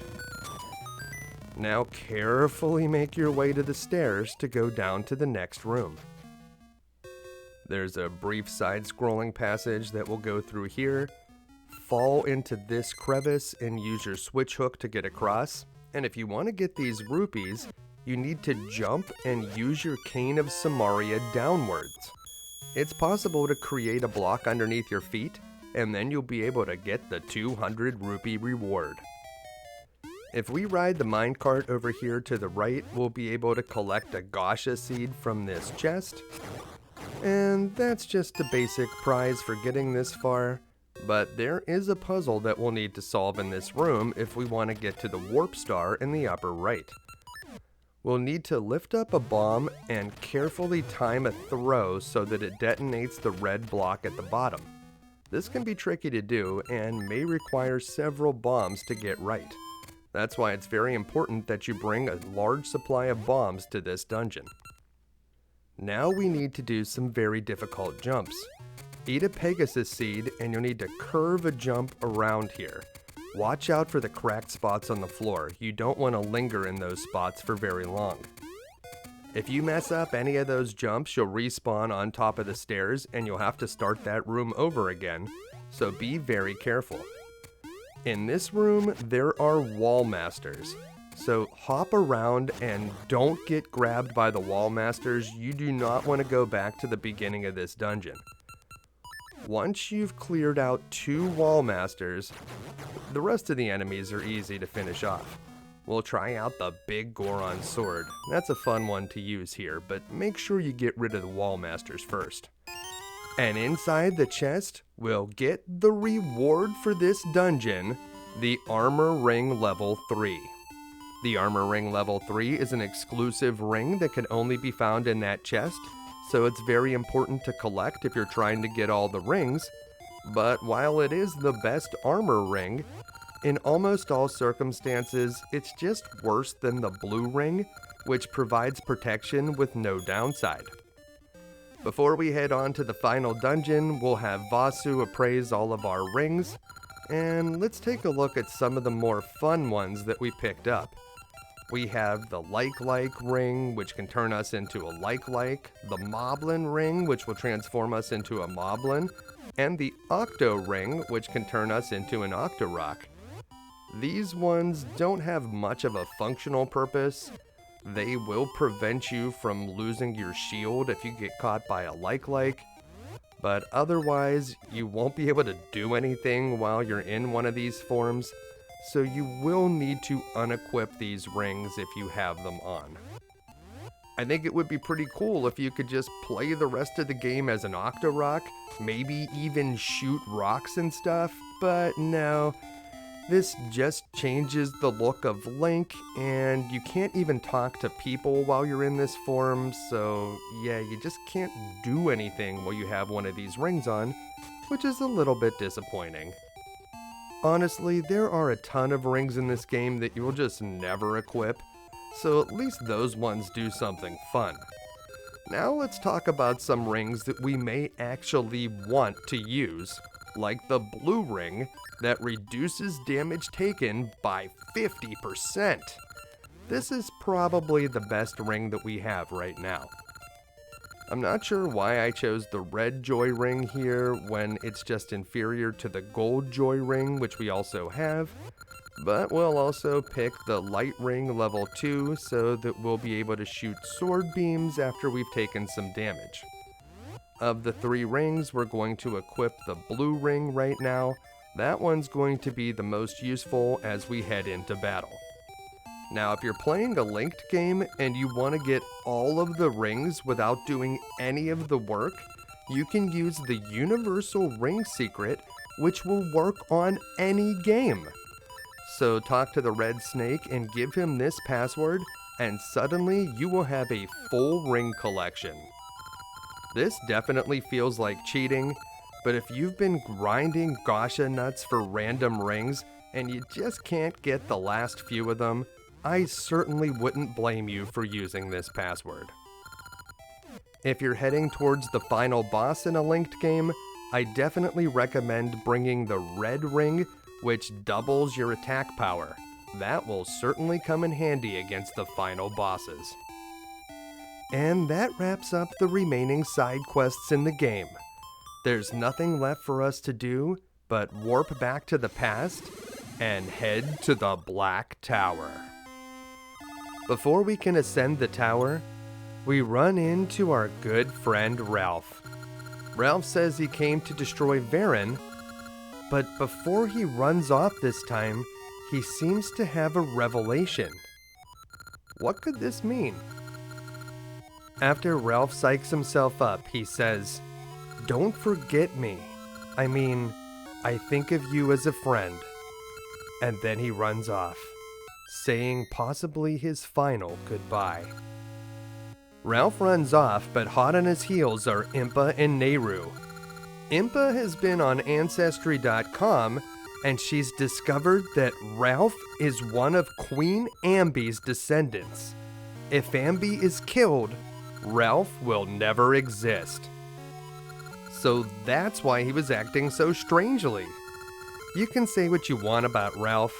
Most of the time his bravado feels false, but he charges into battle knowing that victory could mean erasing himself from existence. That kind of courage isn't fake.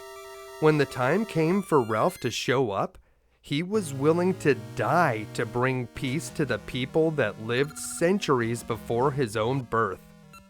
I don't know too many people that could do that. As we enter the tower, this engineer tells us that it's dangerous. Yeah, I'll bet it's dangerous. It was slapped together in a single day. Of course it's not going to be safe. But we have no choice but to climb the tower, so we'll head over here to the right. You don't have to clear the enemies here, just keep walking around the tower in a counterclockwise pattern.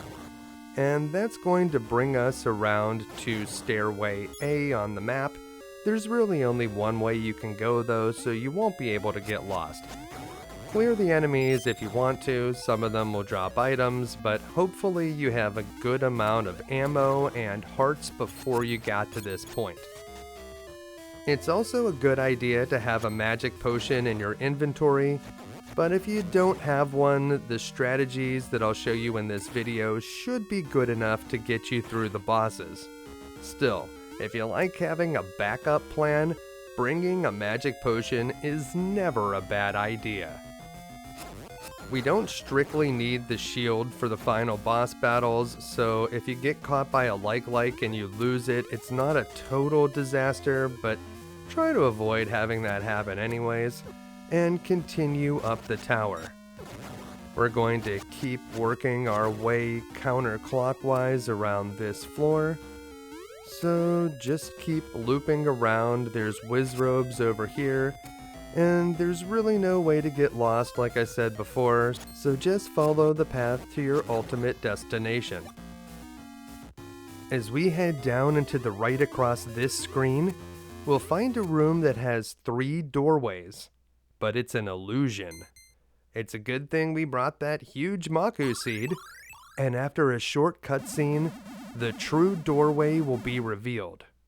Spoiler alert, it's the one in the middle. Now, I think we could have figured that out on our own, but we wouldn't be able to get this deep into the tower without having the huge Maku seed anyways, so you'll always see the scene when you get here. Head up through the door, and that brings us to the Black Tower turret. In this room, there's a shortcut we can do using our switch hook. So if you go down here near the corner of this stairway, you can actually switch with one of these enemies, and that will cut you across to this area where you can very easily get to the center of the room, and that's where you're trying to go. So you want to get to this stairway, which will bring you down here, and that brings you up into this room, which will let you continue on through the turret. Now let's take a look at the normal way to go without using the shortcut. There's a lot of stairways here, but we're just flipping between 2 rooms, so it's not that difficult to figure out what we need to do. We want to get to the center of the room, and to do that we need to work our way around to the upper right side. So just clear out this enemy, and we'll head up here to this stairway, which will bring us here, and then we can go down these stairs, which will bring us to this stairway, and then we just need to head down, and that will bring us to this room that has just so many stairways. Which one should we choose? Well, if we choose the wrong one, we'll end up in this room but on the lower tier, so as Admiral Akbar would say, it's a trap. The secret is revealed by a clue from this owl statue over to the left. So if we use a mystery seed on this statue, it'll give us an idea of what we need to do in the room with all the stairways. Truth glares at you from the back, so whenever we get into this next room, we'll be facing a certain direction, and we need to follow the flame that appears behind Link. So that's this one. So we'll just follow it along. And there are 3 other flames, so try not to get them mixed up. But if you forget, you'll see which stairway it is. It's always the same one. It's going to head down here. And whenever it gets to this stairway, it makes a strange noise before it disappears. That's how you know that you're correct. Up here, we'll find some fairies and also some mystery seeds. And that's kind of a clue because we are going to need mystery seeds up ahead. We've done it. We've reached the top of the tower. Once you head down from the stairs, you can go either way around the tower. We're trying to get to that door with the red light behind it, but I'll show you that the left side is essentially a mirror image of the right side, so whichever way you go, you can't go wrong. Just head up here through the door. We're going to be facing the boss once we go through here, so be prepared. It's almost the end. In this room, we see that Ralph has drawn his sword on Queen Ambi. Veran still possesses the queen, and she reminds Ralph that he's one of the queen's descendants, and if he were to slay the queen, he too would vanish. Ralph, no, don't do it. You don't understand. You have to shoot her with the mystery seeds first and then grab her with the switch hook. Killing Queen Ambi will do nothing. But Ralph doesn't listen. He charges at the queen, and she spares his life?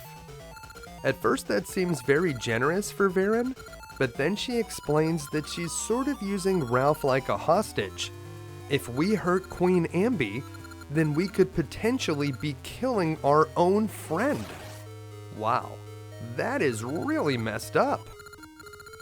Ralph says he couldn't do it and that he looks like a fool, but I still think what he attempted was rather brave, even if it was reckless. Veran will pay for this. Equip your switch hook and load some mystery seeds up into your seed shooter. It's time to face the final boss. Just like the previous fight with Veran, we need to shoot the queen with the mystery seeds and then use the switch hook on Veran's spirit, which will pull her away from the body and we'll be able to hit her with the sword. The only real complication that's added this time are the spiders that fall from the sky, and we may want to clear out a few of those here and there whenever we have a chance to.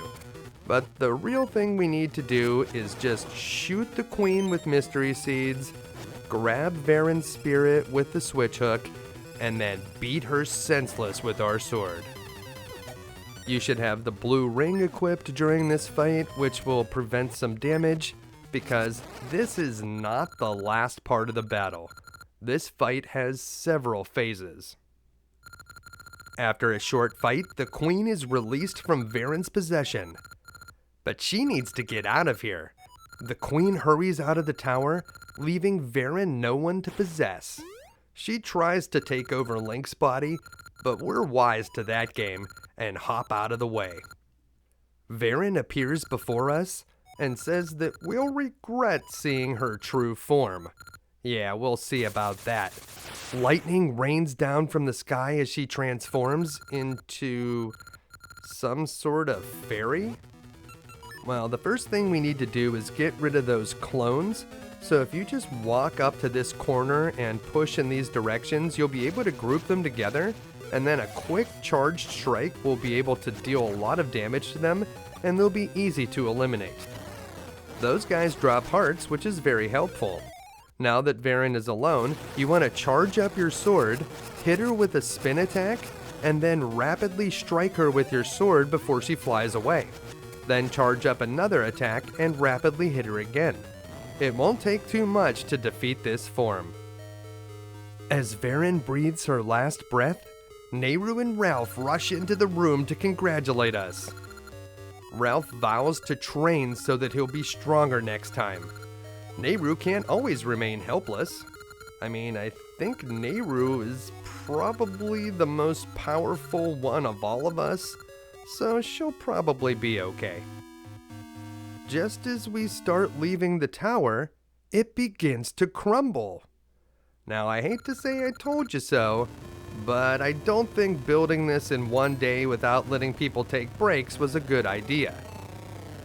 As it falls down, we're grabbed by a wallmaster and transported to a dark place. Veran is still alive, but this will be the final battle. Veran can take several shapes, but she will need to be in her beetle form for us to deal damage to her.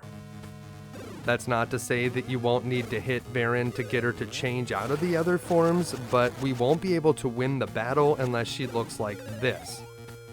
Now, whenever she changes into the bee, she just flies around in sort of a figure 8 pattern, and you just want to rapidly strike her with the sword. And she transformed back into the beetle, that's good. So we can go for the win here. You just want to be charging up your sword to get a good hit whenever you see her face, and then rapidly strike her to follow it up. And this is the other possible shape that Veran can take. This is probably the most dangerous one. You need to throw a bomb at it, which will stun Veran, and then you'll be able to deal damage when she's stunned. Hopefully she'll transform back into the beetle, and we'll charge up the sword again for maximum damage. And as soon as we see that face, we're going to hit her and strike, and that's it. We've done it. Veran is defeated. But it seems that the despair that fills this land has already passed through this tower and on to Twinrova. The flame of sorrow has been ignited. Veran's final words are ominous, but that's it. We've done it. We've beaten the Legend of Zelda Oracle of Ages. All we can do now is sit back, relax, and enjoy the cheesy ending. Well, this is just the first of 2 endings, because as you may suspect, if you beat the game on a linked game, the ending is not exactly the same. But let's not worry about that now. Whenever we head up here, Ambi has brought a bunch of soldiers? Ralph rushes forward, but the queen is totally fine. She just called the knights from the palace to help out. And that's good, because I don't think I can handle another twist right now. Ralph really thought that Veran's tricks had gotten to Ambi, but everything has gone back to normal. This poor child's father is no longer petrified, and even the creepy stalker is back to normal. That's great. Oh yeah, and the rabbits that Veran turned to stone for some reason, they're also turned back to normal. And we even have a little bunny meet cute at the end. Isn't that nice? It seems that Ralph's respect for Link has grown, and Queen Ambi speaks very matter-of-factly about how she's just met her descendant from 400 years in the future. You'd think that she would just have so many questions, but instead Ralph makes a joke about her being his great-great-great-great-great-great-grandmother, and she says not to call her Granny. Hilarious. Everyone resolves to return to their own age, and we see this image of Link, Ralph, Nayru, and the Queen. But before we can roll the credits, the Twinrova remind us that the story doesn't truly end here. To be able to face the true final boss and see the true ending, we'll need to be playing on a linked game and have already completed Oracle of Seasons.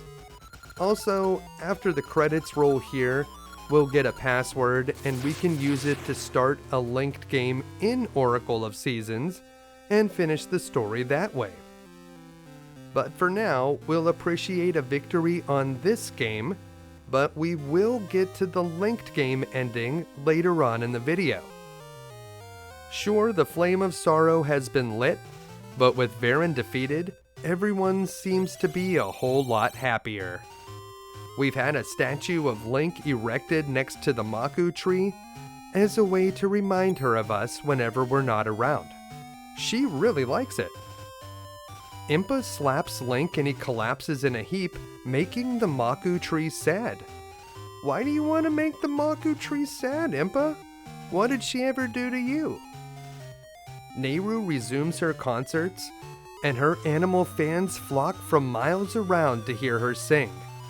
She's also found a few new fans, including Maple, who, after flying around a bit on her broomstick, floats down and lands right next to Nayru. Is there something going on there? This sepia-toned image says maybe. As the names of the programmers fade out over another sepia-toned scene, we next see Link and Ralph training together. It turns out that Ralph is a natural, and he may be better at the spin attack than Link. Yeah, you're gonna have to show us how you did that, Ralph. That was awesome. I like Ralph's dizzy eyes here, that's a nice touch. And we'll see some object designers as well as some scroll designers. Took a lot of people to make this game. And then we'll see a scene from the past where we'll find out how the statue of Link was created. It was made by two of the guys that helped build the Black Tower. The young Maku tree is very happy about this, because I guess it will be about 400 years before she'll see Link in the flesh again. And that is the final scene for this ending. After a few music and sound effect credits, we'll see some of the more general credits, but we'll see those a bit later. For now, after the credits roll, you'll see this the end scene, but then you'll get a password that you can use whenever you start an Oracle of Seasons game. Now let's take a look at the linked game ending. This time around, when we run into Ralph at the base of the tower, Zelda is present. You know, at this point in time, it doesn't seem like Queen Ambi has any children, so does that mean her seafaring boyfriend eventually comes back? Did building the Black Tower actually work? Well, before we can answer those questions, we find out a little bit about Ralph's ancestry, which is something that we kinda already knew. After Impa explains the situation and Nayru gives us some final encouragement, Zelda will add in her own 2 cents. Zelda reminds us of how high the stakes are. She says that all people, not just those of this age, will meet with great misfortune if we are unable to defeat Veran. So yeah, no pressure. This next part where we climb the tower is essentially the same, so I'm just gonna skip ahead a little bit. Remember this scene where all the essences appear and the huge Maku tree reveals which door is the correct one? Well, when you're playing a linked game, we'll see a new cutscene here. This part is the same. The essences swirl around in a circular motion until everything goes white and the true door is revealed. But then this adventure is interrupted by a message from the Twinrova. They tell us that our struggles are fruitless and that the people of Labrina have lost all joy and are filled with sorrow. But are they really? I mean, all Veran really did was turn 2 people and 3 rabbits into stone. Is that all it takes to ignite the flame of sorrow? I feel like the Twinrova could have done that on their own. There is a glimmer of hope though. The 3rd flame hasn't been lit yet, and it seems that the evil king won't be able to return until all 3 flames are burning. Here in our linked game, Veran doesn't stand much of a chance. We have 99 mystery seeds to use on our seed shooter, and I recommend using the blue ring for the first part of this fight, because I don't think the damage bonus from the red ring matters very much, but it will matter on the later forms of the boss, so make sure you have both of those rings in your inventory. We're gonna have to fight just so many bosses in a row here, but if you've been getting all of the upgrades here in the linked game, it won't be that difficult at all. And Veran is just bouncing around the room here, not giving us a chance to use the mystery seeds, but sooner or later she will have to stop and we'll be able to end this first phase of the fight. So switch back over to the sword, and that's it for the first form. After freeing the queen from Veran's possession, we'll see a familiar cutscene. Whenever we face the next form of the boss here in the linked game, we're going to use our Master Sword, and if you don't already have it equipped, you'll want to switch over to the red ring. We're just going to charge up an attack and hit Veran with a spin shot, and then we're going to quickly slash her down. With this kind of firepower, she will not last long. This next form is kind of a joke. If you need to get some health back, you could attack the Shadow Links in this room, but it only takes a couple of fully charged spin slashes to defeat Veran with the Master Sword Red Ring combo. Now, we know that Veran isn't dead just yet. We still have to defeat her beetle form, and with our Master Sword Red Ring combination, it's very possible that she won't even have a chance to transform into the bee or the spider. One thing you can do if she does manage to transform into the spider is to use the Biggoron sword. You can use the Biggoron sword against the spider form, and you won't have to use bombs at all. You can just slash right through its armor. But if we're fast enough, none of that is likely to matter. We don't even need to charge up the Master Sword with the red ring. We just need to stay away from the beetle, and as soon as it reveals its face, we're going to rapidly strike it as fast as we can. We can end this battle in seconds by doing this. So just look for the face, and there it is. That's it. We've done it. We've defeated Veran. But the game is not over yet. This time, as Veran expires, she has a new message for us. I'll be waiting to haunt you, and the evil King Ganon will plunge the world into darkness? Yes, that's right. You may have been able to guess it before, but the Twinrova are trying to revive Ganon. Because it always has to come back to Ganon at some point, right? We see a bit of the normal game ending here, which will wrap up some of the storylines with Ralph, Nayru, Veran, and Queen Ambi. Just like before, Ralph thinks that the Queen is still possessed by Veran, although we just established that Veran was defeated. I guess she did come back from the dead multiple times, so maybe it's not that ridiculous. Of course, we know that the Queen just brought her soldiers to help get Link out of the tower. And after a few words of thanks, we see a bright white flash, and everything returns to normal. It sure took long enough. Veran has been dead for at least a few minutes now. But the people are no longer turned to stone, and the animals can once again run free. Everything is all good. Or is it? Just like before, Ralph explains how his respect for us has grown, but before he can pay us any more compliments, he's interrupted by Impa. Do you remember earlier when we saw Princess Zelda comforting the child whose father had turned to stone? Well, it turns out there was more to that scene that we missed. Lightning rains down from the sky, and suddenly, the Twinrova appeared.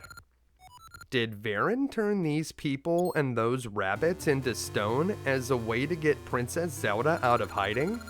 Because if that was the plan, it totally worked.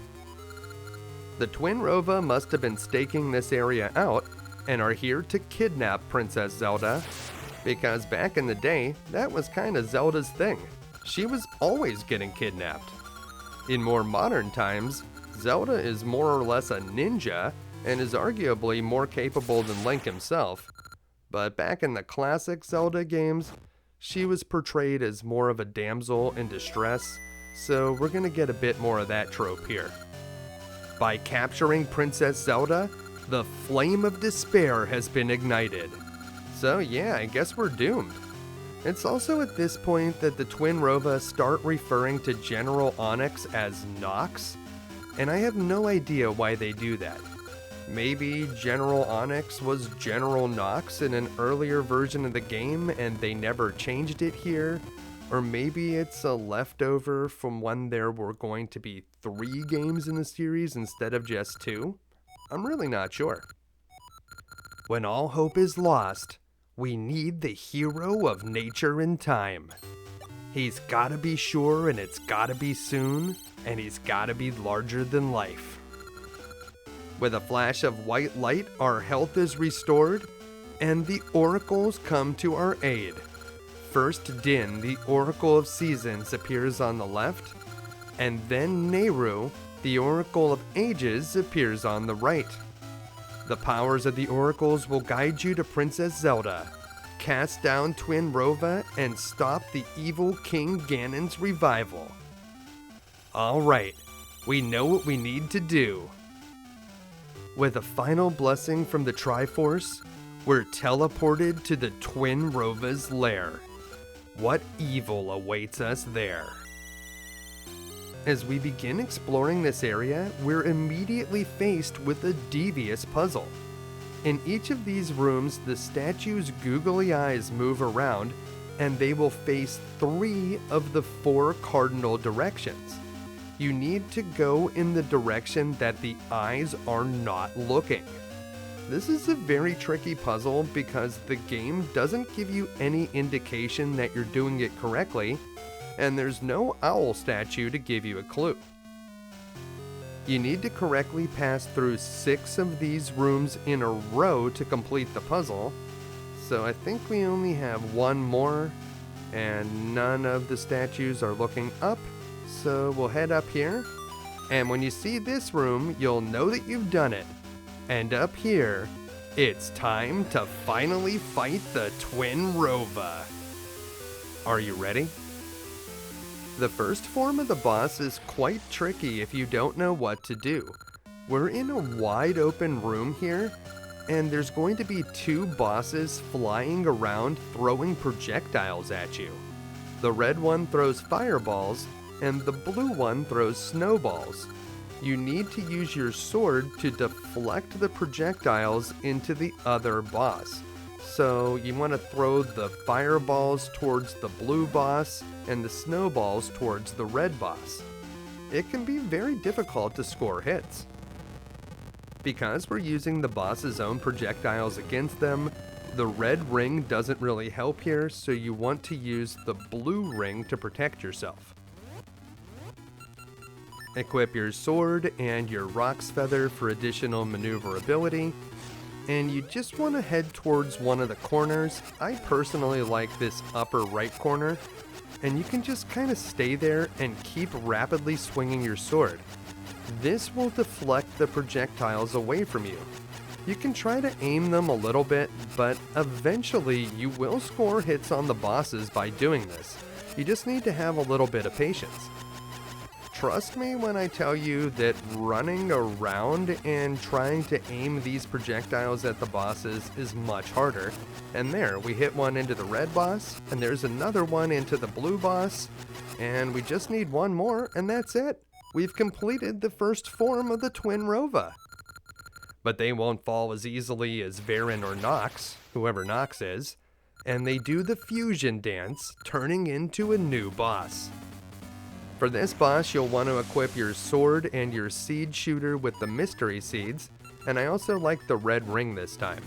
You'll need to strike the boss with your sword until it becomes stunned, and then you'll be able to shoot it with the mystery seeds. If you time your mystery seed shot precisely enough, you'll be able to get 2 hits instead of 1. The real danger here is there's a lot of kickback whenever you hit the boss with your sword, and you could get pushed into the lava or into some of the projectiles on the icy floor.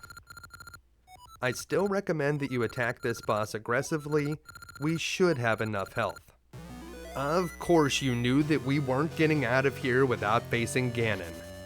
The Twinrova were unable to sacrifice Zelda for some reason, so instead they're going to sacrifice themselves to bring back the evil king. That sounds kind of like a good deal for us, so hey, whatever you want to do, Twinrova, you go for it. Now this boss can be very difficult if you don't have the Master Sword, or at least the Biggoron sword, which is not quite as good, but definitely good enough. If you don't have one of those 2 swords, you should definitely be using charged up spin attacks against this boss, and Ganon has a lot of different attacks. You'll also want to make sure that you have your red ring equipped, and if you don't have the red ring, at least use the blue one. Whenever you see the floor turn blue like that, that means your controls will be temporarily reversed, so don't let that throw you off. And that's it. We've done it. We've beaten The Legend of Zelda Oracle of Ages again. All we can do now is sit back, relax, and enjoy the cheesy ending. Zelda is totally fine, but it sounds like if the Twinrova had been able to execute their original plan of sacrificing her, Ganon would have been much more dangerous. It sounds like we crashed this party at just the right time. Before we can get back to the others, the castle suddenly begins to shake and crumble. And you have to wonder, was it built in a single day by workers that weren't allowed to take a break? That's sure what it looks like. There's no time for us to escape, but luckily the Maku tree speaks to us telepathically. Using her magical tree powers, the Maku tree teleports us back to safety. We are definitely going to owe her when we get back. It looks like the Maku tree, loyal as ever, has come through once again. She welcomes us back and announces that the world is at peace. She says, "I knew you'd come back," and she's right, because we always will. Din hops up and down excitedly and suggests that we dance together once more. Impa rushes over to address Zelda and is very glad to see that she's returned safely.